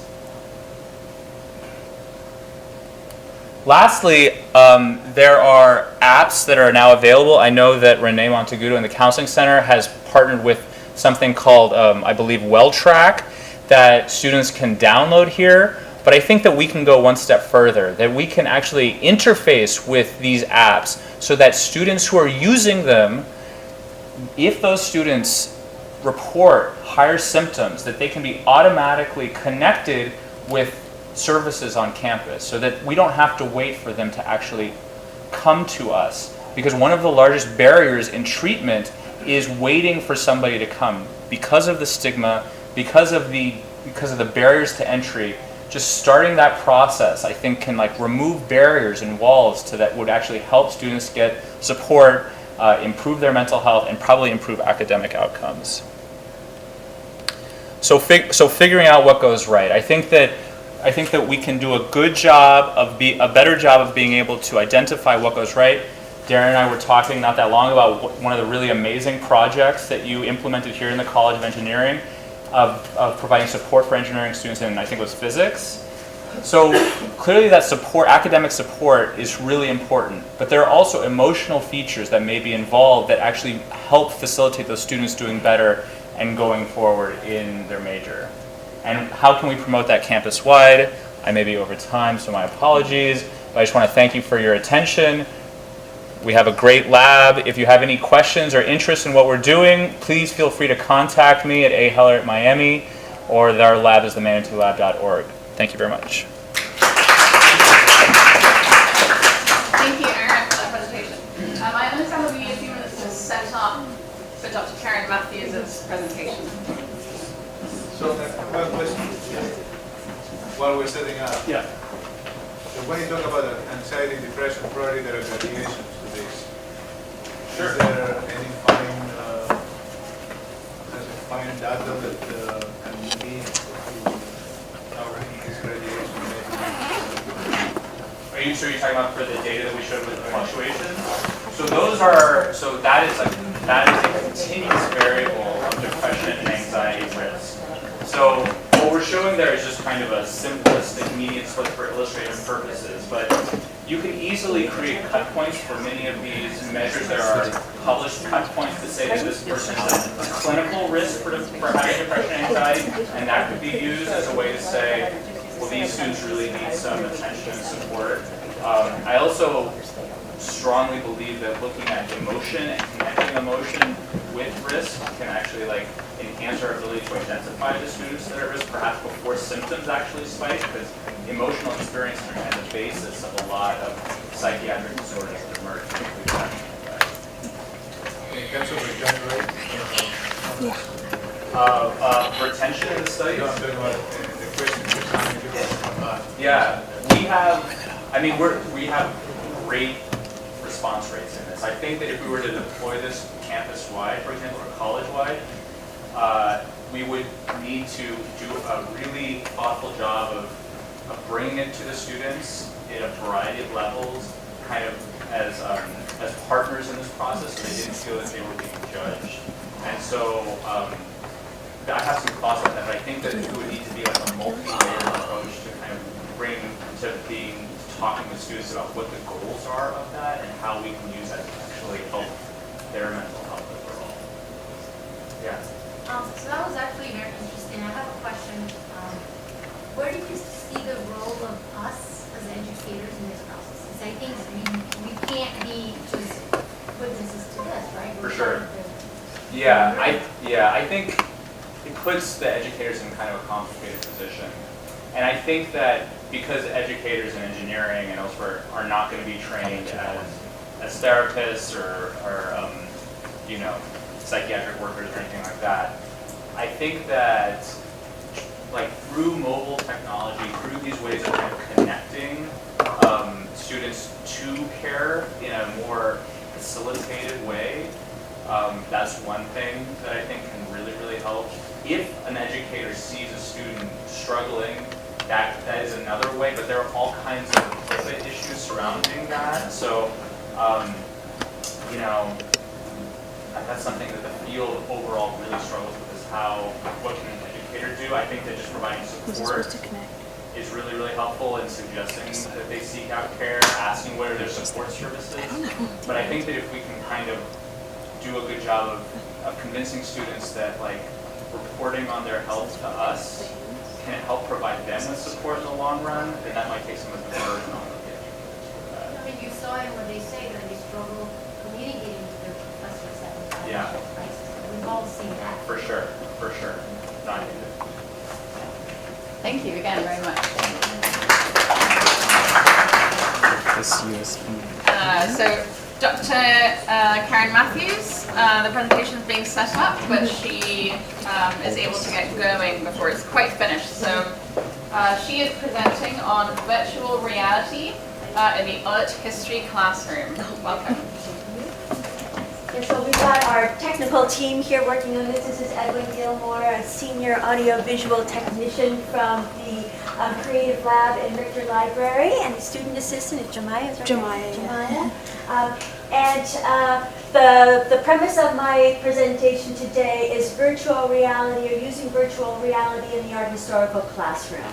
So instead of talking about the experience of virtual reality in the art historical classroom, I thought that I would show you the virtual reality experience that we used in the art history survey last semester. So I'll give you a little bit of overview as Edwin and Jemiah are setting up, and then we'll go through the experience, and you'll have a chance to see what the students experienced when they did this virtual reality museum visit. So first, the problem, shall we say. the course in which I implemented this material was the Art History Survey 1.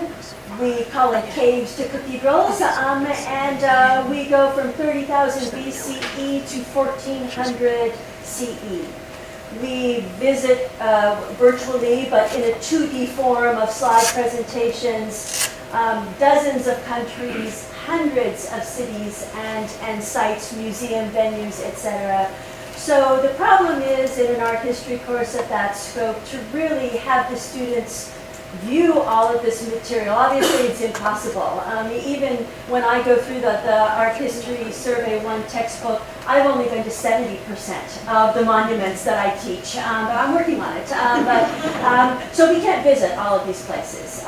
So in the faculty learning community 2017 iteration in which I participated, we had the opportunity to purchase some VR headsets, and the library also owns some VR headsets, so I was looking for a way of implementing this in the art history curriculum. So what we're going to be doing today, and the way that I use it as an assignment in class in this art history survey, is I used particularly the virtual reality technology to talk about sculpture. So sculpture obviously is a three-dimensional medium. It's something that really does not lend itself to simply looking at a 2D picture. It is a type of artwork that you need to experience in time and space. You need to circumambulate, you need to go around it, you need to see all perspectives. And so we employ the virtual reality technologies to look at two sculptural works that are included in this virtual reality museum of art that is created by a company or software called Steam. And what they've done, are you ready to go, Edmund? We need it up on the screen here. How do we get this to the... oh, it's not changing, okay. Oh, you gotta get to HTML too. Yeah.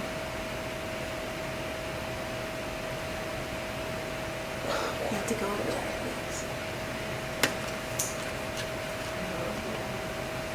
So before you move in there, Edwin, the students were given 4 queries. They were to talk about their understanding of how these artworks occupy space, and they were to talk about how the human body works within space and how you interact with that human body as you view these sculptural works. Then they had 2 queries about their VR experience. Did they think that this experience augmented their understanding of sculpture? And was this a worthwhile experience? If not, why not? What suggestions might you have in terms of improving the experience? So those are the questions as part of the assignment. Edwin was one of the people who helped my students and guided them through the experience. So he is now going to be my my student, my model student. And we'll go inside the. Did you already get your pamphlet?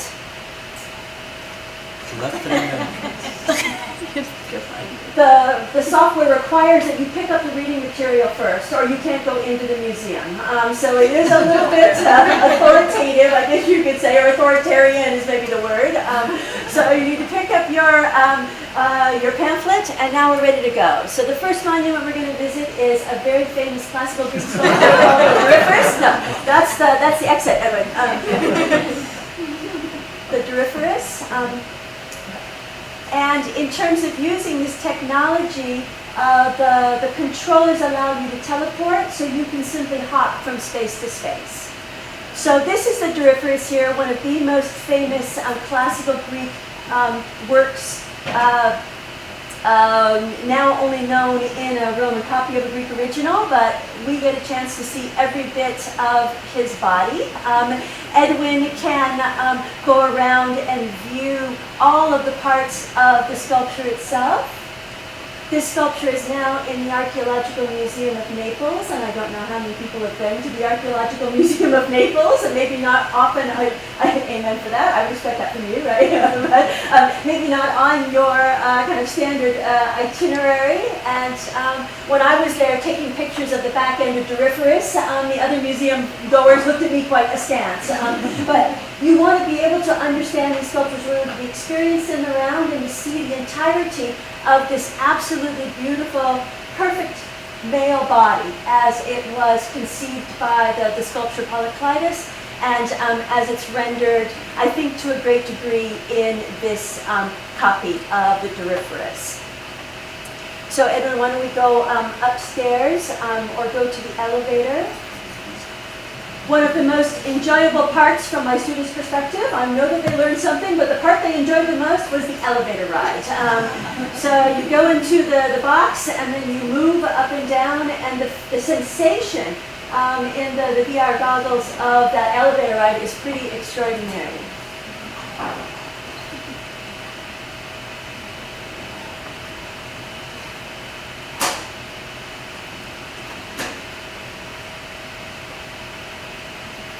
And so the second sculptural work that they looked at was this complex here. It's called the Laocoon group, one of the most famous Hellenistic sculptural works, one that's kind of a hybrid Greek and Roman. This work is now in the Vatican museums. And for those of you who have been to the Vatican museums and maybe tried to find the Laocoon, it's in a niche and it is roped off from the general public. So you can only see the front view of the Laocoon. You can't see the entire sculpture. Hellenistic sculpture in particular, as Edwin is making his way around here, was meant to be experienced in and around, to see the motion and emotion of the figures, to see the interaction of various figures with one another, and then to see the way that they occupy space. So as I said, the students were to walk around the sculpture, get a distant view first, walk around it with the prompts that they had for the assignment in mind, unfortunately not in hand because their hands were busy with controllers, to undertake this experience. So you can see some of the sculptural details here that Edwin's looking at. And these models are to scale, and they did actually an extraordinary job of really conveying the detail of a lot of the physiognomy of the bodies, the emotion of the figures, and are really pretty extraordinary replicas. So you want to, I guess, exit the museum. The problem was, in most of these cases, that the students didn't want to exit the museum. It'd be like, it's like, Maria, you're going to have to leave now. So-and-so's waiting. So it was an immersive experience that really allows you to see artworks in a very different way. And so I just wanted to kind of finish my presentation with some indication of outcomes. In that, as I said, I had 2 questions related to the assignment where the students had provided their feedback.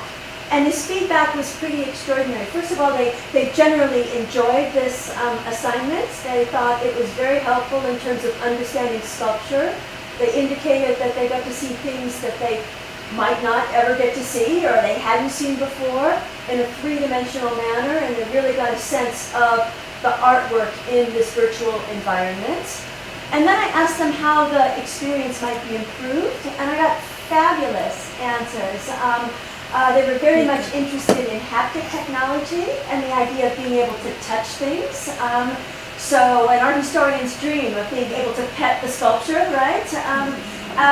Being able to have a voiceover of some kind of guide, or being able to have textual materials in association with the visual materials, and being able to augment the immersive element of it with other educational tools involved in the virtuality technology. So simply in terms of future potential, it is my dream to teach an entire course, the entire art history survey in virtual reality, where the students can visit all of the objects. They could potentially even visit architectural structures, and they could have side-by-side monuments that are from the far-flung corners of the world at their disposal that they can look at simultaneously and really study in depth, but also interact with in, as I said, both space and time.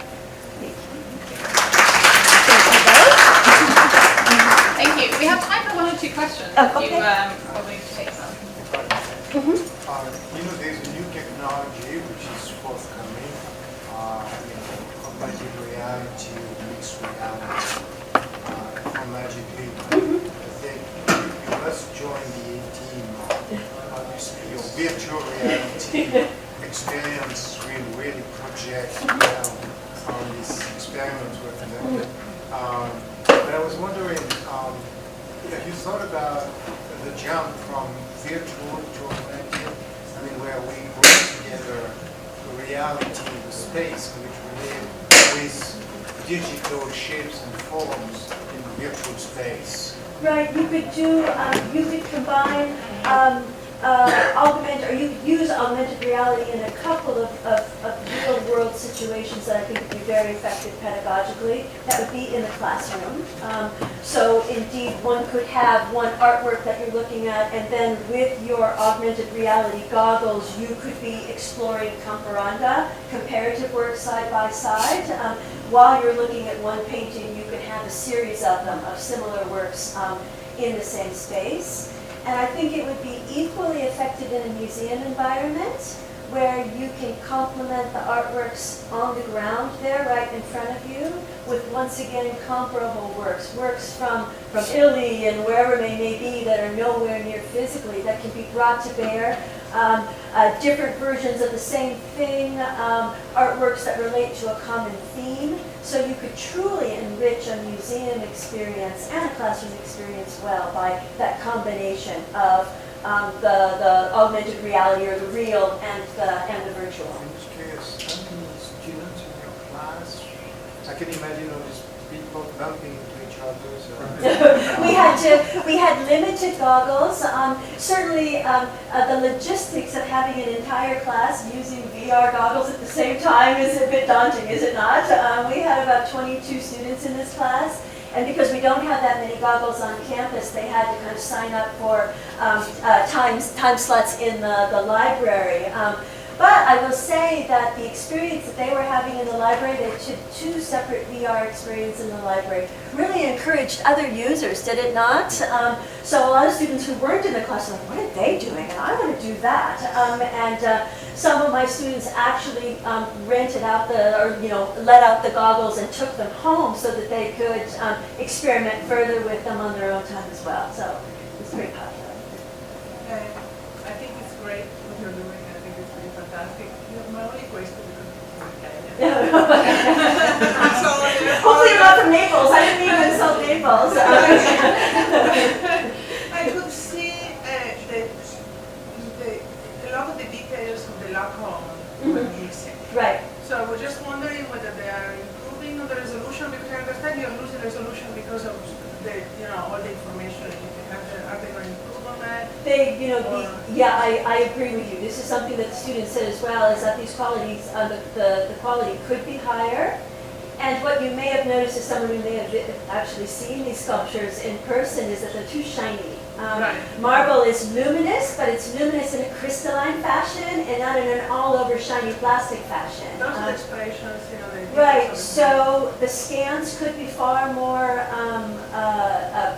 complex and therefore larger, which makes the software clunkier, which means that your headsets need to be more sensitive, so these things will come in time, I do imagine, but that is not a problem technically. Those models could be absolutely extraordinary, but I think that they kept them at a particular resolution because they would get too engaging because they get too large. But I agree. But I think it's great. Yeah. Thank you. Okay, thank you. Great. Thank you, everybody. You guys all packed up, ready to go? Good job. Thank you. Next, we have Bob Williamson, the entrepreneur in residence in the School of Engineering, giving a talk entitled "The Elephant in the Room." Do you need some help setting up? No, I just need to get up to. Can I show you where you think? Okay.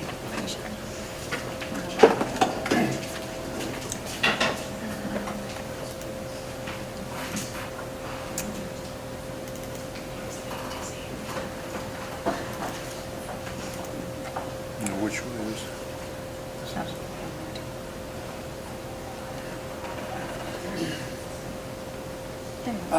That's what.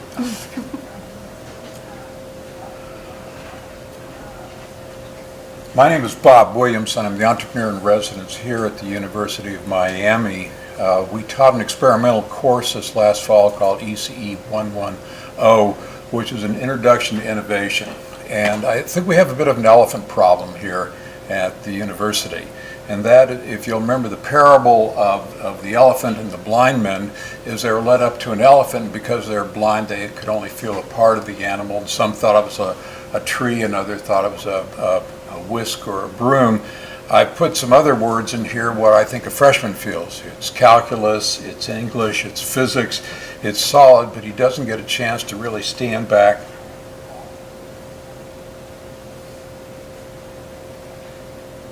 What do we do? Okay, now, next one. There we go, okay. So what we did is instead, in the first day of the class, we told the students that they are an engineering team at Acme Manufacturing Company. Those of you who are Roadrunner fans, of course, know what Acme Manufacturing is. It is the company that makes all the things that blow up and kill poor Wile E. Coyote. We told them that they have a problem, that as they were losing market share in 7th grade students. We formed 4 student teams of 5 to 6 students each. These are all Footfellows, by the way, our top-rated academic students coming here. And we challenged the teams to build a new product, which they'd have to present in a presentation after Thanksgiving. It would be a 10-minute Shark Tank type of talk presentation and a 10-minute QA from your boss. This led, okay.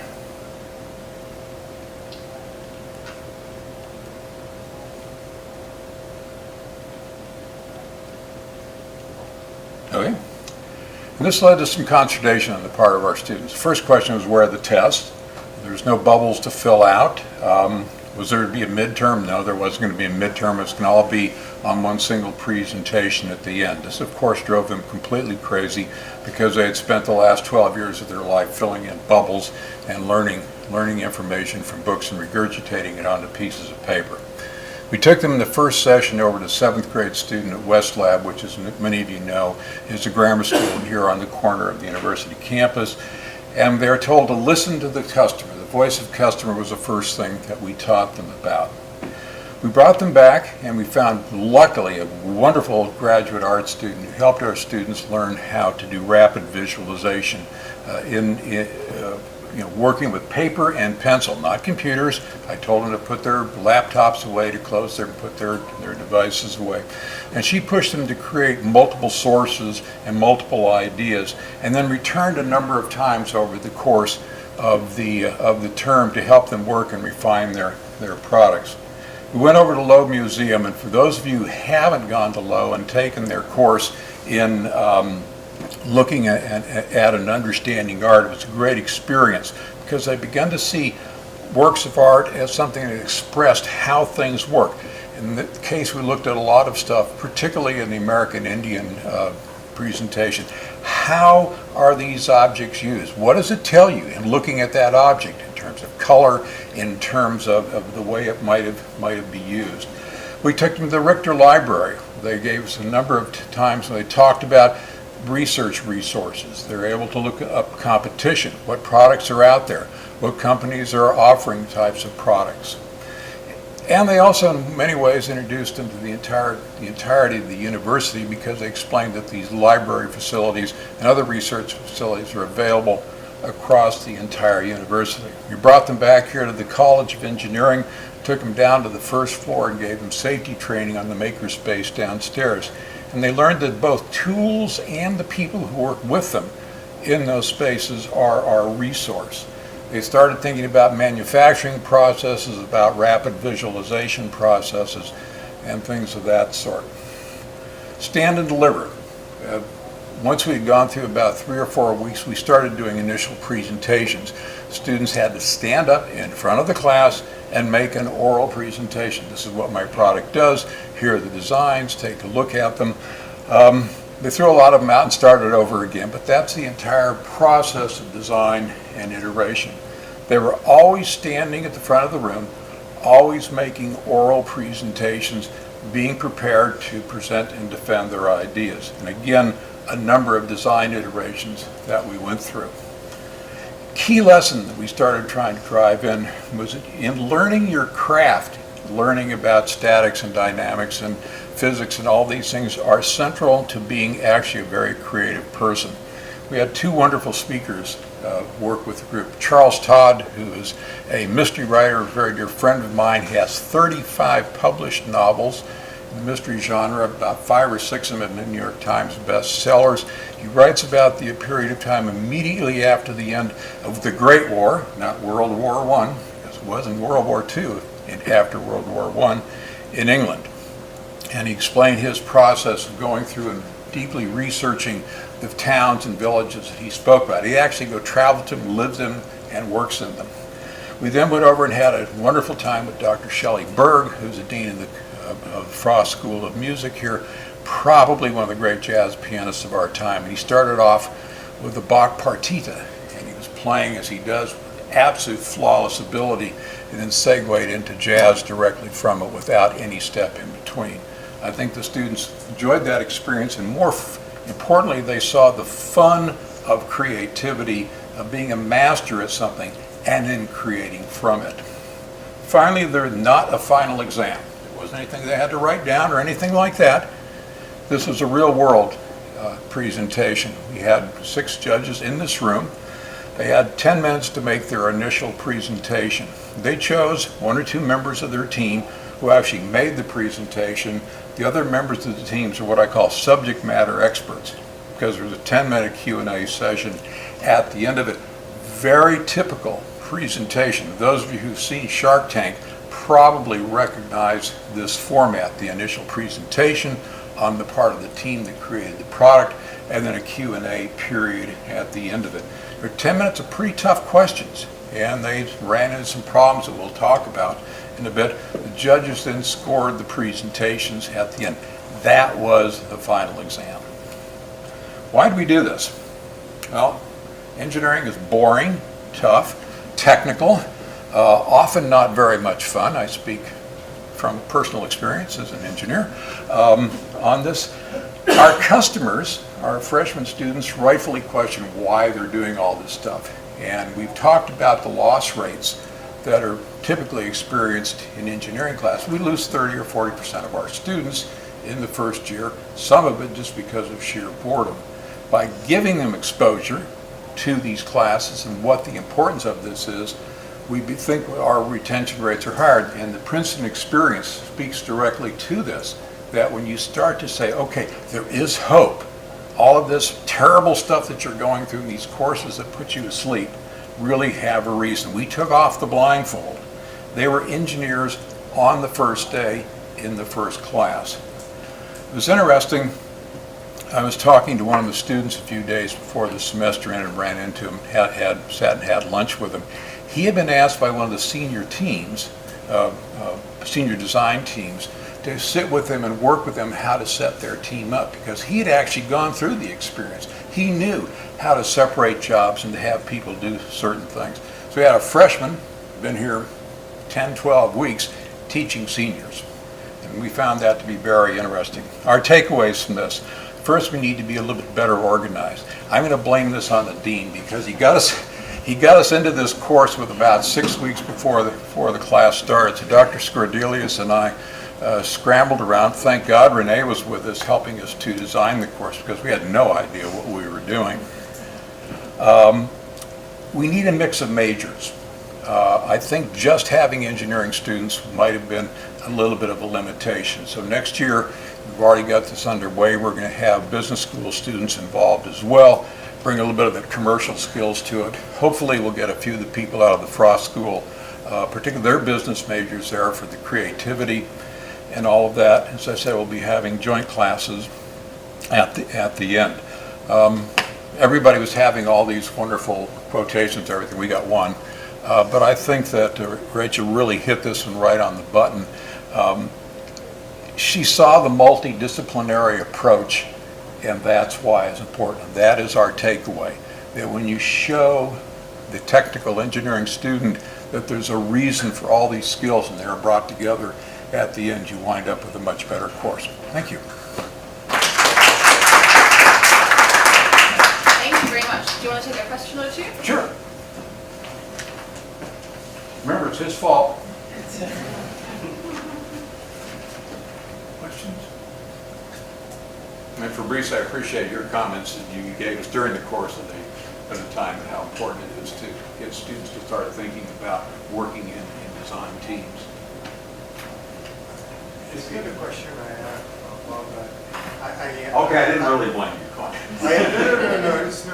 But I attended the final presentation, and I was amazed at the creativity of these students. It's a freshman that, as one of the faculty from the business school said, he thought they were serious. And so there was this amazing team spirit, teamwork, creativity. Some of them learned skills on their own, such as 3D printing and creating robots on their own, using electronics. And it was an amazing experience. Amazing. So thank you, really, thank you. Dr. Scardelius and I are both really surprised at the high quality of the presentations we're going to. So they only had 13 weeks, and it was really 13 weeks of which this was one of 5 classes they were taking. So you really only had the equivalent 2 or 3 weeks in a real design situation. They came up with some pretty good ideas that fast. And these are freshmen.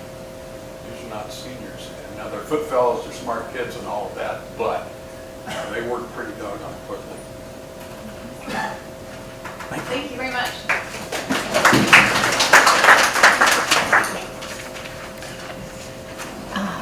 The next presentation is by Dr. Emra Çelik from the Mechanical and Aerospace Engineering Department. And he's going to be speaking about implementing NASA design competition to enhance student engagement. Okay, so let's get you set up. I actually don't know how to do any of this. I know how to close it. No, there we go.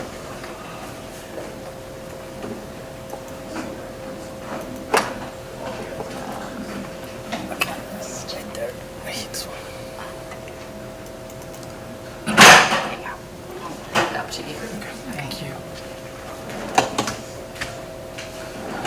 Okay, good afternoon. I'm pretty sick today, so if I start coughing and not talk, please, sorry about that. Okay, I teach mechanical design course in the Mechanical and Aerospace Engineering Department.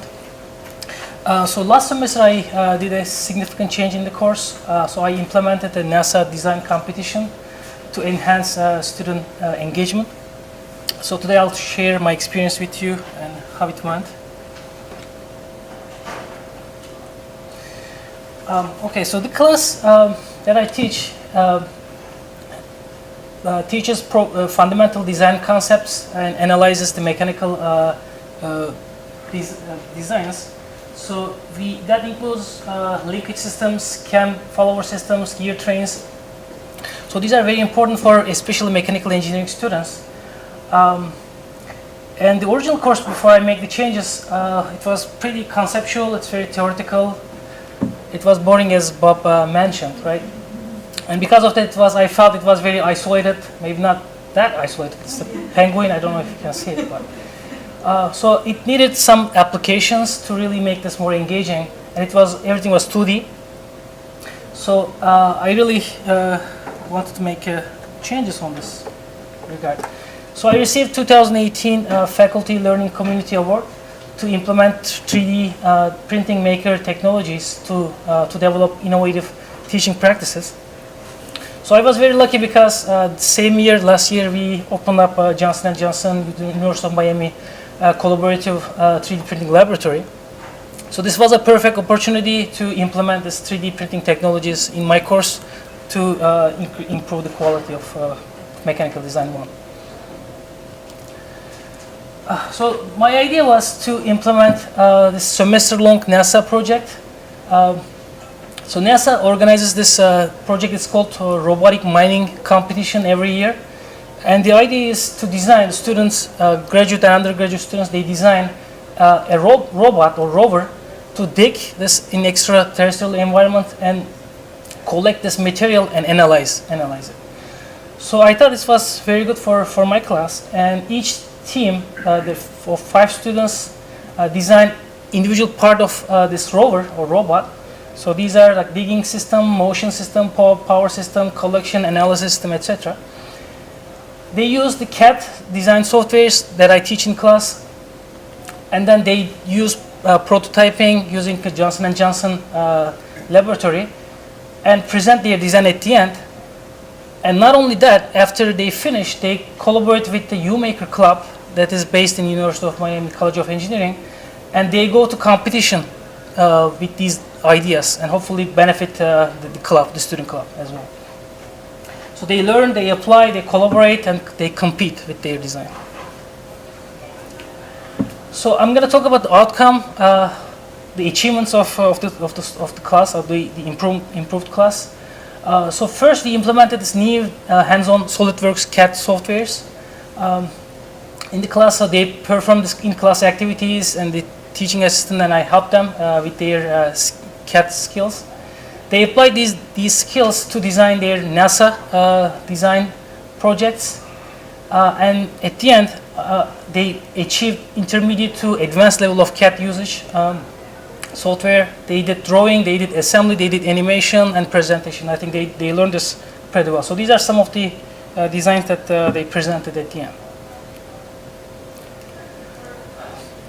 So they didn't only design, but they also did prototyping. As I mentioned, they used 3D printing additive manufacturing facilities using Johnson & Johnson UM lab. So we also, with the help of FLC, we purchased a CNC milling machine. So this is a subtractive technique in addition to additive manufacturing technique. And each group had to use both of these techniques in their design so they can see the difference between additive versus subtractive. So these are some of the prototypes that they have, the students have. So they did drawing, they did prototyping, they did assembly and presentation. So another important, I think, achievement was improving the writing skills. So unfortunately, in engineering students, we are not very strong in writing. So they compile all of the design and analysis and prototyping in their design project reports. So they did this multiple times. So I gave them feedback constantly. So they improved it, and the final, I guess, report was I am very satisfied with their final report. So they did a pretty good job. And finally, so they really learned, I think, the teamwork. So they worked as a team. They did minutes of every meetings. So they learned responsibility, work management, teamwork. So this is very important for junior students, so they can do much better job in senior design projects.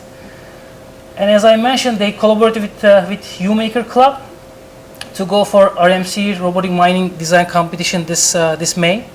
So they helped the club with their design, but something I think unexpected happened, which was the ASME Club, American Society of Mechanical Engineers. They also got excited with this class, so they collaborated with the students, and some of the students they designed for another competition that's called Human Rover Competition. It's also a NASA competition.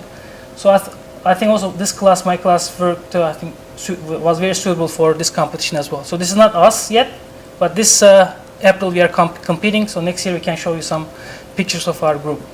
Hopefully they will do a good job. And these are some of the testimonials, the feedback from the students. So I'm not going to read the first one because it's too long and it's very similar to the second one. So I'm just going to read the second one. So I enjoyed the class because I applied the concepts we learned using hands-on design tools. Again, Cameron said almost exactly the same thing. So this was the main idea, application integrated with the concepts. But what made me really happy was this student. So he said, this class made me love my major again. So maybe it's too strong, but it's very motivating. So he told me right after his presentation. Okay, finally I want to thank, so I wasn't alone, of course, in this transformation. This is the teaching assistant. He did an amazing job. So he's probably very mad at me because we did a lot of changes in class. He worked really hard. So he gave hands-on SolidWorks tutorials in class. So he learned CNC milling and taught all the students, and he helped me organizing the class. Of course, I got the FLC award and Gemma, so she was very useful. She really gave me a lot of feedback throughout the application, and I want to thank all of them. Thanks so much. Are there any questions? So how large were the groups? 5 students per team and 10 team total. Like 50 students in the class. It's a big class. Just a remark, very soon, in the next few weeks, we will have a company called Onshape. The CEO of Onshape is actually the creator of SolidWorks. And he's working now using the Magic Leap platform. So we'll be soon able to give you access to 3D design on the Magic Leap platform. It's very nice. So I hope that will help our students to win those competitions at NASA. Yes, hopefully. That's great. Okay, thanks so much. Thank you.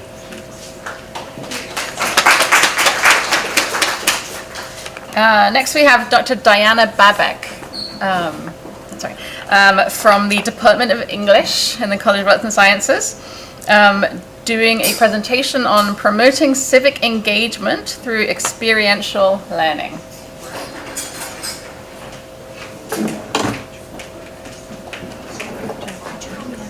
I'm not sure how to pull up my computer. I'm gonna help. Oh, great, thank you. It's right here. Yeah, right there. Okay, perfect. Thank you. And is it in presenter view or sorry? I don't know. Presenter view? Okay, we can put it in presenter view. You want to start the slideshow? Okay. Go to slideshow. Up here. And so And then from beginning. And will this see this as well? No? Okay, that's fine. No That's worries. okay? Yeah, okay, that's fine. So go click there from the beginning. Yep. Okay, and to manage the presentation, just If you use this, you hit this button for the to next go slide. forward, Yes. next slide, Oh, and then perfect. Thank you. I appreciate it. Hello. Thank you for having me. My name is Diana. Sorry. Should I stand here? Okay, perfect. So my name is Diana Daybeck. I am a doctoral candidate in the Department of English. And just like any great writer, I have since submitting my proposal revised my title. As you can see, I've reflected and I've decided to revise my title. Still same content, but I think something that really indicates more as to what I really want to get at with this presentation. So the title of my talk is Putting the You in Community, Writing for Civic Engagement. So the courses that I teach here at the University of Miami are courses in first year writing. So that entails ENG 105, so that would be English Composition 1, and ENG 106, English Composition 2. And at the start of semester, I typically greet my students with one humble request, which is this. I ask my students to write to understand, to write to solve problems, to write to change the world. Above all, I want them to write about what matters to them. Only then will you have something worth reading. So usually when I make this little speech to my students, they look at me like deer in headlights, right? They're like, well, how long? What kind of papers? What's the format, right? And I think that really speaks to an issue that all of us are kind of facing, especially here in higher education, which is that we really want our students to see what we're teaching them in the classroom as something that they can then transfer out into the real world, right? We want them to learn skills that are transferable and also to understand that what they're doing in the classroom really has meaning beyond the walls of a class, right? So as an instructor of writing, I want them to think through these questions on the first day of class, and I want them to continue to explore them through writing assignments and through course content in a way that really gets them to think of how can I become civically engaged, right? How can I become an active member of my community? How can I become an informed member of my community? And again, these are all questions that just in general, as members of higher education, we're all kind of grappling with currently. And just to kind of get started on the issue of civic engagement and why it matters so much in higher education, I have here a quote from Thomas Elrich, who of course is professor of education at Stanford and also former president of Indiana University.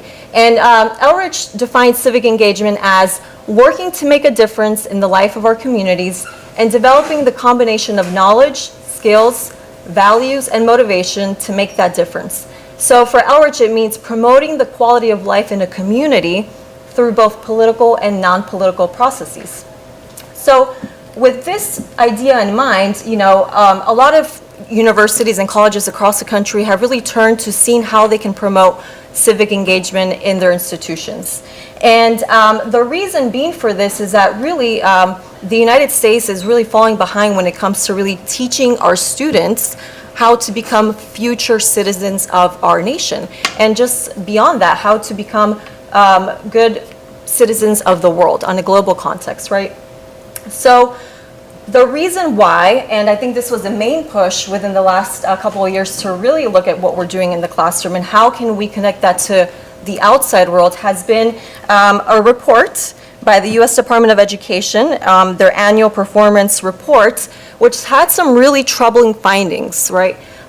So along with some other recommendations, the report cited that the U.S. ranks 28 out of 35 Western democracies in voter turnout, right?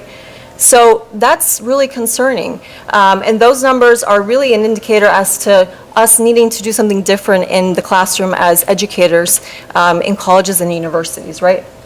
So their recommendations to remedy that were to do a better job of improving the nation's anemic civic health status, right? So this is a way that the language that they're using to describe this really serious problem that we just seem to be ignoring when it comes to higher ed, right? The report also urged colleges to make civic learning and democratic engagement an animating national priority, right? So these, again, the language and the rhetoric here is very strong, right? There's conveying a sense of urgency that there needs to be a change that has to happen, and soon, right? And also they suggest that students need to, quote, understand the cultural and global context in which democracy is both deeply valued and deeply contested, right? So again, these are some recommendations that have been made for higher education by the U.S. Department of Education.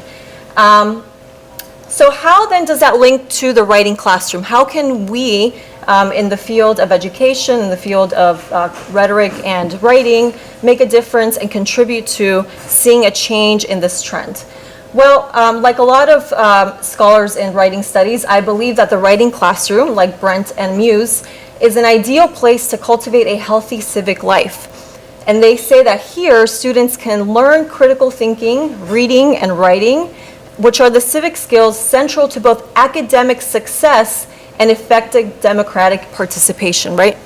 So the idea is that writing is really a tool and a vehicle for students to think about issues that matter to them, right? Both at the local level and at the global level as well. And it's not just a recipe for success in college, but it's also a way and a pathway for you to become a better person within your community and within your society. And Don Rothman, who is also a really important scholar in the field of writing studies, says that to teach writing is to enhance students' participation in civic life. It's to create a space in which we reclaim the role of persuasion in our public discourse. And I think UM as a whole has really done an excellent job of really taking on the issue of civic engagement and really trying to help our students become better informed and more active members of our community, right? So we have, of course, the Office of Civic and Community Engagement, which really helps professors find ways to bring civic engagement into the curriculum across the disciplines, right? We also have, UM recently joined the Campus Compact, along with 1,000 other colleges and universities across the country, which committed themselves to implementing civic engagement into the university curriculum. So I think when we think of the bigger picture and what we should be doing in specifically the writing classroom, those goals are closely aligned with those of the university. So I want to just provide a brief overview of the course which I've created here at UM, which is the title of my presentation. And this is really what I ask my students to do in the class. I say that the theme of our course is to write for civic engagement, and of course I list all the questions that they may have regarding how it's defined, why it matters, and who it matters to.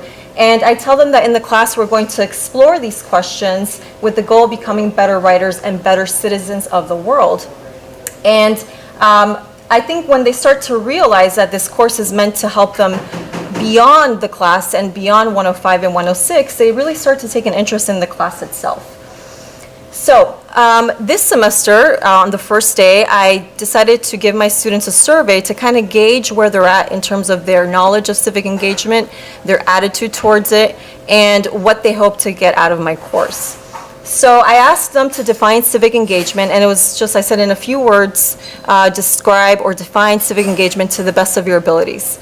And 87% of the students in the class used words like community involvement, participation, democracy, and social awareness, indicating that they understand that there is a link between creating a community beyond the classroom, right? Beyond just volunteering or participating or donating time or money. They see civic engagement as something that includes a broader community. And then I asked, is civic engagement important to you? And 83% of students answered yes, and in fact, many of them also used qualifiers like very important, extremely important. Some of them used exclamation marks and highlighted and put little smiley faces next to it. So that's a good sign for me. As an instructor, I really get excited when I see students really using this kind of language to describe their interest in the topic at hand, right? Then I asked, do you feel that you are more or less civically engaged than you were in high school? And I was really taken aback by the answers that I got and the reasons why. And they said, 58% of them said less, and when prompted to explain why, they cited lack of opportunities in the classroom or on campus, right? So again, I think this goes back to the survey that was done initially by the Department of Education and their annual report, which is noting that students don't feel like they have a place to become civically engaged, right? So if we bring that into a classroom, if we teach them how to do it, where to do it, why it's important, right? If we become facilitators in that goal, I think then we'll be able to turn that less into more by the end of the semester or by the end of the year, right? Or maybe by the end of 3 years. And then when I asked, would you like to be more civically engaged, 88% answered yes, right? So again, that's a good indicator to me, noting that a lot of students have the desire to become more civically engaged. So how do I align my course outcomes with those of civic engagement learning strategies? Well, in ENG 105, our course outcomes are to learn how to discuss writing metacognitively, to engage in critical questioning, to use text as invitations and opportunities for writing and thinking, and to deploy more sophisticated rhetorical strategies in writing. So I try to align my goals as an instructor of writing with those of the Office of Civic and Community Engagement, which I want to encourage scholars to use and to confront questions from multidisciplinary perspectives, to place collaboration between university and community, and to showcase how collaboration generates new questions. So I try to bridge the gap between the two and to really allow students to have a kind of an experience that engages both. So how do I do that in the classroom? Well, through collaboration, experiential learning, inquiry-based writing assignments, a service learning project where students are asked to get themselves involved with a nonprofit in the community, and opportunities to volunteer. And again, assignments are strategically geared towards helping students become more civically engaged. So when I conclude my semester, I say to my students, I hope that the class not only helped you become a better writer, but also a more informed and active citizen of the world. Okay, thank you.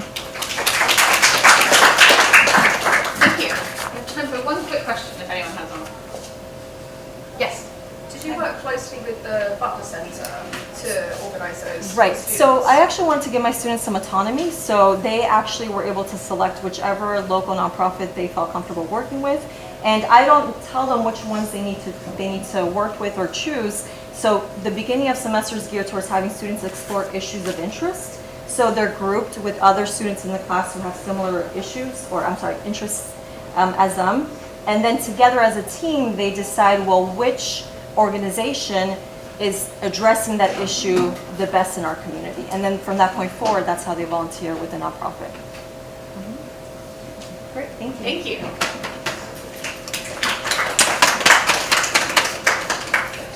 Next we have Buzra Kellis from the Industrial Engineering Department, speaking about the TA experience in computer simulation systems.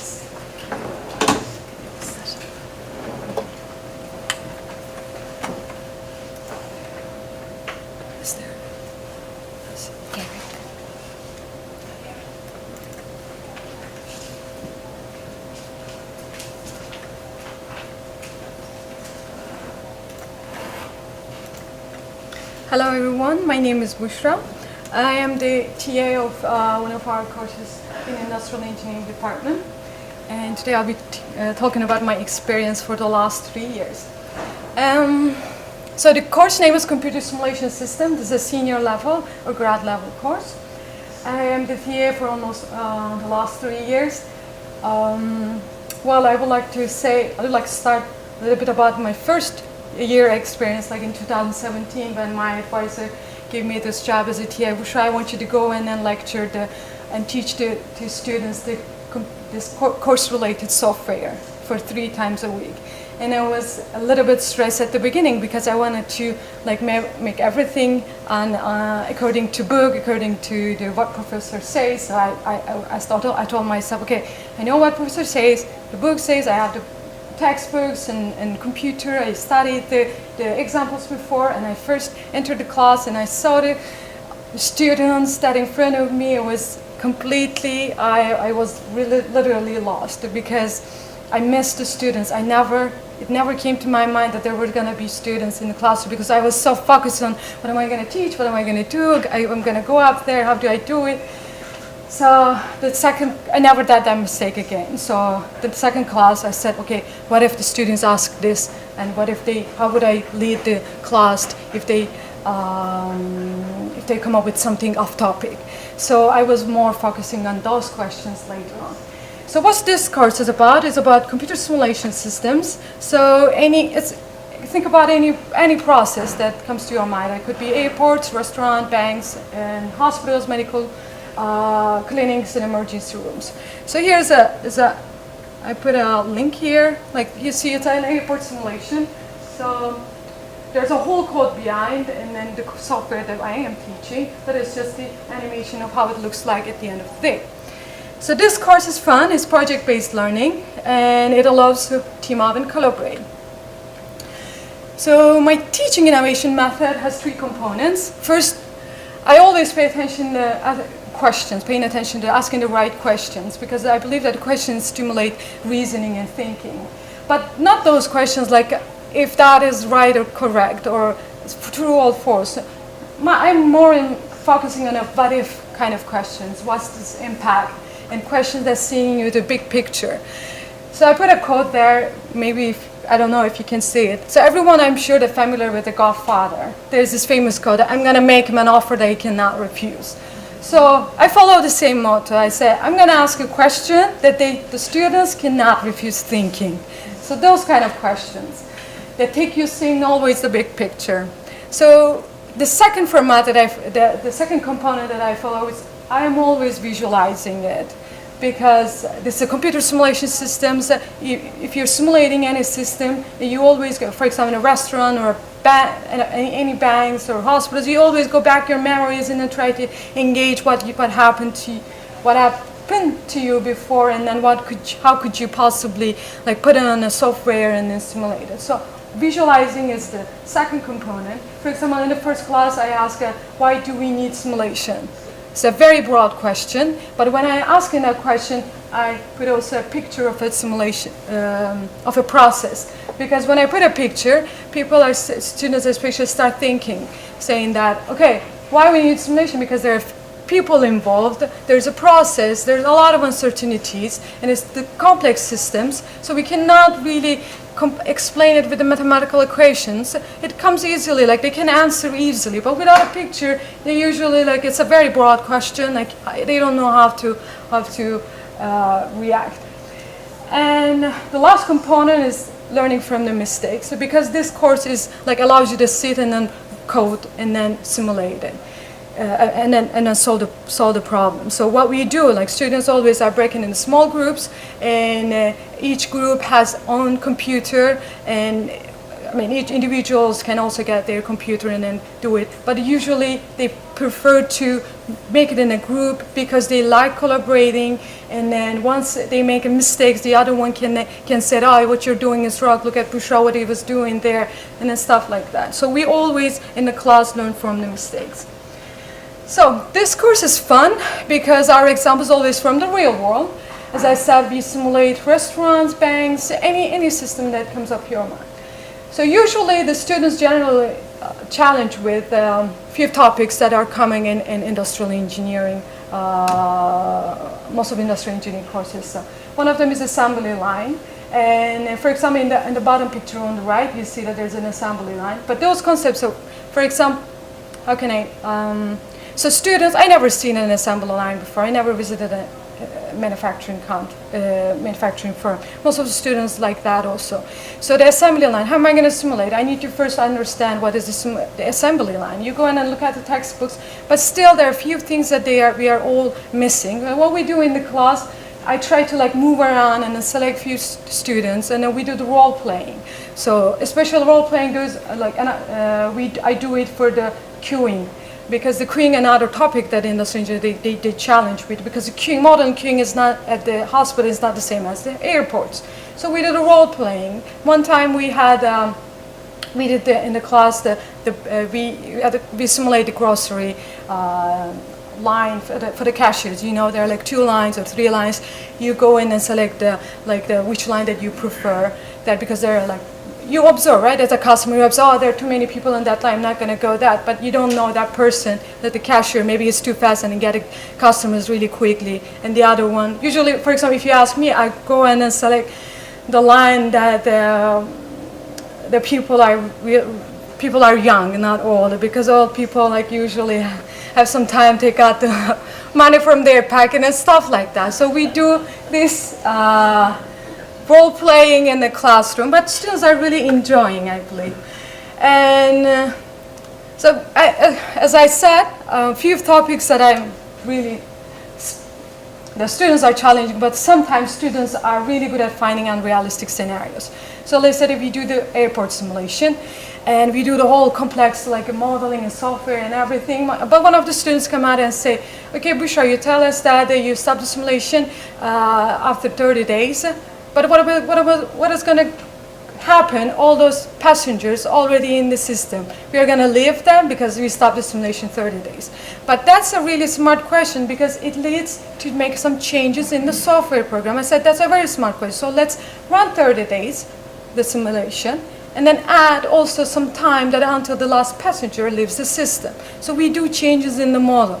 So those unrealistic scenarios really lead to sometimes the class, yes. So this course is project-based because these courses are taught in the active learning class. So thanks to the College of Engineering, I've been attending the professional development and active learning training sessions. And I'm trying to use them also in my class. So materials are always available on Blackboard before they come to class. So as you see in the picture, it's active class, more like their students are breaking in small groups, each their own TV. So what I do here in my computer, for example, you see there's only one projection here, but active learning, each student has their own TV. So they don't have to come up in the front and look at what I wrote here and to see in the projections. So students are free to speak because I am only the TA, I don't give the final grades. So they are always be friendly with me. assignments are, okay, this is one of the things that my advisor taught me, Dr. Ackridge. So assignments are always starting in the class. So I always start in the class, and then if the students understand what the question is, and so they can do it at home. Most of the times they didn't leave the classroom, so I had to stay 1 hour more with them. That happened. Especially, I told my advisor, they're not leaving, they're staying after even the class for 1 or 2 hours. They say, oh, that's good, Bushra, but that's good for you. But I'm doing also my dissertation. So the collaboration, so students teach what they learn to others. That's one of the things in the class, because as I said, the students are grouped, and then they always interact each other, and they especially when if I do something, even I can do something mistake because it's a software, right? And then they are coming and they say, oh, Bushra, what you're doing is wrong, or what they are saying to each other in the group. Look at what the other group is doing, or so they are always communicating. So a few testimonials from my students. So there's a lot of writings out there. I'm not going to go follow all of it. But there is one keyword that I would like to pay attention is the available. So usually the course-related commands goes to my advisor, but this is more like a TA-related command. So it's always started Bushra as such and such. So she is always available, and she was always made herself available. Even in graduate school, I go to her. She's always there, always. So because this is the available term. The vocab that I would like to point out, because as a TA, I think a part of our job is being available to the students, because what they want, because they are taking a lot of courses, especially in industrial engineering department. Each course has its own project, so they have. When they come and ask me a question in my office, most of the time they have other classes they're going to go, and then so they are also time limited. My time is limited, but I try to be always with them when they come and question. But I think as a part of TA, we need to always be on the same page on the making the time efficient and be available for the students. We need to work on it in the future. So that was all. Oh, these are my. So sometimes my students write me a little cards they say at the end of the semester. Thank you so much. Thank you. If we have one quick question, we can squeeze that in. Yep. Thank you. Okay. The penultimate presentation by Dr. Michael Skordilis from the Electrical and Computer Engineering Department is on Global Active Learning, a case for electrical and computer engineering. Right. Let's see. Oh, there we go. That must be you. Thank you.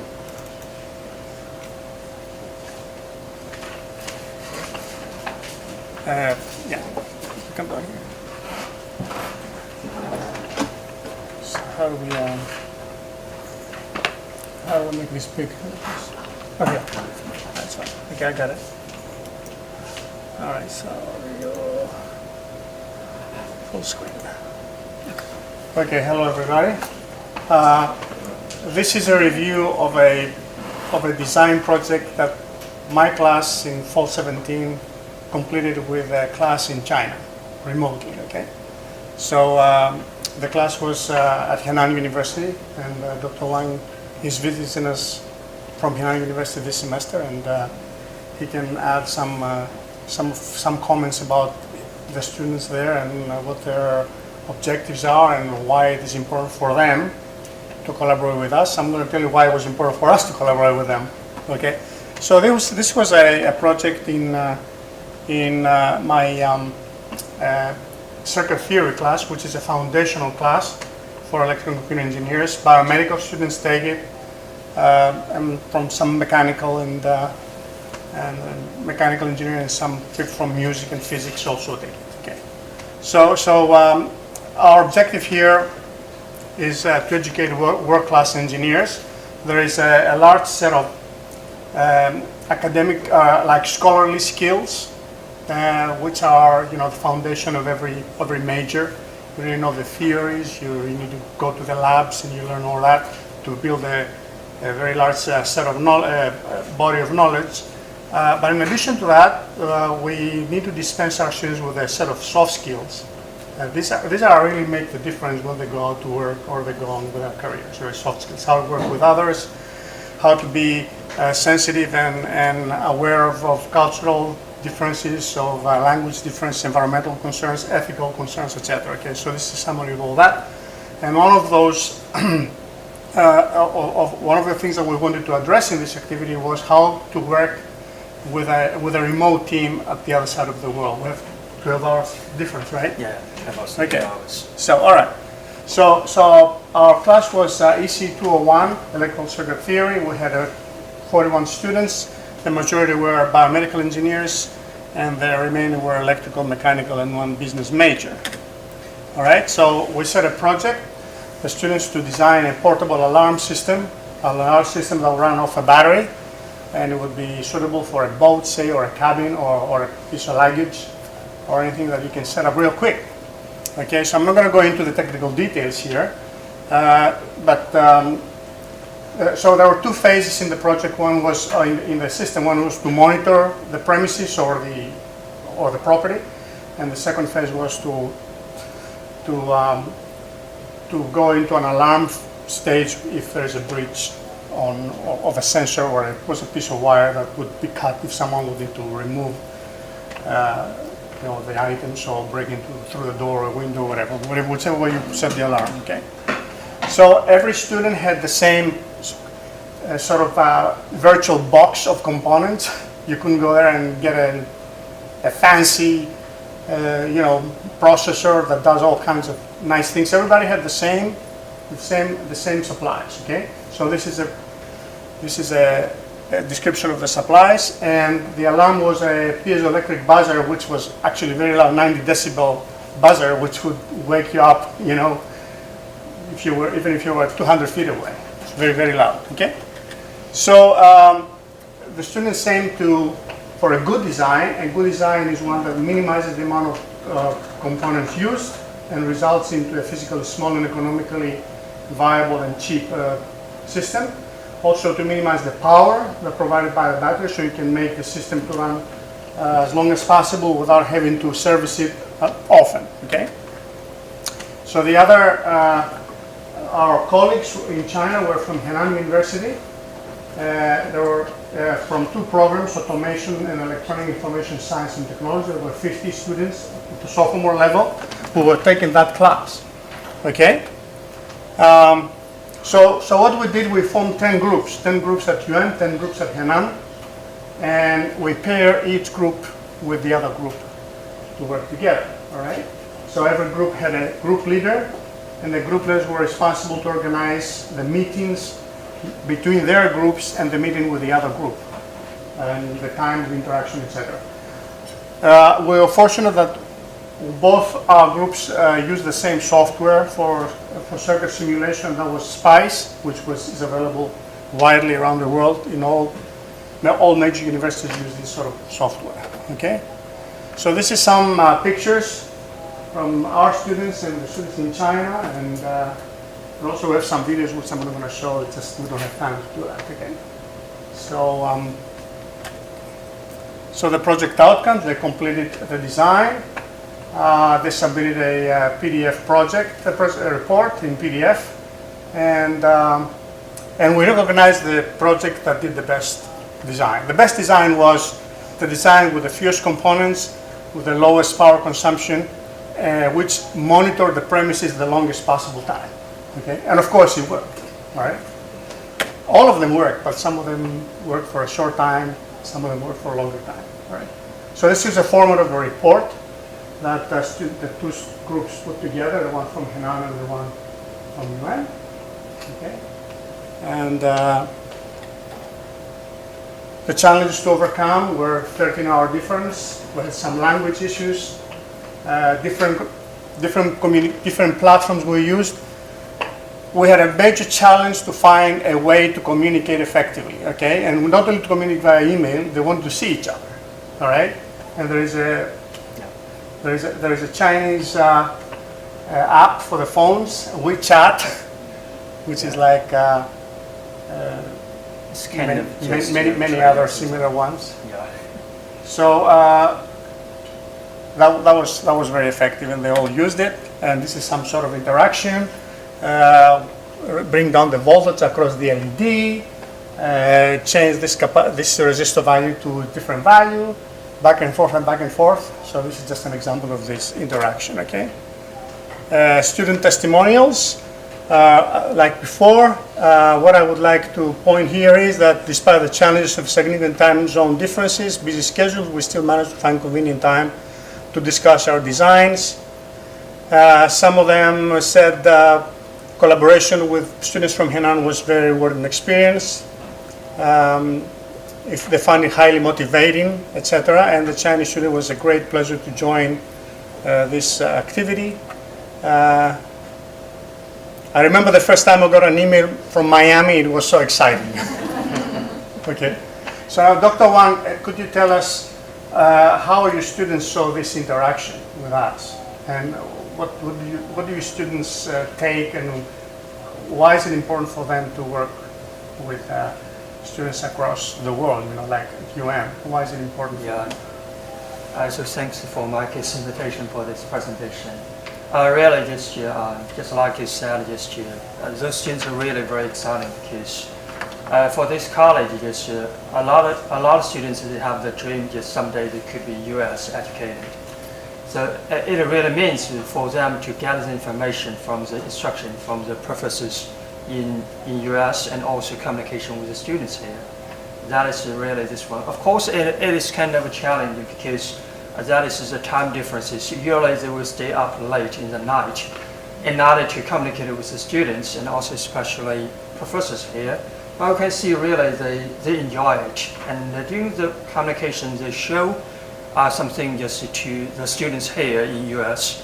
For the whole day I really saw professors here, you are using a lot of new technologies and also designing to promote the classes. I think Michael's job that is to bring the factors of culture and geography into the class, because in the future maybe there's kind of active learning that can be globally. Globally, it means we should just cover the whole world, no matter what time it is. Okay, that's this one. And just now, Michael mentioned some other challenges for WeChat. But in the past years, just to be with Rainy, it seems we can find some better ways. Besides WeChat, we also can use Blackboard and also Microsoft OneDrive, I think. It also works. It means just maybe in the near future, that could be more convenient to do it. Many people here don't know that you have a college called Miami College at your university, right? Yeah. So what's that story? Can you tell us that story? Maybe that's okay. Some people don't know. Some people who are not in engineering don't know about that. That's kind so you have a Miami College in Henan University. Yeah, that is a college just collaborated between Henan University and University of Miami. And you do instruction in English? There's a part in English? You use English as an instruction? Yeah, I mean, you want to expose your students to English instruction, English language instruction, right? I think that is the teaching classes, the working language will be English. Okay. And for the freshmen, maybe just bilingual in Chinese and English. And also the students really welcome and like the teaching model just in that way. All right. So that's all we have to report. It was a fun experience. Our students loved it. Their students loved it. We learned from it. And we hope to smooth out the communication medium with more with better application software, so we can make it more effective in the future. Yeah. Thank you. Thank you. I can squeeze in one quick question if someone has one. It's time for thank you very much. That was perfect. All right. Okay, a final presentation of the day is from Shamika Thomas, who is here. Terrific. And she is a teaching assistant in the Department of Sociology, presenting on Sociology 101. Is your thing here? Oh, yeah. Is that one? Right there. I know, I couldn't find it. This is fine. Thank you so much. Do you want to use this presentation? Okay. I'll Yes, awesome. Okay, thank you. Should I use the clicker? Yes. All right, perfect. Awesome. How's everyone doing? Good? Say it again.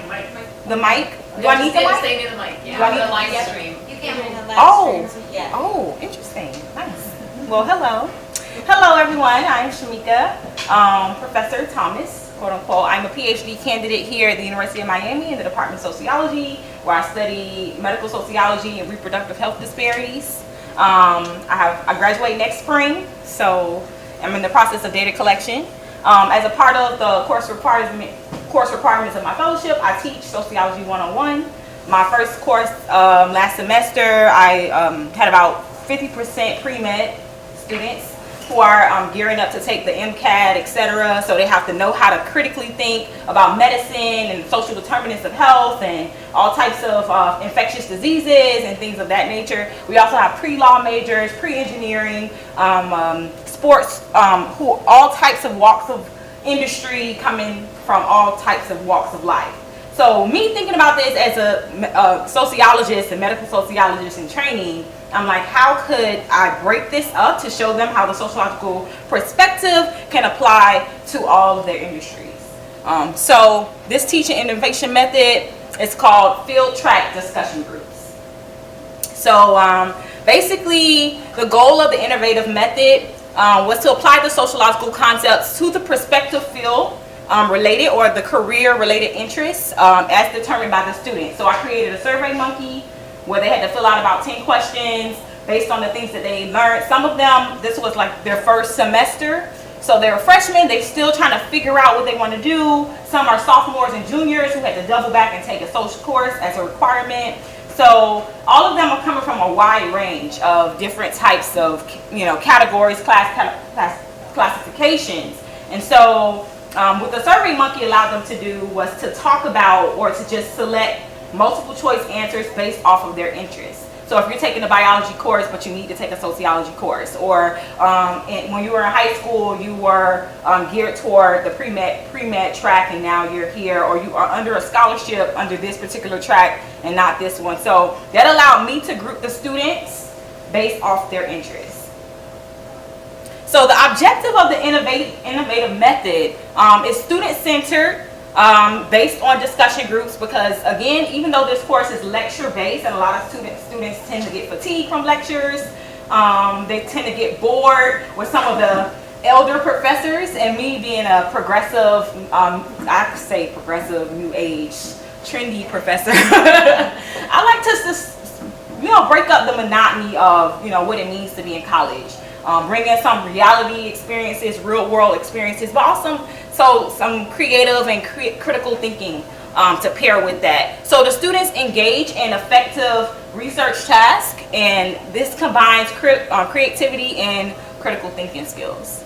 So I'll show you how this kind of works, and this screen is kind of small, so I'll kind of read this to you guys. So it's a career track discussion group. From this, we had about 6 discussion groups. The pre-med group, and that turned out to be 3 different groups. Each group has about 6 to 7 students. My class was about 50 students.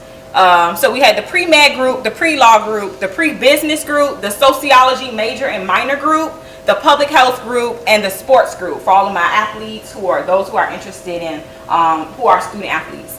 So each discussion group has about 5 to 7 people. It's based on student-specific academic interests. I assign students to discussion groups designed from the Survey Monkey based on 10 questions. Although interests can and might change, because you might start off pre-med one part of the semester and then realize you hate biology, and it changes and morphs. But the interesting thing here is that students are coming from various different backgrounds. Some of them experience isolation on campus. Some of them are from overseas. I have quite a few international students. So what this does is allow them to meet other students that they would not otherwise have met. So the discussion groups give them an opportunity, yes, to hear the lectures, but also to engage with their peers in learning activities. So the students sit in the group. They apply the sociological concepts learned from the week of that discussion session. I walk around from group to group to facilitate the conversation, and they get to kind of engage in respective professional demeanor. Each type of group also allows for me to provide with the students with specific guidance to help students along the academic journey. For example, if you're interested in medical school, then being in a pre-med group might be interest, as you could discuss medical MCAT questions and things of that nature. So let's get into an example, or before the example, I just talk about the design.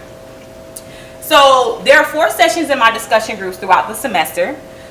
They typically convene on Fridays during lecture. So lecture starts at 11:15 and ends at 12:05. Each student is given a research task. The research task is administered at the beginning of the class on Blackboard. So I upload it around 11:15 and they have to turn it back into me at 12:05. So it's like a small mini think tank type research task that they have to do in the group.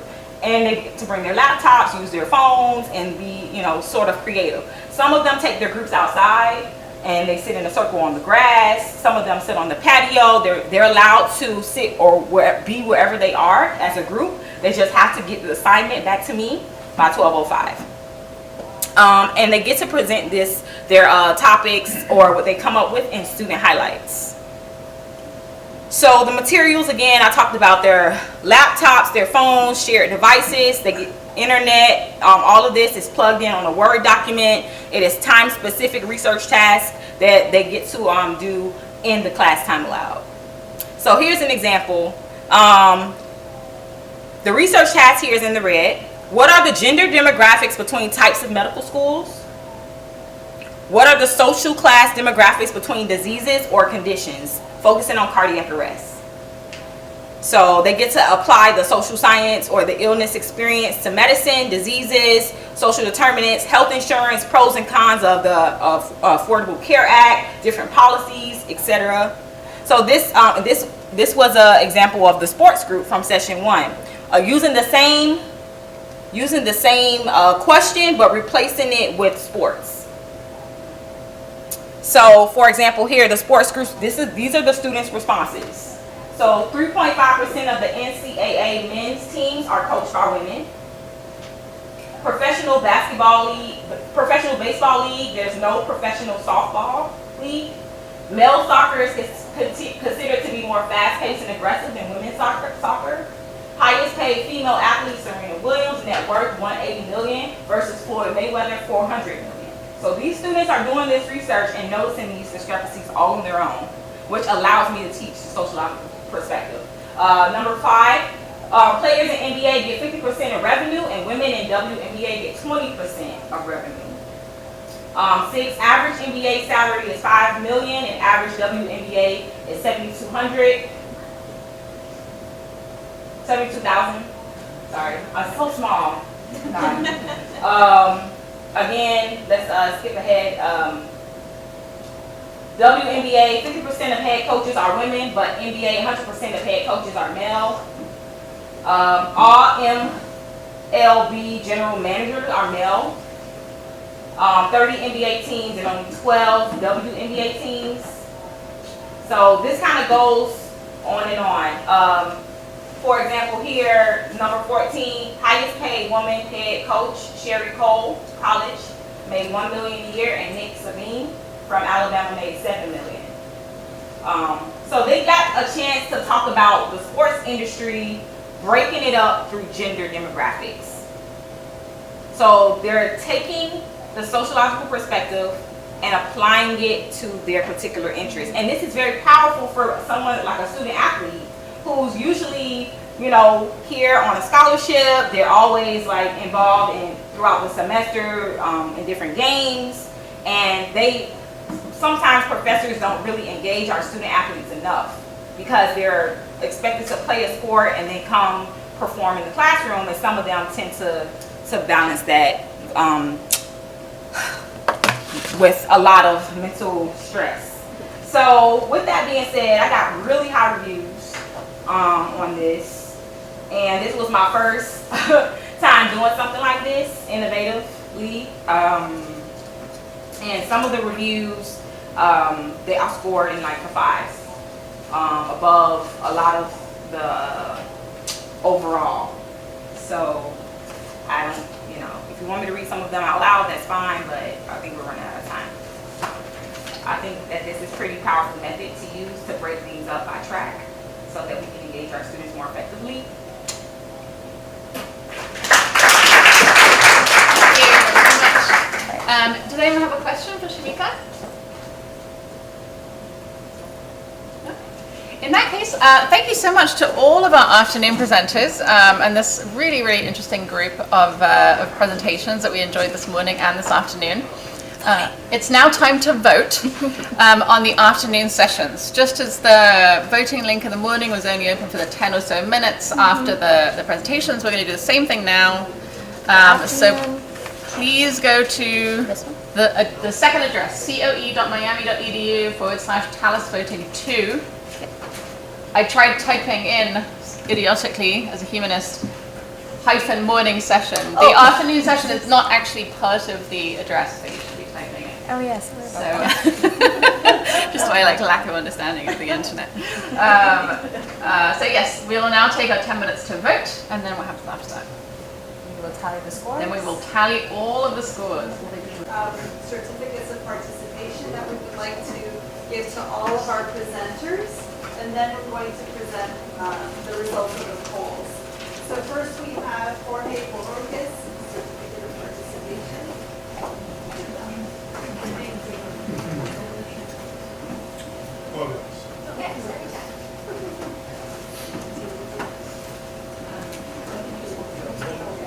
Is Diana here? Yes, he's right here. No, I'm sorry, Arboleda.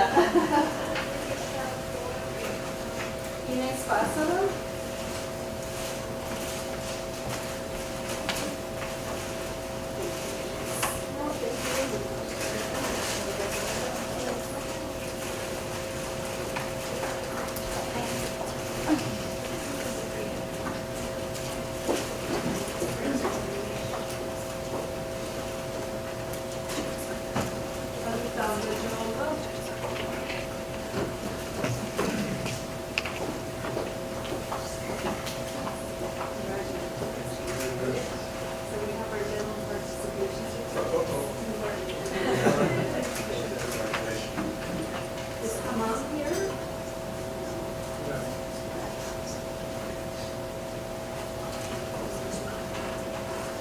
Our morning presenters. Enrique.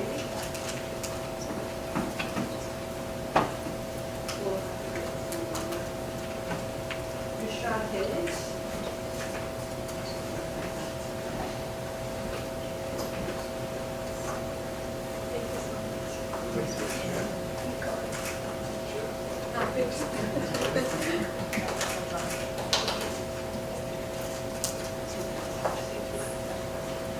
Michael Scordides.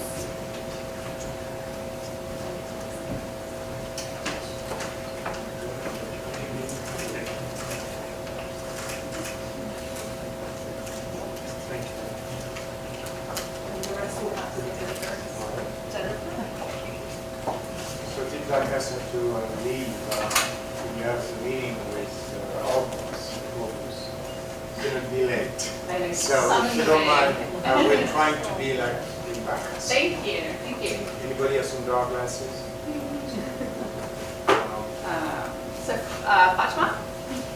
We wanted to make sure that everyone was recognized for the really hard work that they put into their presentation and participation today.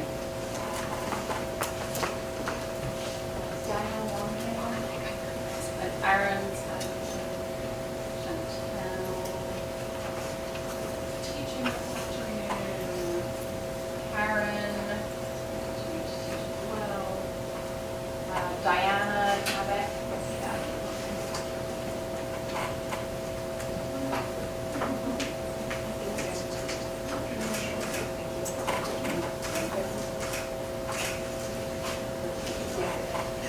and Shamika Thomas. Thank you.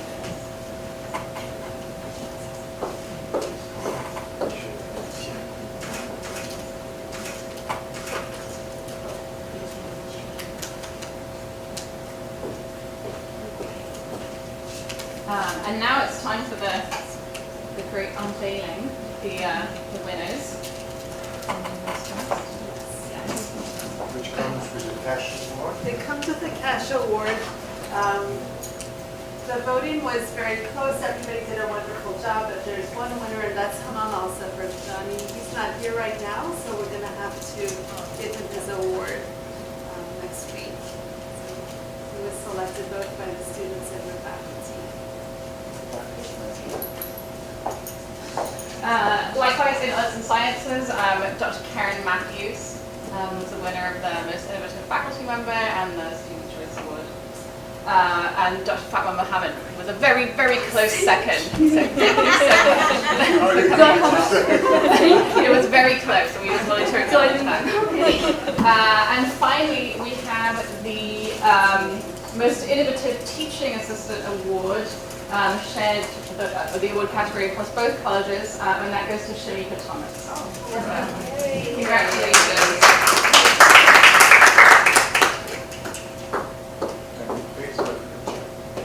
So Most Innovative Teaching Assistant Award, with instructions how to collect. And then we will reprint with your name on it, so you will have it as a record. Thank you. Thank you. Thank you very much. Thank you. Thank you. Thank you. Thank you again so much to all of you who participated in this first annual, we hope, TALIS Day. The credit goes entirely to Darren, who organized everything from beginning to end and just invited the College of Arts and Sciences to join in. And we hope that next year we will host this event again and that we'll enjoy the participation of some other schools and colleges across the university. Is there anything that you'd like to say? Just a big thank you to everybody. I think you're all winners, and I think that we've been doing great things all together, and we look forward to another exciting semester with you. So thank you.